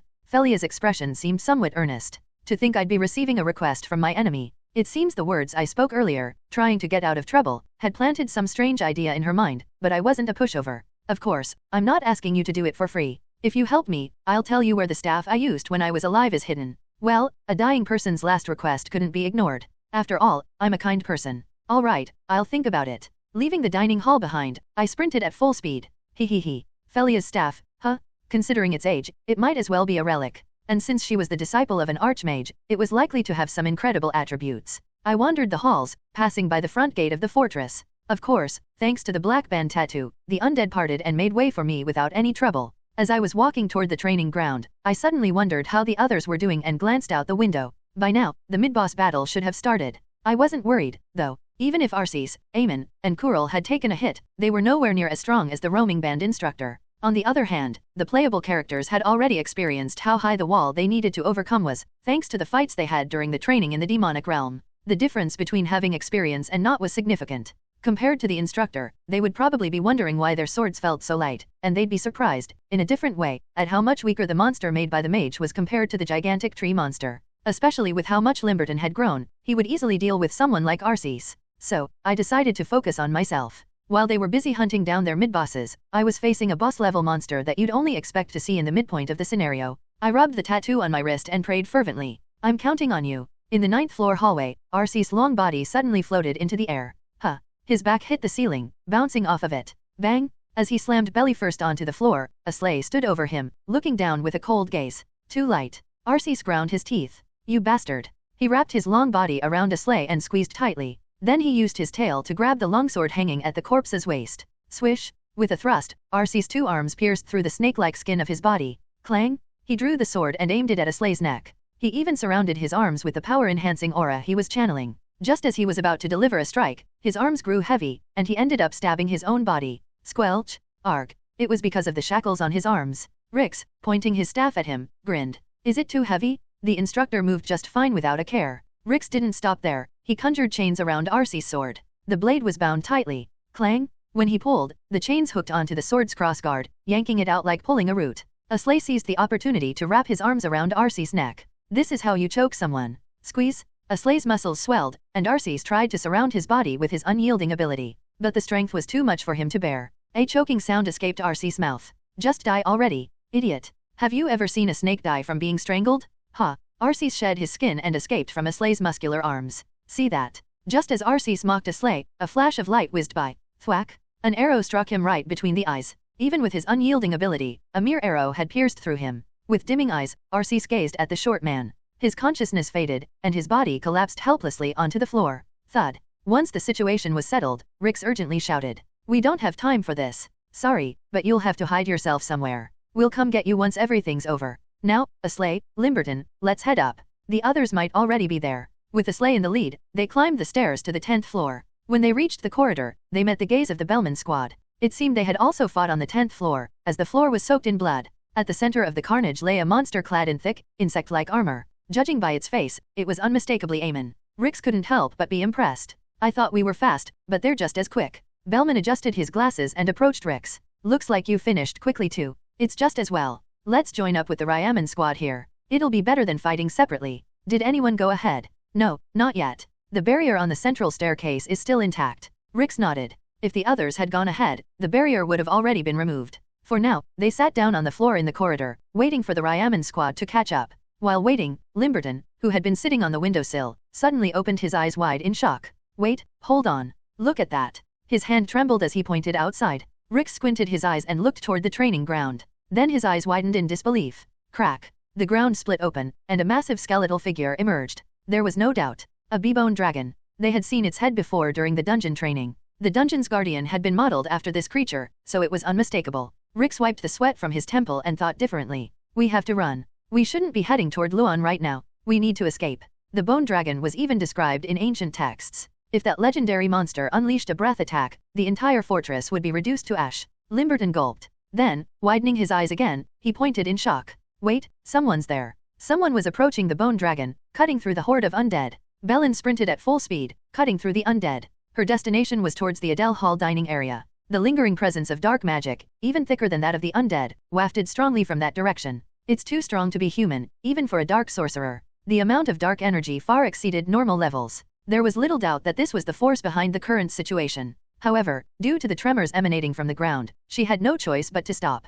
Turning her head slightly, Melon furrowed her eyebrows. What in the world is that? A reptilian skeleton as tall as a 5-story building, with bony wings spread wide, raised its head. Its skull's shadowy eye sockets glowed with a fierce blue light. The amount of dark energy the creature exuded was overwhelming, like a volcano's lava, so intense it masked the traces of dark magic Melon had been following. Damn it, if we let that thing roam free, the entire fortress will collapse. Melon leapt through a shattered window, throwing herself to the ground. Despite the 5-story drop, she had to endure the sharp pain in her knees and aching joints. Ugh, why am I suffering like this in my old age? She continued cutting down the undead as she advanced. The immediate priority was to draw that monster's attention. Focusing all her aura into her legs, she sprinted with all her might, closing the distance in an instant. Standing before the bone dragon, Melon was awestruck as she witnessed its terrifying presence up close. I've faced countless monsters this size, but this one feels different. Instinct screamed at her to flee, but Melon was familiar with this sensation. All the creatures deep within the demonic realm had given off the same vibe. What was important was quickly identifying its weakness and minimizing fear.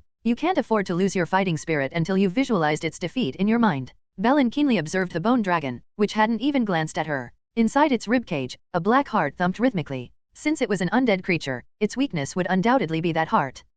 If I can slip in there and carve out the heart, I might be able to finish it, but it seemed too simple. This only made Melon more cautious. Exposing such an obvious weak point meant the creature had some form of defense. First, I need to find out what that defense is. Melon leapt into the air, landing on the bone dragon's knee. At that moment, a faint vibration traveled from beneath her feet. Urgently, Melon began sprinting up the creature's torso, using its thigh bone as a foothold. Swish! Spikes shot up from the bones like spears, sprouting wherever she passed. So, its defense mechanism is its own bones. Long spikes shot at Melon from all directions. As expected, the creature had no intention of allowing her to reach the heart so easily. Slice! Melon cut through the spikes she couldn't avoid, diverting their trajectory entirely. She even used the spikes as stepping stones to propel herself forward. Thud! With the path to the heart completely blocked, Melon had no choice but to step onto the creature's spine. But then, the creature's heart began to blaze. Feeling the air around her rapidly heating up, Melon's eyes widened.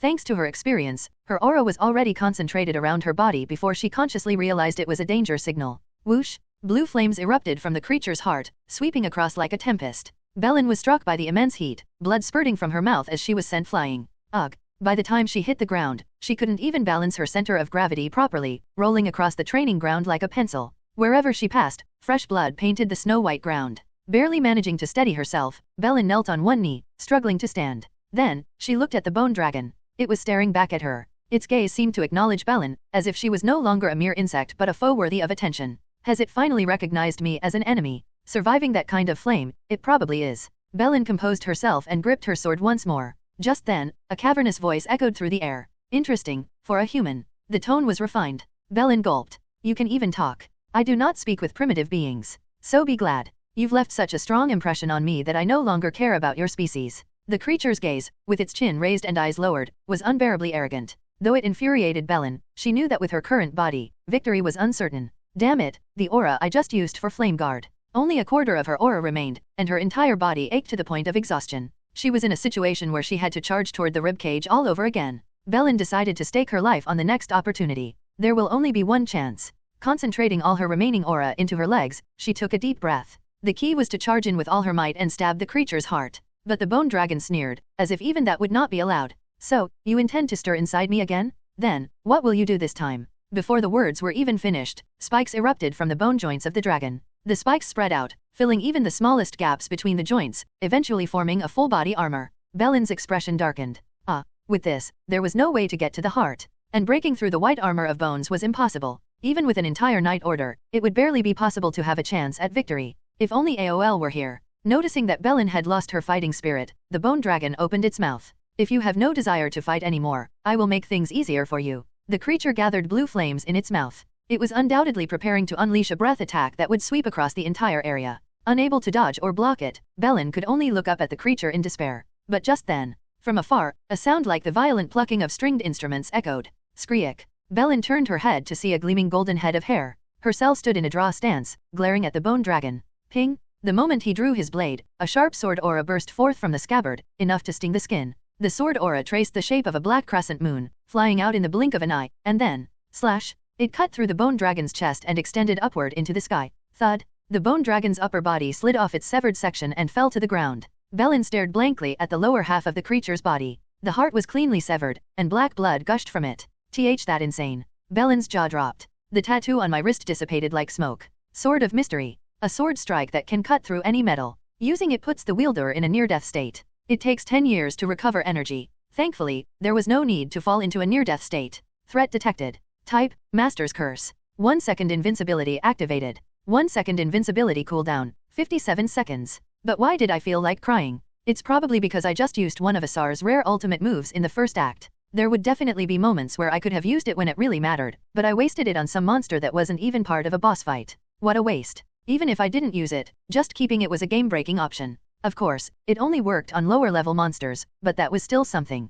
Thanks to it parting the sea like Moses, I had an easy, straight shot to the commander's battle. That cat had truly mysterious powers. Right. But you won't see it again. It's gone? It would reappear after a few years when it regained its strength, but by then, the scenario would be over. If I wanted to reunite with it, I'd have to survive the end of the world. In any case, what should I do about that elderly woman standing there with a dumbfounded face? I had no choice but to reveal myself because it looked like she was about to die, but the situation wasn't favorable for me either. You've already reached that level. This is exactly why. You must be mistaken. Actually, there's a hidden master at the academy, and they must have launched a sword strike from afar. I was just checking how well my newly forged sword worked. What kind of nonsense is that? Damn it, if she doesn't believe me, then she must not be that drunk yet. Melon seemed likely to persist in questioning, so I quickly tried to change the subject. But is it really okay for you to be here like this, great aunt? You must have received a request from the professors. Well, yes, but, answer me clearly. Since when? That thing you unleashed, it's your father's. Ugh, my head. I clutched my head with my right hand, grimacing. Of course, I didn't actually have a headache. It was just to avoid dealing with her annoying questions. I'm really dizzy right now. That move just drained all my energy. When I subtly glanced at Melon, she sighed as if realizing there was no use pressing further. Fine. We'll talk about this later. I'll go take care of my work now. Melon's task was to eliminate Felia of obsession. Though the appearance of the bone dragon had been an unexpected variable, it was crucial that she meet her end. If she somehow survived and wandered around, who knows what could happen. As I watched Melon's retreating figure, I silently prayed. Though it was delayed due to some complications, I hoped she would succeed. Well, I suppose I should start moving too. I began walking toward the fortress entrance again. Thanks to Melon mercilessly cutting down the undead along the way, the path was clear. Feeling more at ease, I glanced up at the terrace. There stood Luan Alvanez. He was leaning against the railing, watching me intently. It was nearly time for the curtain to fall. I had to go up to the 12th floor to see it for myself. I needed to ensure the story was flowing properly, and there was also Felia's request. It's a simple favor. I'd just like you to meet Luan. That's all I ask personally. In any case, it was a path I had to take, and I'd even gain a reward. Of course, I'm not asking you to do this for free. If you help me, I'll tell you where the staff I used in life is hidden. Yet, my steps were uneasy. It was probably because of the lingering sense of strangeness I had felt earlier. The strange feeling I had when talking to Felia may not have been caused by the unusual meeting at the dining hall. Even though she had obtained the Crimson Magic Book, she still helped Luan. That's what bothers me the most. I'm anxious, wondering if there's something I'm unaware of. This could lead to a new variable in the end. The bone dragon that had been swiftly defeated turned to dust and was carried away by the wind. Luan took out a cigarette. A soft chuckle escaped his lips. In truth, everything had become dull and boring. He had considered many ideas regarding the game's settings, but eventually, even that felt pointless, and he left it all to Felia. He didn't know why it turned out different from his expectations. He had conquered the frost heart and even eliminated the professors he had always treated as garbage. The trio of friends laughed joyfully, and he fulfilled his duties as president. Yet, all he felt was emptiness. But, at this moment, he felt happy. He rediscovered what pleasure was. Suddenly, he realized that he had felt this way again recently. He had probably felt the same on the frozen lake where he usually trained. It was fun when I fought Arcandric too. What's the difference between that and this? He had fought the professors, too, so why did it feel so dry and unsatisfying then? Well, it's a pointless question now. Luan left the terrace and grabbed the sword he had left on the table. The game was about to end soon. If even this isn't fun, then, at that point, Ryaman and Arasil bickered as they climbed the stairs. When are you going to get a clue? You're still barking up the wrong tree and talking about being the leader. Cue quiet. How was I supposed to solve that difficult problem? You didn't figure it out either, so don't talk. The puzzle presented by Lace, dressed as a professor, was this: figure out which senior professor falsely accused and suspended him. Ryaman clicked his tongue at Lace's bizarre antics. Honestly, that guy is like a lingering thought. I don't understand why he's so obsessed with his memories from when he was alive. They say ghosts can't pass on unless they resolve their grudges. Aren't those things artificially made? If you're dead, you're dead. When you think about it, they're just memories. It's not like they're the same person. Edina, who had been quietly listening behind them, sighed deeply. Hearing her, Arasil quickly turned his head and smiled sheepishly. Ha ha ha. We solved the problem thanks to Edina. If it weren't for you, we'd still be struggling, especially with Ryaman only causing trouble beside us. Edina responded with half-open eyes. Ryaman was just grumbling a lot, but he still did what needed to be done. But you just kept naming unrelated professors. When the ghost said he'd leave if we got the next answer wrong, do you know how terrified I was? Arasil coughed awkwardly. Ahem. Well, it was because he didn't have enough patience. Having solved the issue somehow, they stepped into the hallway. There, a man stood, gazing out the window with trembling eyes. Ryaman scratched his head. Isn't that guy one of Luan's cronies? Yes, that's Kuril. The big boss often brought him along. But why's he standing there with that blank expression? With a curious look, Ryaman approached the window. Outside, nothing but black dust was swirling in the air. Whatever's going on, are you just going to stand there doing nothing? Even though Ryaman spoke to him, Kurul continued staring out the window. Such absurd power. Kurul's eyes looked vacant, as if he had lost all will to fight. Ryaman tilted his head and asked, huh? Finally, Kurul turned his head. If you saw what I just did, you'd understand what I mean. Curiosity piqued. They wanted to know more, but it wasn't something that needed to be rushed. We don't have time for this. Why don't you draw your sword already? Oh, and if you're thinking of surrendering, forget it. You'll only get scolded by the boss.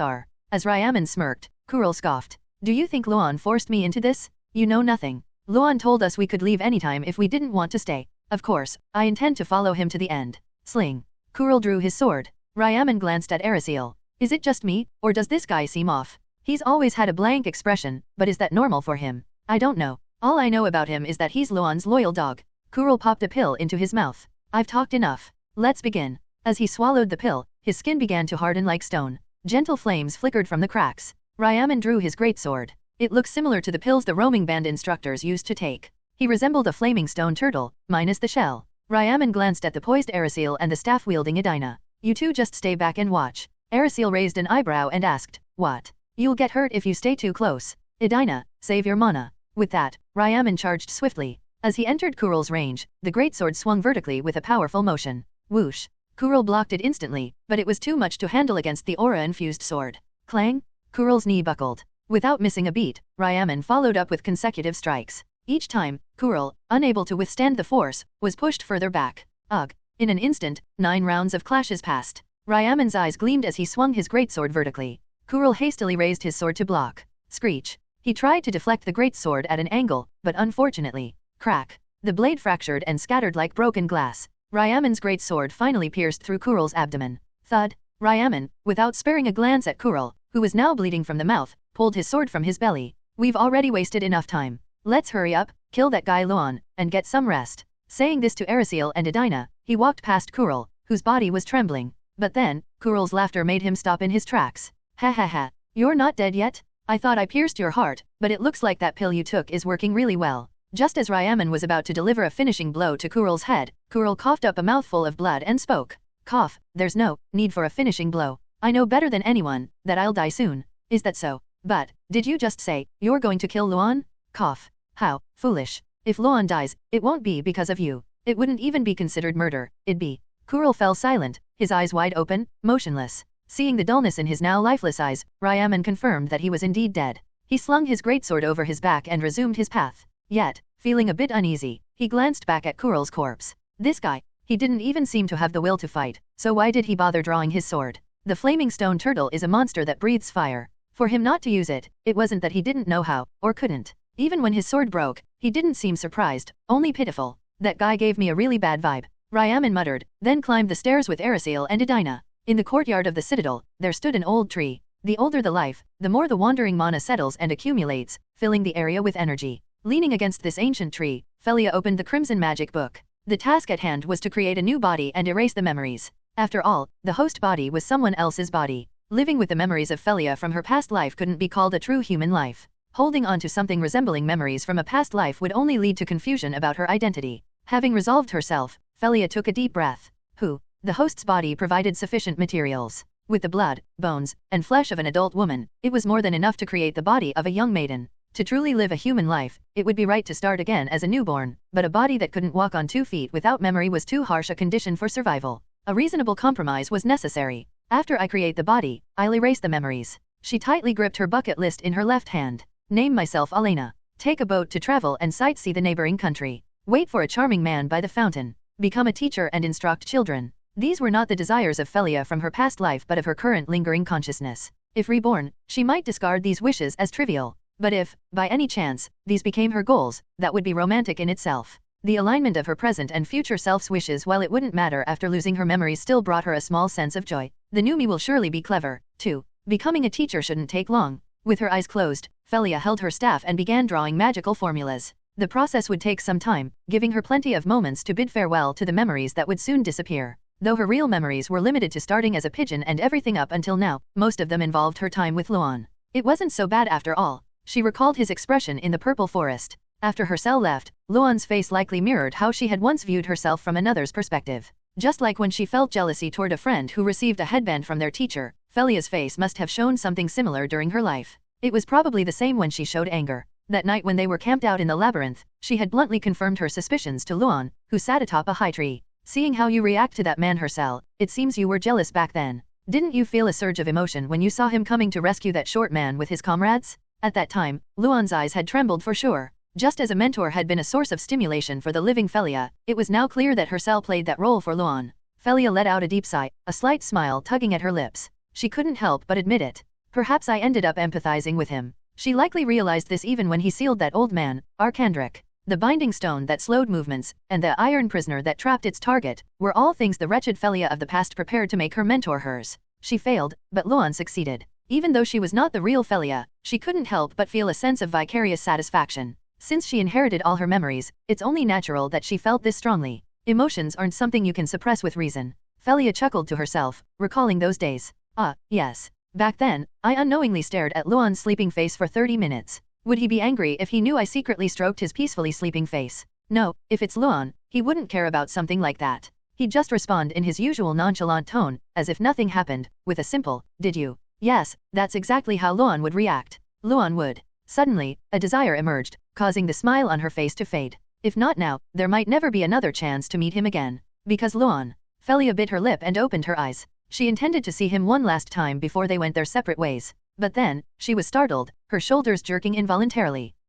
She found herself face to face with an old woman, whose piercing gaze was like a sharp blade. Damn it, I wanted to kill you quietly, the old woman said, gripping her sword as if ready to strike Felia's neck. The old woman's aura was undeniably ominous. Beside her stood an undead figure, holding a staff that gleamed with white light. Oh, what a missed opportunity. Truly unfortunate, Lady Melon, Felia muttered. It was undoubtedly purification magic meant to separate her from the host body. However, Felia was more concerned about the sword the old woman wielded, keeping her eyes fixed on it. The blade, shimmering with a haze, was dyed a crimson hue. Something about it felt wrong. It gave off an unsettling sense, as though getting hit in her current state would lead to her complete obliteration. An unnatural force, beyond mere aura, was embedded in the sword. Is this some new kind of power that didn't exist in the past? The knight's skills must have evolved tremendously compared to before. Blindly engaging her would be foolish. Felia quickly swung her staff. Oh, Lady Melon, my body. Poof. The undead disintegrated into ash. Since she was the caster, it was extremely easy for her to erase it. Good. Now the old woman won't attack recklessly. The old woman had likely intended to use the undead to drain the lingering thoughts through purification magic before dealing with her. She probably didn't want to kill this host body. Now that this was no longer possible, possessing Reden's body itself became a shield. Yet, for some reason, the old woman's gaze was more terrifying and chilling than ever. Do you think I can't kill you just because I don't have purification magic? The old woman's indifferent tone made Felia uneasy. Don't bluff. If you kill me, Reden dies too. Don't be mistaken. I simply didn't want to leave burn marks on that body. A shadow fell across Felia's face. The old woman began approaching her. I was a little worried about Melon. She seemed fairly exhausted after fighting the bone dragon that shouldn't have existed, and she even had blood on the corners of her mouth. Of course, it was just a little worry. Melon had the Flame Spirit Sword, a technique that delivered excruciating burning pain to ghost-type monsters like specters. It was a blade imbued with high-level flames that could affect spiritual beings. Since lingering thoughts like Felia's were similar in nature to specters, it was a perfect counter to her. Well, she'd be fine on her own, so I'd better focus on my own situation. As I hid in the classroom, I quickly sliced through the neck of an approaching undead that had caught my scent.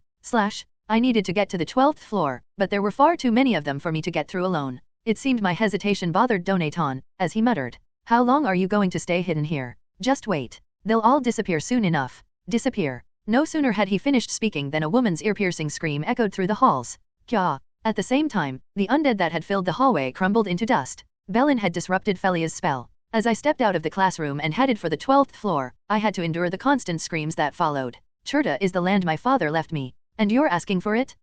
This is absurd. Now that you bear the name of Alvanas, you must prioritize the benefits on this side. Luan often overheard his parents' heated arguments from behind the door. Quarrels were common in an arranged marriage driven solely by wealth. Since neither had looked at the other's character, only eyeing the wealth and power beyond, conflict was inevitable. And once they'd secured their advantages, their attention instinctively turned toward others to whom they were drawn, making a mockery of the marriage.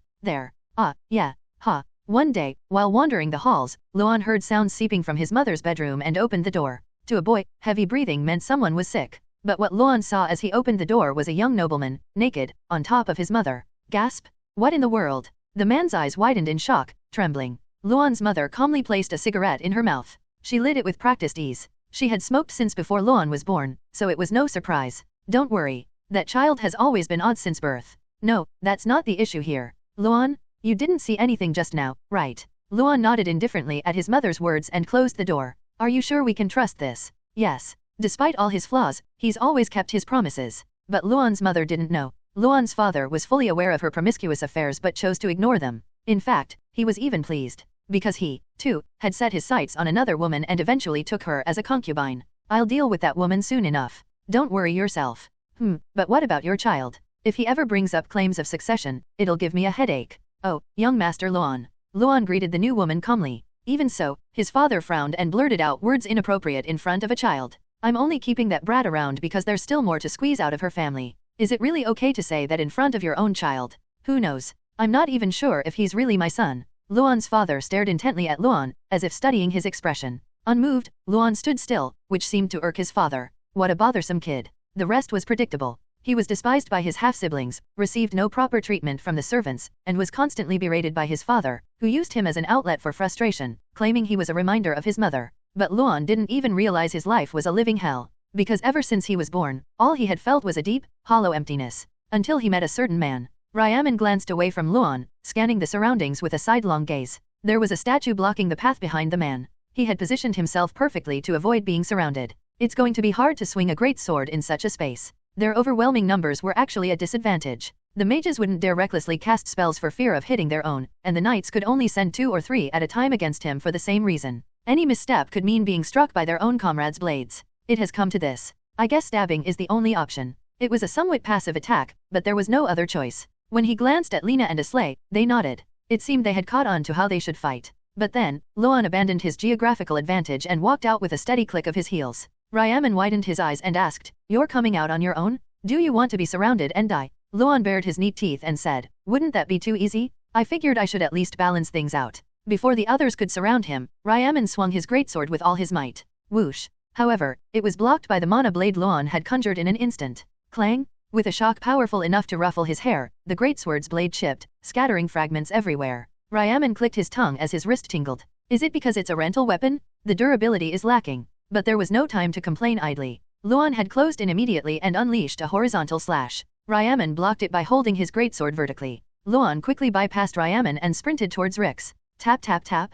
Weights hung from both of Luan's wrists. He smashed the cuffs of the weights together, breaking them with brute force, and thrust his sword towards Rix. Grab! Just before the tip of the sword could touch Rix's chest, Aslay grabbed Luan's wrist. Aslay hoisted Luan into the air, intending to slam him into the ground, causing Luan's feet to lift off. In that split second, Luan kicked towards Rix. Thud! Rix, struck at the temple by the tip of Luan's shoe, collapsed to the ground, bleeding from his head. But Luan paid the price for his greed. His shoulder was dislocated. Crack! Luan, momentarily suspended in the air, looked like a child being flung by an arm of a rag doll. At this rate, he would hit the ground head first. Just before his body slammed into the stone floor, Luan swiftly cloaked himself in an impenetrable aura. Boom! The ground cracked as Luan stood back up. The knights unleashed a flurry of sword strikes, but Luan deflected all of them with parries. With one arm dangling limply, Arasil sneered. "You're not seriously thinking of winning with one arm, are you? It's over. Surrender." Luan stuck out his tongue in response. On his tongue lay a single pill. He swallowed it, and with a cracking sound, his shoulder snapped back into place. "Oh, by the way, my weak spots are the heart, or the neck." Luan's casual remark made Scylla frown. "From earlier, what are you even? I told you, didn't I? This is a game." With that, Luan dashed towards Aslay, intent on dealing with him. Aslay reached out his brute hand to grab Luan by the collar, but Luan easily ducked under and opened his palm. Clang! Aslay's gaze snapped to the sword that had bounced off the floor. It seemed he hadn't anticipated a swordsman dropping his sword. Taking advantage of the opening, Luan got behind Aslay and choked him with his arms. "You're strong, but you're too slow. Ugh." With a slight twist of Luan's arm, Aslay rolled his eyes and collapsed to his knees. Luan picked up the sword from the floor and stabbed Lena's shoulder just as she lunged towards him, aiming for his neck. Guh.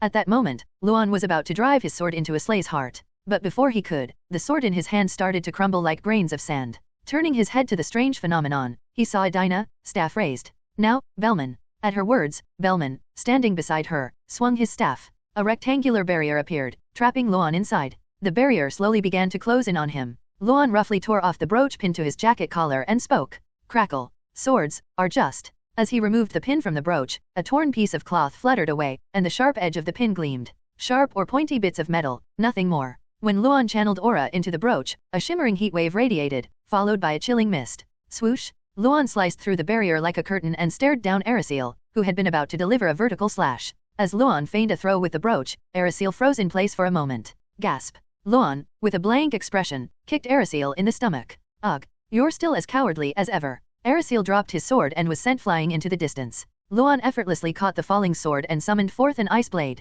Whoosh! Ice crystals formed along the sword's edge, and a blizzard swirled around it. As everyone swallowed nervously, Luan's facial muscles twitched. His empty hand moved to his face, and a deep, resounding yawn echoed across the field. Yawn. Tears welled up in the corners of his eyes.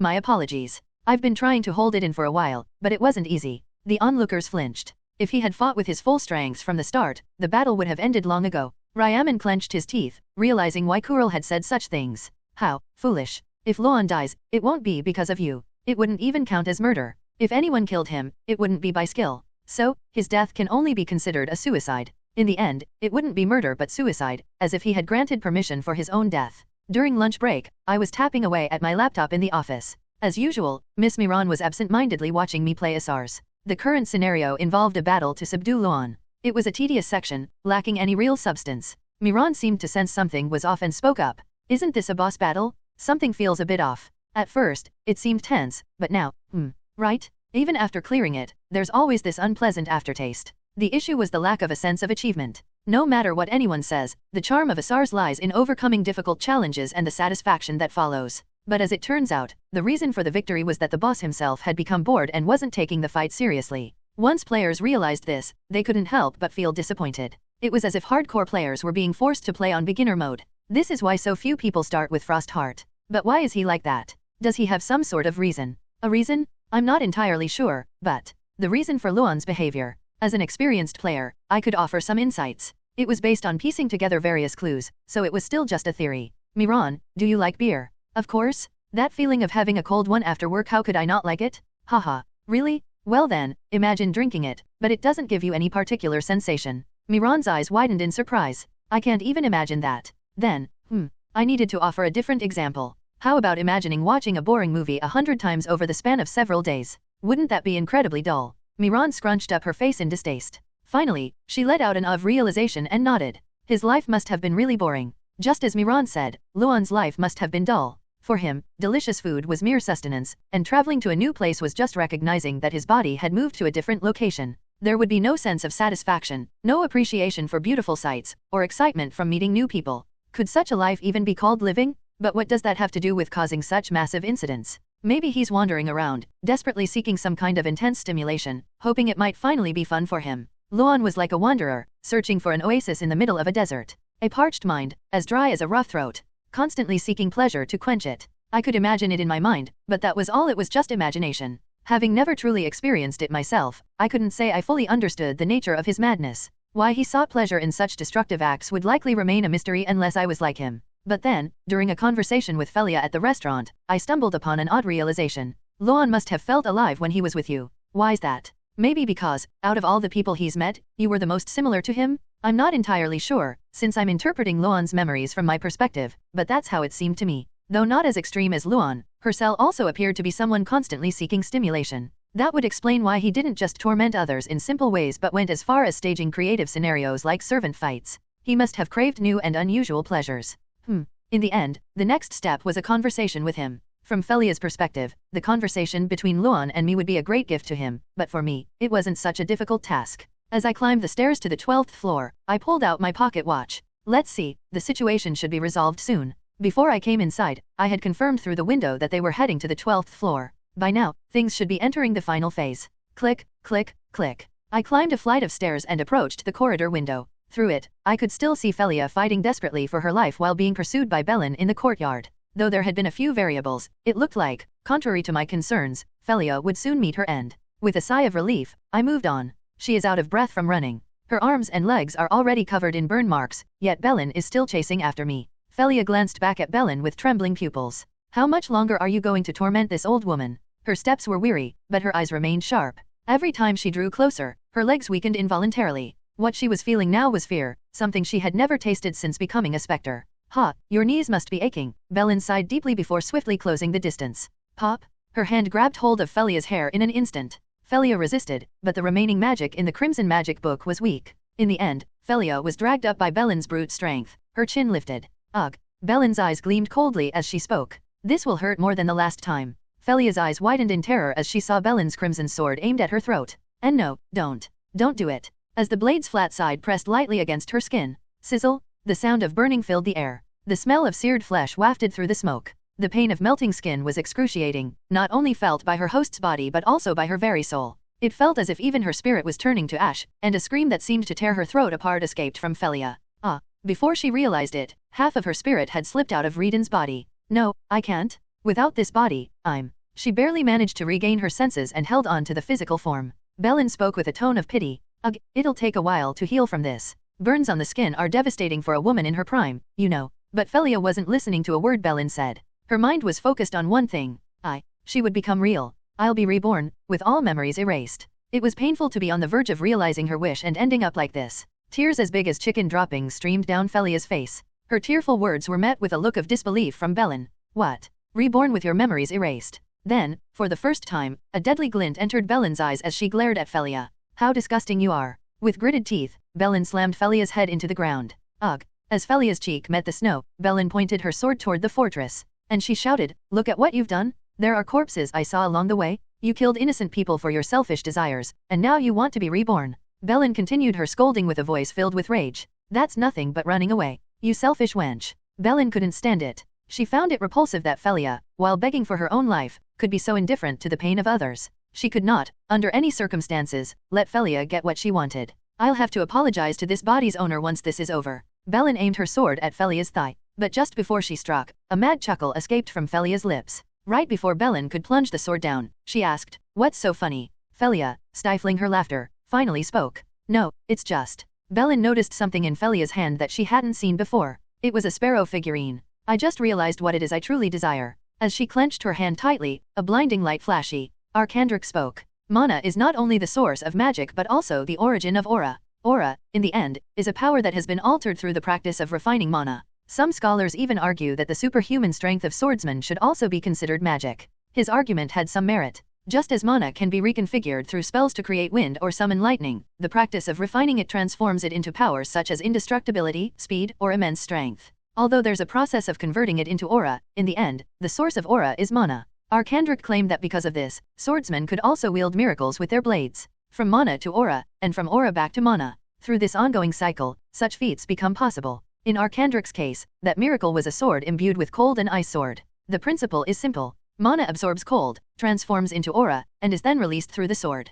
When the cold diminishes, the aura is converted back into mana, and the cold is replenished into the mana. As this process repeats, frost begins to form on the blade, and eventually, it solidifies into ice crystals. Of course, it's not easy. It requires a deep understanding. But, Luan, with your potential as a magic swordsman, you should be able to achieve it quickly. Luan recalled Arcandric's teachings as he gazed at the ice sword in his hand. He was still far from creating clear, transparent ice crystals. All he could manage was a thin layer of white frost on the blade. Still, that alone was an overwhelming power. Luan easily deflected Scylla's sword, which was aiming for his neck. The frost-coated blade made it slip off effortlessly. Poke? He lightly stabbed Scylla's thigh with the ice sword, causing her to grimace and step back. Ugh. Luan averted his indifferent gaze from Scylla and looked toward Ryaman. Scylla, displeased by this, hissed angrily. You bastard, there's a limit to ignoring people. Luan replied, his gaze still fixed on Ryaman. If you can move, then do so. As soon as he finished speaking, a cracking sound echoed. The wound on Scylla's thigh began to freeze. She gritted her teeth and shouted in frustration. Ugh, this is so annoying. As Scylla retreated, Luan approached Ryaman. He then glanced around. Aslay, Rix, and Erisiel were all unconscious. Belman and Edina bore sword wounds across their chests. And Lena was clutching her stomach where she had been stabbed. The only ones left were Ryaman and Limberton, who was aiming his bow from a distance. Luan spoke in a disinterested tone. It seems you've been waiting for quite a while. Did you never intend to fight alongside your comrades? Ryaman stretched his arms and shoulders, producing cracking sounds. Well, I'm not really good at teaming up with others. As Ryaman raised his great sword, Luan slowly opened and closed his eyes before speaking again. Limberton, shoot as much as you like. The moment he finished speaking, Ryaman charged at him. At the same time, Limberton's arrows were fired. Luan casually tilted his head, swiftly deflecting the incoming arrow. Clang! Limberton exclaimed in surprise. He reacted to that. Immediately after, Ryaman's great sword slashed diagonally toward Luan's shoulder. Luan easily dodged by shifting his stance. Bang! When the greatsword struck the ground, Luan's lips twitched slightly. He tried to stifle a yawn that seemed ready to burst out but eventually ended up covering his mouth with his hand. Yawn. It was natural for him to feel bored. After all, it wasn't exactly thrilling to face students weaker than their instructor. This led him to ponder. What am I doing here? Even as Ryaman's sword and Limberton's arrows approached, Luan's body responded automatically. He dodged when attacked and struck back instinctively whenever he saw an opening. As he repeated this cycle, he continued to think.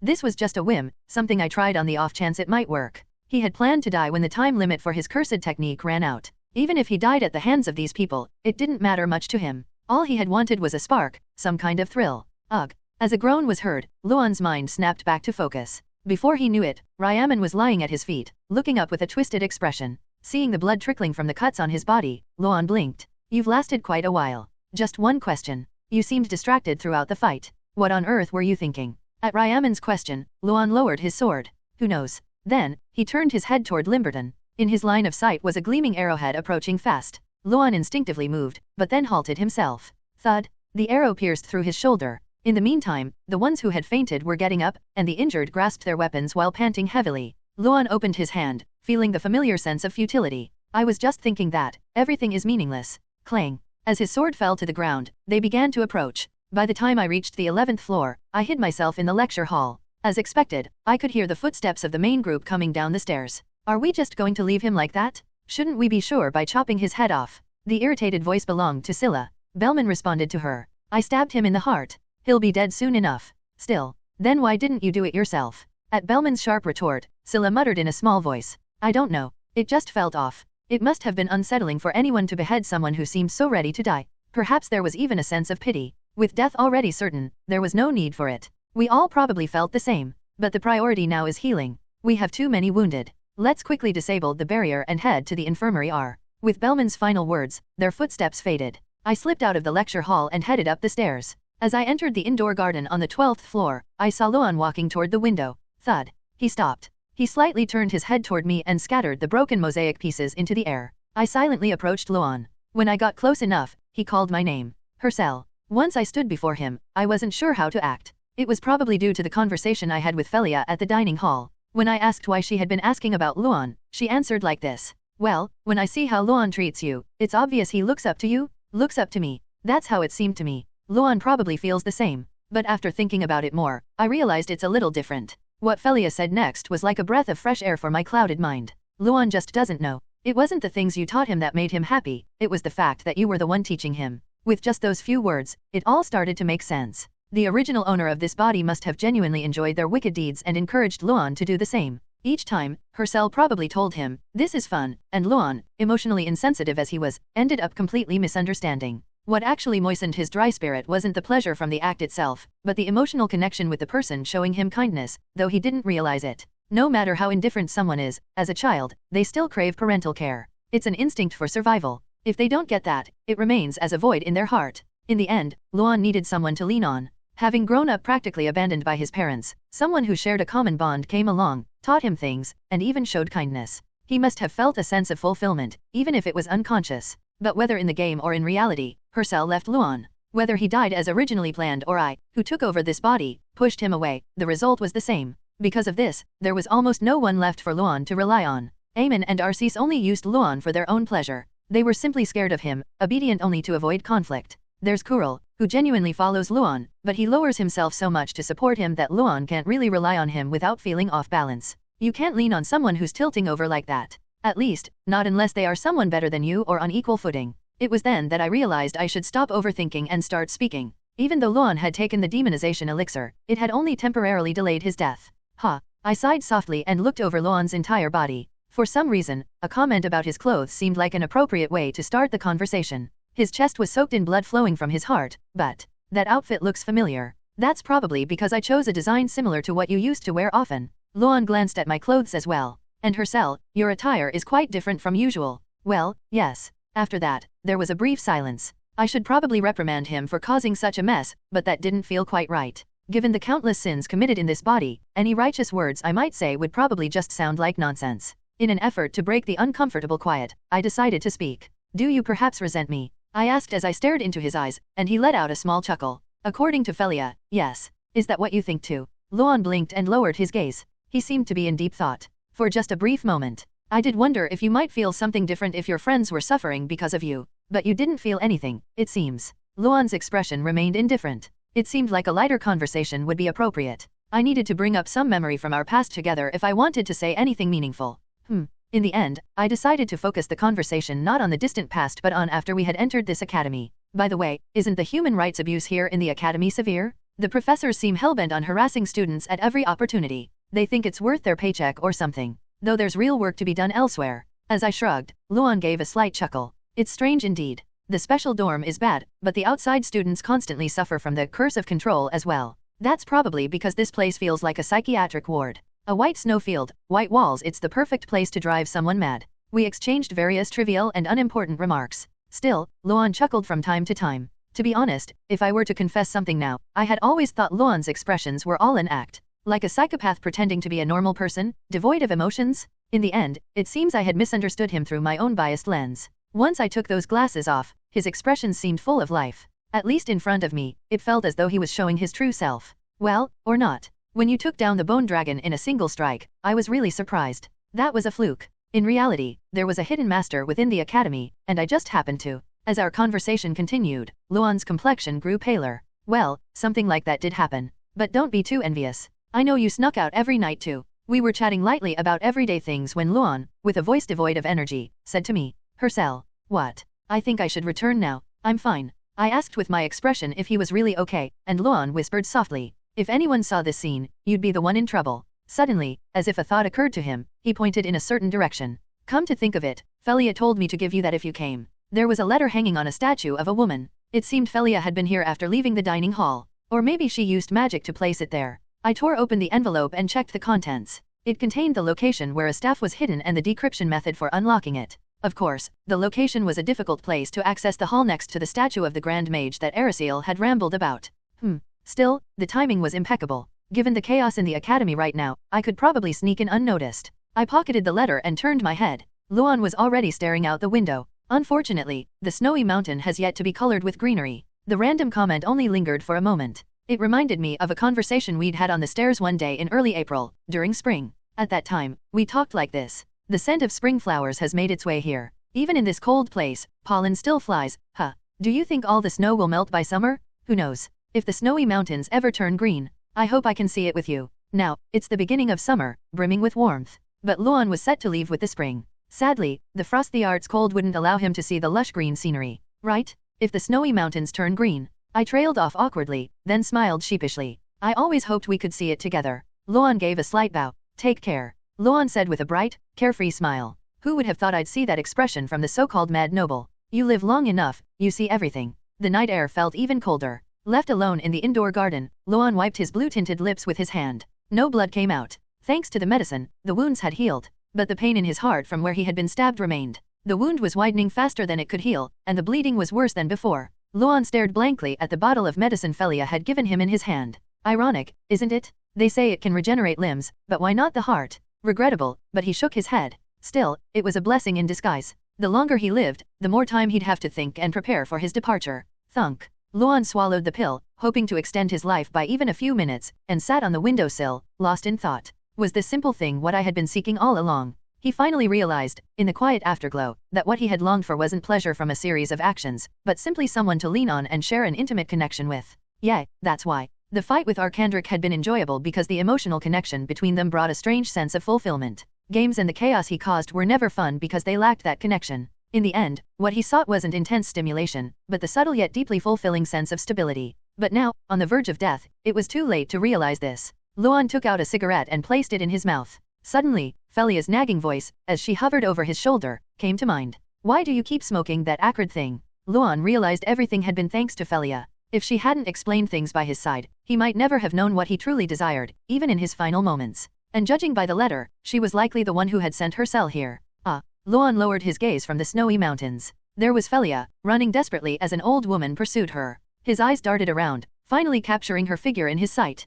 Felia was crawling toward the fountain, blood gushing from her thigh. Melon barely managed to stand, leaning on her sword in the corner of the training yard. Ugh, my back. The internal injuries she had sustained while fighting the bone dragon had yet to heal. On top of that, she was exhausted from cutting down undead as she advanced. Then Felia grabbed the sparrow statue, and a barrier appeared. It was good that she had mustered the last of her strength to swing her sword several times and break the barrier. The problem arose the moment she plunged her sword into her thigh. As soon as Felia held the magic tome in her hand, a giant black hand snatched her up and threw her here. That damn woman. Fortunately, Felia couldn't walk and was crawling away slowly. Dragging her aching knee, Melon trudged after her to finish the job. There is a fountain at the top of the stairs leading to the citadel. Felia, clutching the crimson magic book, crawled along the ground. Her right leg, pierced by the sword, didn't move at all. It wasn't just because of the injury. The part of her leg that held her lingering thoughts had completely burned away, severing all sensation. If I keep getting cut by that sword, I'll be completely obliterated. Felia pushed herself to crawl faster with all her might. The sparrow statue had been shattered, and the mana left in the magic tome was nearly gone.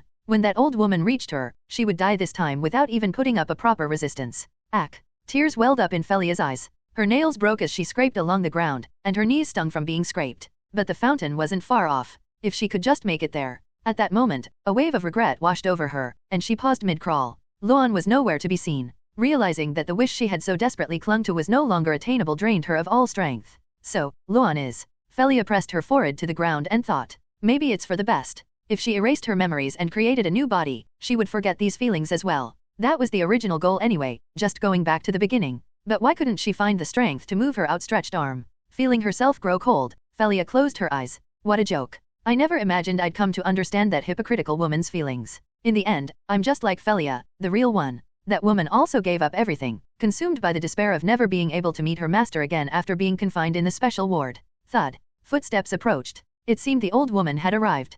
Felia resigned herself and released all the tension in her body. Thud. Suddenly, her ears perked up. This sound, the direction it was coming from, it was like someone was stepping on stairs. If it were the old woman, the sound should have come from behind, where Melon had sent her flying to the end of the training yard. But why? Why is it coming from in front? At that moment, a droplet brushed against her cheek. She wiped it with her hand, and it was red, like blood. Felia slowly raised her head, her eyes widening. Luan Alvanas. He was looking down at her, his face almost lifeless. Felia, what are you doing here? Luan. Luan's condition was dire. His arm, perhaps broken, was healing before her eyes, but blood continued to pour from the area near his heart. I look awful, don't I? I couldn't come down the stairs properly in this state. Luan, breathing heavily, lifted Felia into his arms. Startled, Felia looked at him and asked, Did you fall from the 12th floor? Luan nodded his head. Then, moving his trembling legs, his pale blue lips parted slightly. The fountain, the place you said you'd wait was the fountain. Luan, holding Felia, staggered up the stairs, barely keeping from collapsing. When they were halfway up, he asked, The medicine is still here. Let me know if you need it. Just hold on to it for now. Felia spoke curtly, curling up her body. Pressing her face against Luan's chest, she listened to the faint sound of his weakening heart, feeling as though she was floating. Thud. Luan stopped at a certain point and said, We've arrived? But then, Luan let go of her. With a thud, Felia landed on her bottom, tearing up and huffing angrily. Ouch, that hurt? Is that any way to treat a lady? I don't have the luxury to care about that. As Luan spoke, he was gazing at the fountain. Turning her head, Felia's eyes trembled. It seems waiting here was the right answer after all. The old woman was sitting on the edge of the fountain, glaring at them coldly. She stood up and spoke to Luan. Luan Alvanas, was it? Make your choice. Rot in the punishment cell for your transgressions, or die right here. Luan answered with an indifferent expression. Does it look like I have a choice? The old woman blinked slowly. I didn't notice in this dim light. She seemed to realize that Luan was on the brink of death after seeing his chest. It's not because of your poor eyesight. Luan said sarcastically, watching the old woman walking tiredly toward them. Step. Felia, her face pale, clutched at Luan's trouser leg, sobbing. Wait. I'll repent. You can punish me, just please listen to me for a moment. Sniff. Melon frowned. Repent now? Get out of that woman's body right now. All right. I'll really come out, just give me a moment. I have something to say. As Felia wailed and pleaded, Melon paused to think. She didn't want to cause any more harm to that body. Luan was on the verge of death, and the dark energy radiating from the woman had weakened considerably. She probably doesn't have the strength to pull anything foolish. Melon extended her finger and spoke in a chilling voice. You have exactly 1 minute. If you break your promise to come out peacefully, I'll make you beg for death. Felia gulped and looked at Luan. Luan, can you help me sit by the fountain? I've wanted to cool off in the cold water ever since I got burned. Luan sighed deeply and lifted Felia once more. As they neared the fountain, Felia expressed her gratitude to Melon. Thanks for your consideration. So, what I wanted to say is. With a shy expression, Felia cautiously opened her lips. But then her face turned mischievous, and she stuck out her tongue. Melon, momentarily dumbfounded, widened her eyes, only to be blinded by a brilliant white light emanating from the fountain. Ugh, what is this? All that echoed in Melon's ears was Felia's mocking laughter. You were tricked, old hag. And repentance? I don't do that. The world is survival of the fittest, the weak get used by the strong. How could you have lived this long and still not understand that? Ha ha ha, you little. Melon quickly drew her sword and swung it toward the direction of the voice. But all she hit was empty air. Let's go, Luan. I'm a dying man. Is there really any need to go? You fool. I'm a woman who knows how to form a body. You think I can't create something as simple as a new heart? With those words, the voices ceased. As Belen's vision gradually returned, she fumed in anger at the vanished pair, slicing the fountain in frustration. Damn it all. Frostheart had been bustling with people since last night and remained chaotic until the next day. The students in the dormitories didn't look much better either. Judging by the dark circles under their eyes, they likely spent sleepless nights in fear that they might die. The others were either fighting undead or standing guard inside the barrier, so it's no wonder they were worn out. Our incompetent professors sighed as they looked at the black ash that covered the ground like snow. Rockefeller's expression, in particular, was priceless. Dealing with the cracked training ground and the damaged buildings was going to be a real headache, especially in front of the neatly sliced fountain, where his eye twitched as he asked Melon, "Sir Melon, do you know why the fountain ended up like this?" "They did it. I'm sorry about that. I tried to stop them, but I was too far away. I found all of this out while heading back to the dormitory after leaving the Citadel. But Melon caught me, and I ended up hearing some shocking news."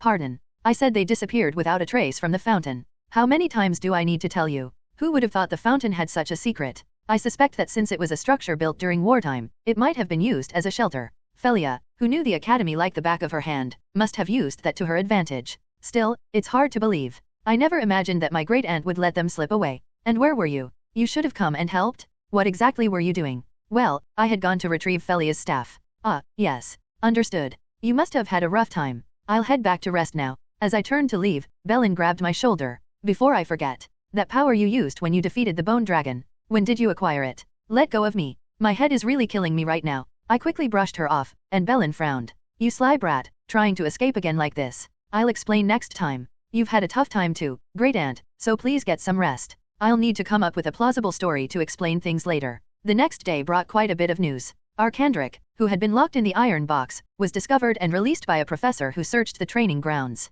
By the day after tomorrow, the professors will likely lift the spell, and Arcandric will finally be able to breathe fresh air again. There was even an official announcement detailing the extent of the damage. It included information about which floors and buildings would be out of use for the time being. Once the repairs to the building's cracks and the training grounds were finished, they would be reopened. Of course, the historically significant artifacts couldn't be repaired, so Rockefeller must be in agony. Sigh, trouble has hit that guy, but there's no time to enjoy it. And rightly so, because even though I made it through the first act by playing recklessly, the boss somehow survived and escaped. I tried to think positively, wondering if a reunion after graduation might benefit me, but thanks to Felia, I just couldn't. If she was going to leave, she should have done it quietly. But no, she took the Crimson Magic book with her. Even though it's not crucial for the future boss fight, it's still an important item.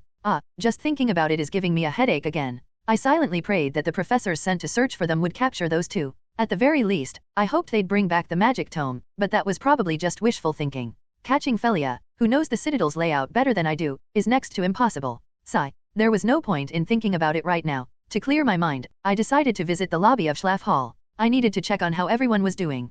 Thankfully, the lobby was peaceful. I was worried someone might be boasting about taking down the bone dragon, but Rix's group sat slumped in their chairs, muttering gloomily. I didn't even get a sip of alcohol. If I'd known this would happen, I would have drunk as soon as we got there, right? I only managed to get one plate from the buffet. As they continued to lament, Gravel spoke to Rix. "Rix, why have you been so quiet?" "Sorry, Gravel. I wanted to lighten the mood, but I just don't have the energy." A man with bandages wrapped around his face was gnawing on some jerky in the underground dungeon. He recalled the time he had been strapped to the operating table. He clearly remembered the moment when a knife was thrust deep into his forehead. Though he lost consciousness soon after, the oddness of the situation was unmistakable. After all, if they were going to split his head open, they should have used a saw for efficiency. When he came to his senses, he found himself here, his face tightly wrapped in bandages. Hatherson shook out the bag that had contained the jerky. Damn, there's barely anything to eat. All he had left were a few pieces of dried rations, some bread, and a single canteen. As a sheet of paper fluttered down, he caught it. It had a message written on it.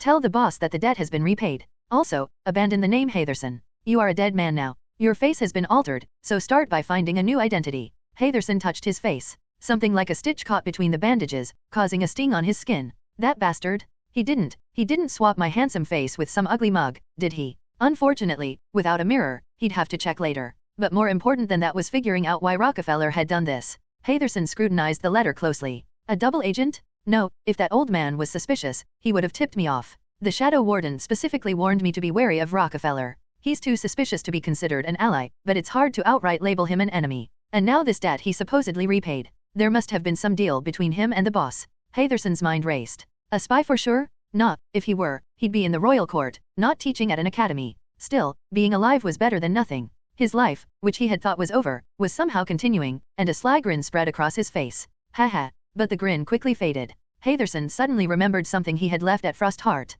His mouth hung open in disbelief. He had handed over all the gold he had gathered from across the world, and every scrap of knowledge on inventory magic, to a student. Now he was penniless. Ayek, if I had known this would happen, I wouldn't have given it away. Hatherson slammed his fist on the ground in regret. Every time he moved, the chains on the shackles around his wrists clinked, making him look even more pitiful. Clink. The cuffs on his wrists were magical restraints. Rockefeller had left him here, trapped, and told him to escape the dungeon on his own. Tears welled up in Hatherson's eyes as he cried out. And Rockefeller, you bastard. At the very least, you could have left me a weapon, right? Huh. He muttered to himself, staring up at the ceiling before slumping to the ground. The floor was covered in green moss. Moss like this only grew in safe spots in the dungeon, places that even the dungeon creatures couldn't reach. This is the dungeon's blind spot where it can't detect prey. Great. But man, I'm not sure I'm going to make it out alive. He hesitated to take a step forward. It made sense after all, he was a wizard, not a warrior. Facing the dungeon's monsters with no weapon was practically suicide for an ordinary person. Guess I have no choice. I'll have to use this genius Hatherson's wits to get through this.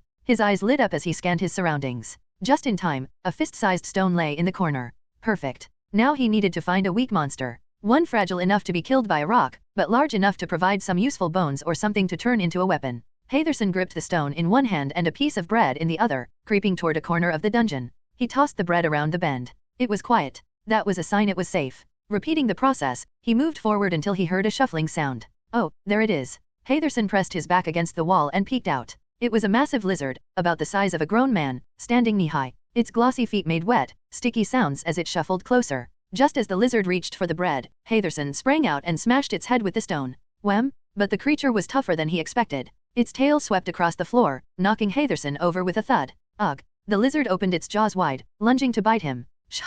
Hatherson stretched his arms out, wedging the chains of his shackles between its jaws. Then, with a leap, he mounted the lizard like a horse, clamping his teeth on the back of its neck while repeatedly bashing its head with the stone. Let's see who survives. The lizard's resistance weakened. It had likely suffered a concussion. After a few minutes of struggle, Hatherson panted and let out a triumphant roar. Yeah, but his victory was short-lived. Tears welled up in his eyes from the realization of how pitiful he had become. To think he had to go through such hell just to take down a single creature. Hatherson couldn't help but feel sorry for his degraded circumstances. Damn. If the other officers saw me like this, they'd be laughing for the rest of their lives. After regaining some energy, Hatherson smashed the lizard's claws with the rock. He used its sharp talons to slice through the soft underbelly, creating a dotted line before tearing it open. His spoils from the dissection were a long spine and a skull big enough to fit over an adult's head. This will do for a weapon. He tore off his shirt, shredding it to create a sturdy rope. He tied the vertebrae together tightly so they wouldn't fall apart. Whip! He swung it around a few times to test it. It didn't break. Satisfied, Hatherson put the whip down and picked up the skull, placing it on his head like a helmet.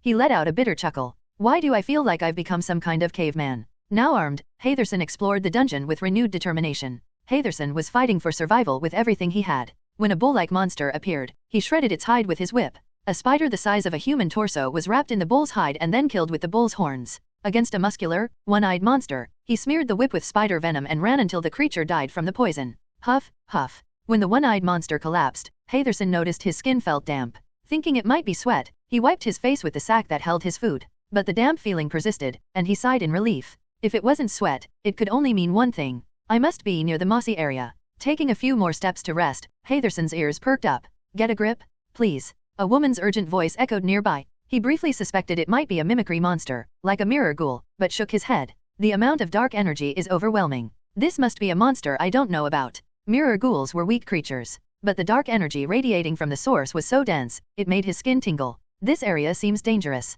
I should head somewhere else. Hatherson was about to turn back when he noticed green moss in his line of sight, causing him to stop. Wait, this is the mossy area, isn't it? That meant there was no monster here. Hatherson cautiously approached, making sure to keep his footsteps quiet. The voice grew louder as he got closer. Luan, you can't lose consciousness here. Hatherson, peeking cautiously from around the corner, widened his eyes in surprise. A woman was crying as she placed her hand on the chest of a fallen man. She doesn't seem like a professor. The woman, with a faint bluish glow around her youthful face, looked quite young. The man lying on the ground also didn't seem like a professor, otherwise, there was no way he'd be collapsed in a place like this. Even so, approaching them was risky for someone on the run. After all, this was a crazy woman in the middle of a dungeon, messing with the man's heart. Haytherson turned to leave, trying to quietly slip away. However, the one-eyed monster he thought was dead was drooling, standing right in front of him. Grr. Ah, shit. You scared me. Startled, Haytherson couldn't help but shout, drawing the woman's attention. Who's there? At this point, there was no turning back.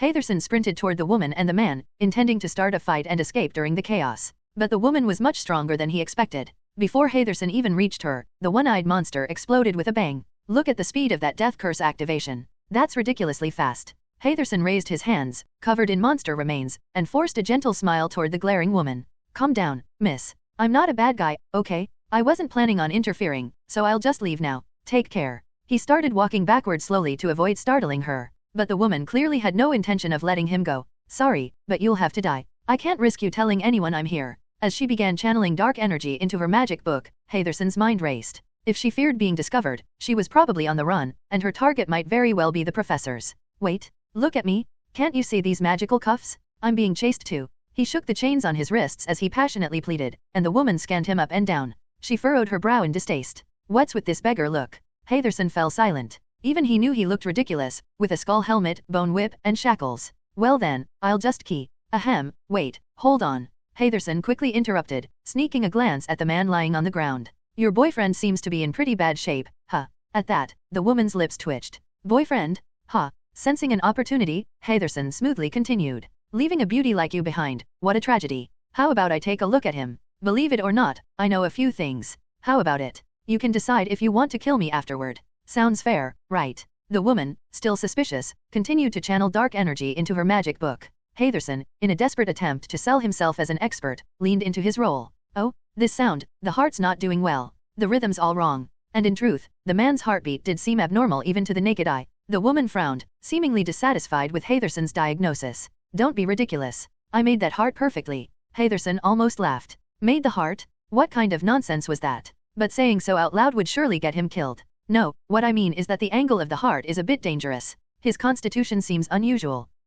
Let me take a closer look. Haytherson cautiously approached and placed his hand on the man's chest. The woman flinched but stayed silent as Haytherson spoke again. See, look here at the back. The blood vessels are getting pinched. If the pressure continues with each heartbeat, it could be life-threatening. You need to pull the heart a bit to the side. Was Luan's constitution always this unique?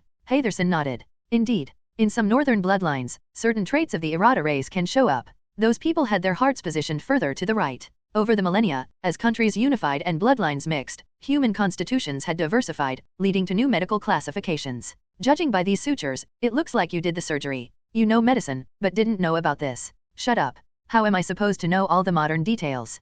Haytherson finished his makeshift surgery on the man. Yet, the man still didn't wake. Feeling a chill run down his spine from the woman's ominous stare, Haytherson hastily added, Ahaha, just wait a moment. This is the real problem here. But you'll need to use your magic for this part. I mean, look at me. He rattled his chains, forcing a smile. What? There's too much dark energy built up in his brain. That's why he's in a daze. But this guy doesn't seem like a mage, so how did he absorb so much dark energy? That's probably because of the drugs. Anyway, just teach me the technique already. Haytherson carefully dipped his finger into the man's blood and began drawing a magic circle on the ground. He didn't want to bite his own finger. Though the woman gave him a sharp look, he calmly completed the ritual. This technique temporarily renews the brain's nerves. It'll expel the dark energy. Be precise. You don't want his brain fluid leaking out like sweat, do you? Alright. And do you have any potions? His brain's nerves are likely quite damaged as well. The woman pulled out a vial of medicine.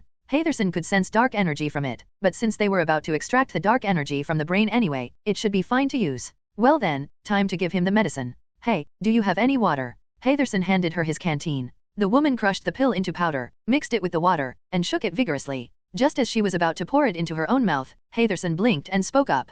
Wait, are you going to feed him mouth to mouth? What about telekinesis magic? It would distribute the medicine more evenly. You're really dense, aren't you? The woman pouted. Haytherson had actually known, but he'd said it anyway. He was irritated by her bossy attitude. If it weren't for these cursed cuffs, I'd... What? Why are you glaring like that? Oh, ahaha, I was just thinking how well you two fit together. Really? Hee. Simple-minded, for sure. A few minutes later, the man opened his eyes. The woman hugged him tightly with a big grin. Luan. However, the man's expression seemed a bit off. He looked confused, as if he didn't recognize her. Sure enough, the man asked, Who are you? Haytherson shook his head. Looks like he's got amnesia. What nonsense, the woman retorted sharply before turning to the man with a playful smile. It's me, the one you used to call Felia. You've changed a lot, right? What do you think? Pretty decent, huh? Oh, and I've changed my name too. Call me Elena from now on. Haytherson pursed his lips awkwardly. Damn, if you were going to change your appearance that much, you could have given him a heads up first. Once the situation settled down, they exchanged a lot of information. The woman, once called Felia, was now Elena, and the man was Luan Albanus. Apparently, they'd caused some trouble at the academy and escaped through a fountain passage to this place. Is that even possible? How did you know about that? I know a lot of things, so don't act so smug, you fool. Haytherson also realized that the woman was ruder than he had first thought. So, you two are fugitives too, huh? Got nowhere else to go? When he asked, both nodded. Haytherson chuckled and made a suggestion. If you've escaped this far, the Empire will likely issue a bounty. How about this? Come with me to the headquarters of the Shadow Wardens. He needed the woman's strength to safely escape the dungeon. If things went wrong, he could always betray them later. But the woman looked at him with disdain. Shadow what? That name is ridiculously lame. What is it? Some kind of cult? Haytherson clenched his fist, trying to remain calm. How dare she insult such a prestigious criminal organization? Meanwhile, the man, who had regained much of his strength, spoke. The Shadow Wardens are quite a notorious criminal organization, even within the Empire. It could be a suitable place to hide. But who exactly are you to make such a proposal? Haytherson smirked. My name is Haytherson Ayala. I'm an officer there. I could get both of you in with just a word. The man looked at the woman and said, traveling together for now doesn't sound like a bad idea. We can verify the truth of his claim over time. If Luan says so, then fine. I can change the name of this shadow whatever later anyway. Though her words annoyed Haytherson, he had gotten used to it and let out a sigh. Ugh, whatever. Let's just get moving. And so, the three of them set off together. Despite the commotion, the dining hall at the Adele Hall remained intact. Not a single servant was injured, and all the food supplies were untouched. As a result, business continued as usual. It's been a while since I've sat here. Emmerich sat in the VIP section. As the waiter handed over the menu, the man sitting next to him spoke. Wow, I guess you must feel guilty toward me. The grumbling man's name was Harmon. He had lost his spot in the top 10 to Emmerich after being defeated during the first-year magical combat training. Emmerich ignored him and handed the menu to Harmon. How about a course meal? Well, yeah, that might just heal my wounded pride. Emmerich raised 3 fingers toward the waiter. 3 portions. Yes. When will the rest of your party arrive? We can adjust the timing if you'd like. They'll be here soon. You can start preparing now. The waiter bowed politely and left. Harmon pouted slightly. So, all this effort is because of Hercel, huh? Well, yes. I've made quite a lot of coin thanks to him, and I also have some business to discuss. Harmon blinked and asked, you're not thinking of giving up your spot in the top 10, are you? Don't be ridiculous. The top 10 position is not something he's capable of holding. Harmon nodded in agreement. In fact, ever since Hercel killed the poison serpent Berm, he had become more powerful than most professors. The top 10 rankings might mean something to the students, but for someone like Emmerich, it was nothing more than a trivial game. Then why are you interested? Emmerich took a sip of water before answering. He's practically the king of Frostheart. A single word from him could cause a storm. Keeping an eye on him is crucial. Oh, I see. So, you're saying you want to stay on his good side, huh? Emmerich narrowed his eyes, and Harmon quickly continued, trying to tread carefully. But isn't that risky? The pride of the others is no joke, especially, the 7th ranked guys. The top 10 rankings were based on strength. The current number 1 was called the first rank, while Emmerich, being at the bottom, was 10th. Won't things get noisy once they return? Currently, the 1st through 7th ranked students were absent. They were on a practical mission deep in the demonic realm with active pathfinders, but they were due to return to Frostheart soon. No matter how strong they are, they're nothing to worry about. Of course, they'll get crushed. But I'm talking about gambling, betting. Emmerich glanced away from Harmon and replied, if it's gambling, you should talk to Athera. No, what I mean is, will those guys even dare to challenge Hercel? There has to be some fighting, or else Athera won't open the gambling tables. Emmerich scoffed. Harmon had lost most of his wealth betting on the first-year written exam and was now penniless. In order to make a living, he needed to earn some coins. That's why I told you to bet on Hercel Ben Tenist. TCH, at the time, that was the safe bet? Ugh, isn't there any way out of this? Harmon scratched his head in frustration, while Emmerich fell silent, deep in thought. Then, an idea came to him. Well, how about making sure no one knows? Think about it, Harmon. Hercel Ben Tenist is part of the Schlaf Hall. Because of that, even I underestimated him at first. Harmon perked up his ears. Yeah.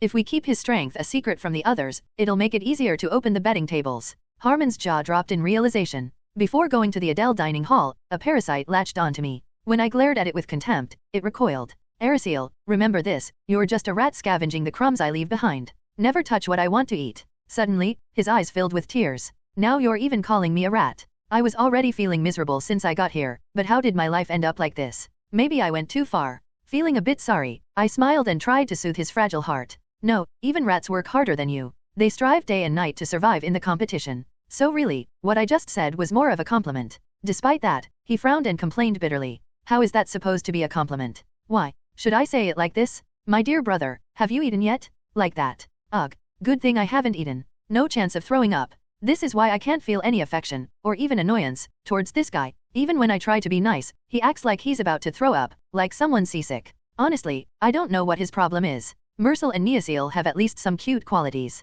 I squinted my eyes and scrutinized Ericil's face. Why are you so different from the twins? Do you perhaps have some kind of secret about your birth? What? I'm definitely my mother's son. I even have the same silver hair as father. While we were chatting nonsense, the door to Adele's dining hall opened. But don't worry. At least I don't consider Dazel my sibling at all. You're a better person than him. That's actually nice to hear. Haha, I'm better than the second brother, huh? Yeah, of course you're better than that lunatic who tried to release a monster to massacre everyone. People's eyes turned towards us. Ericil wiped the silly look off his face and put on the dignified expression of a noble. It seemed like he cared about appearances in front of others.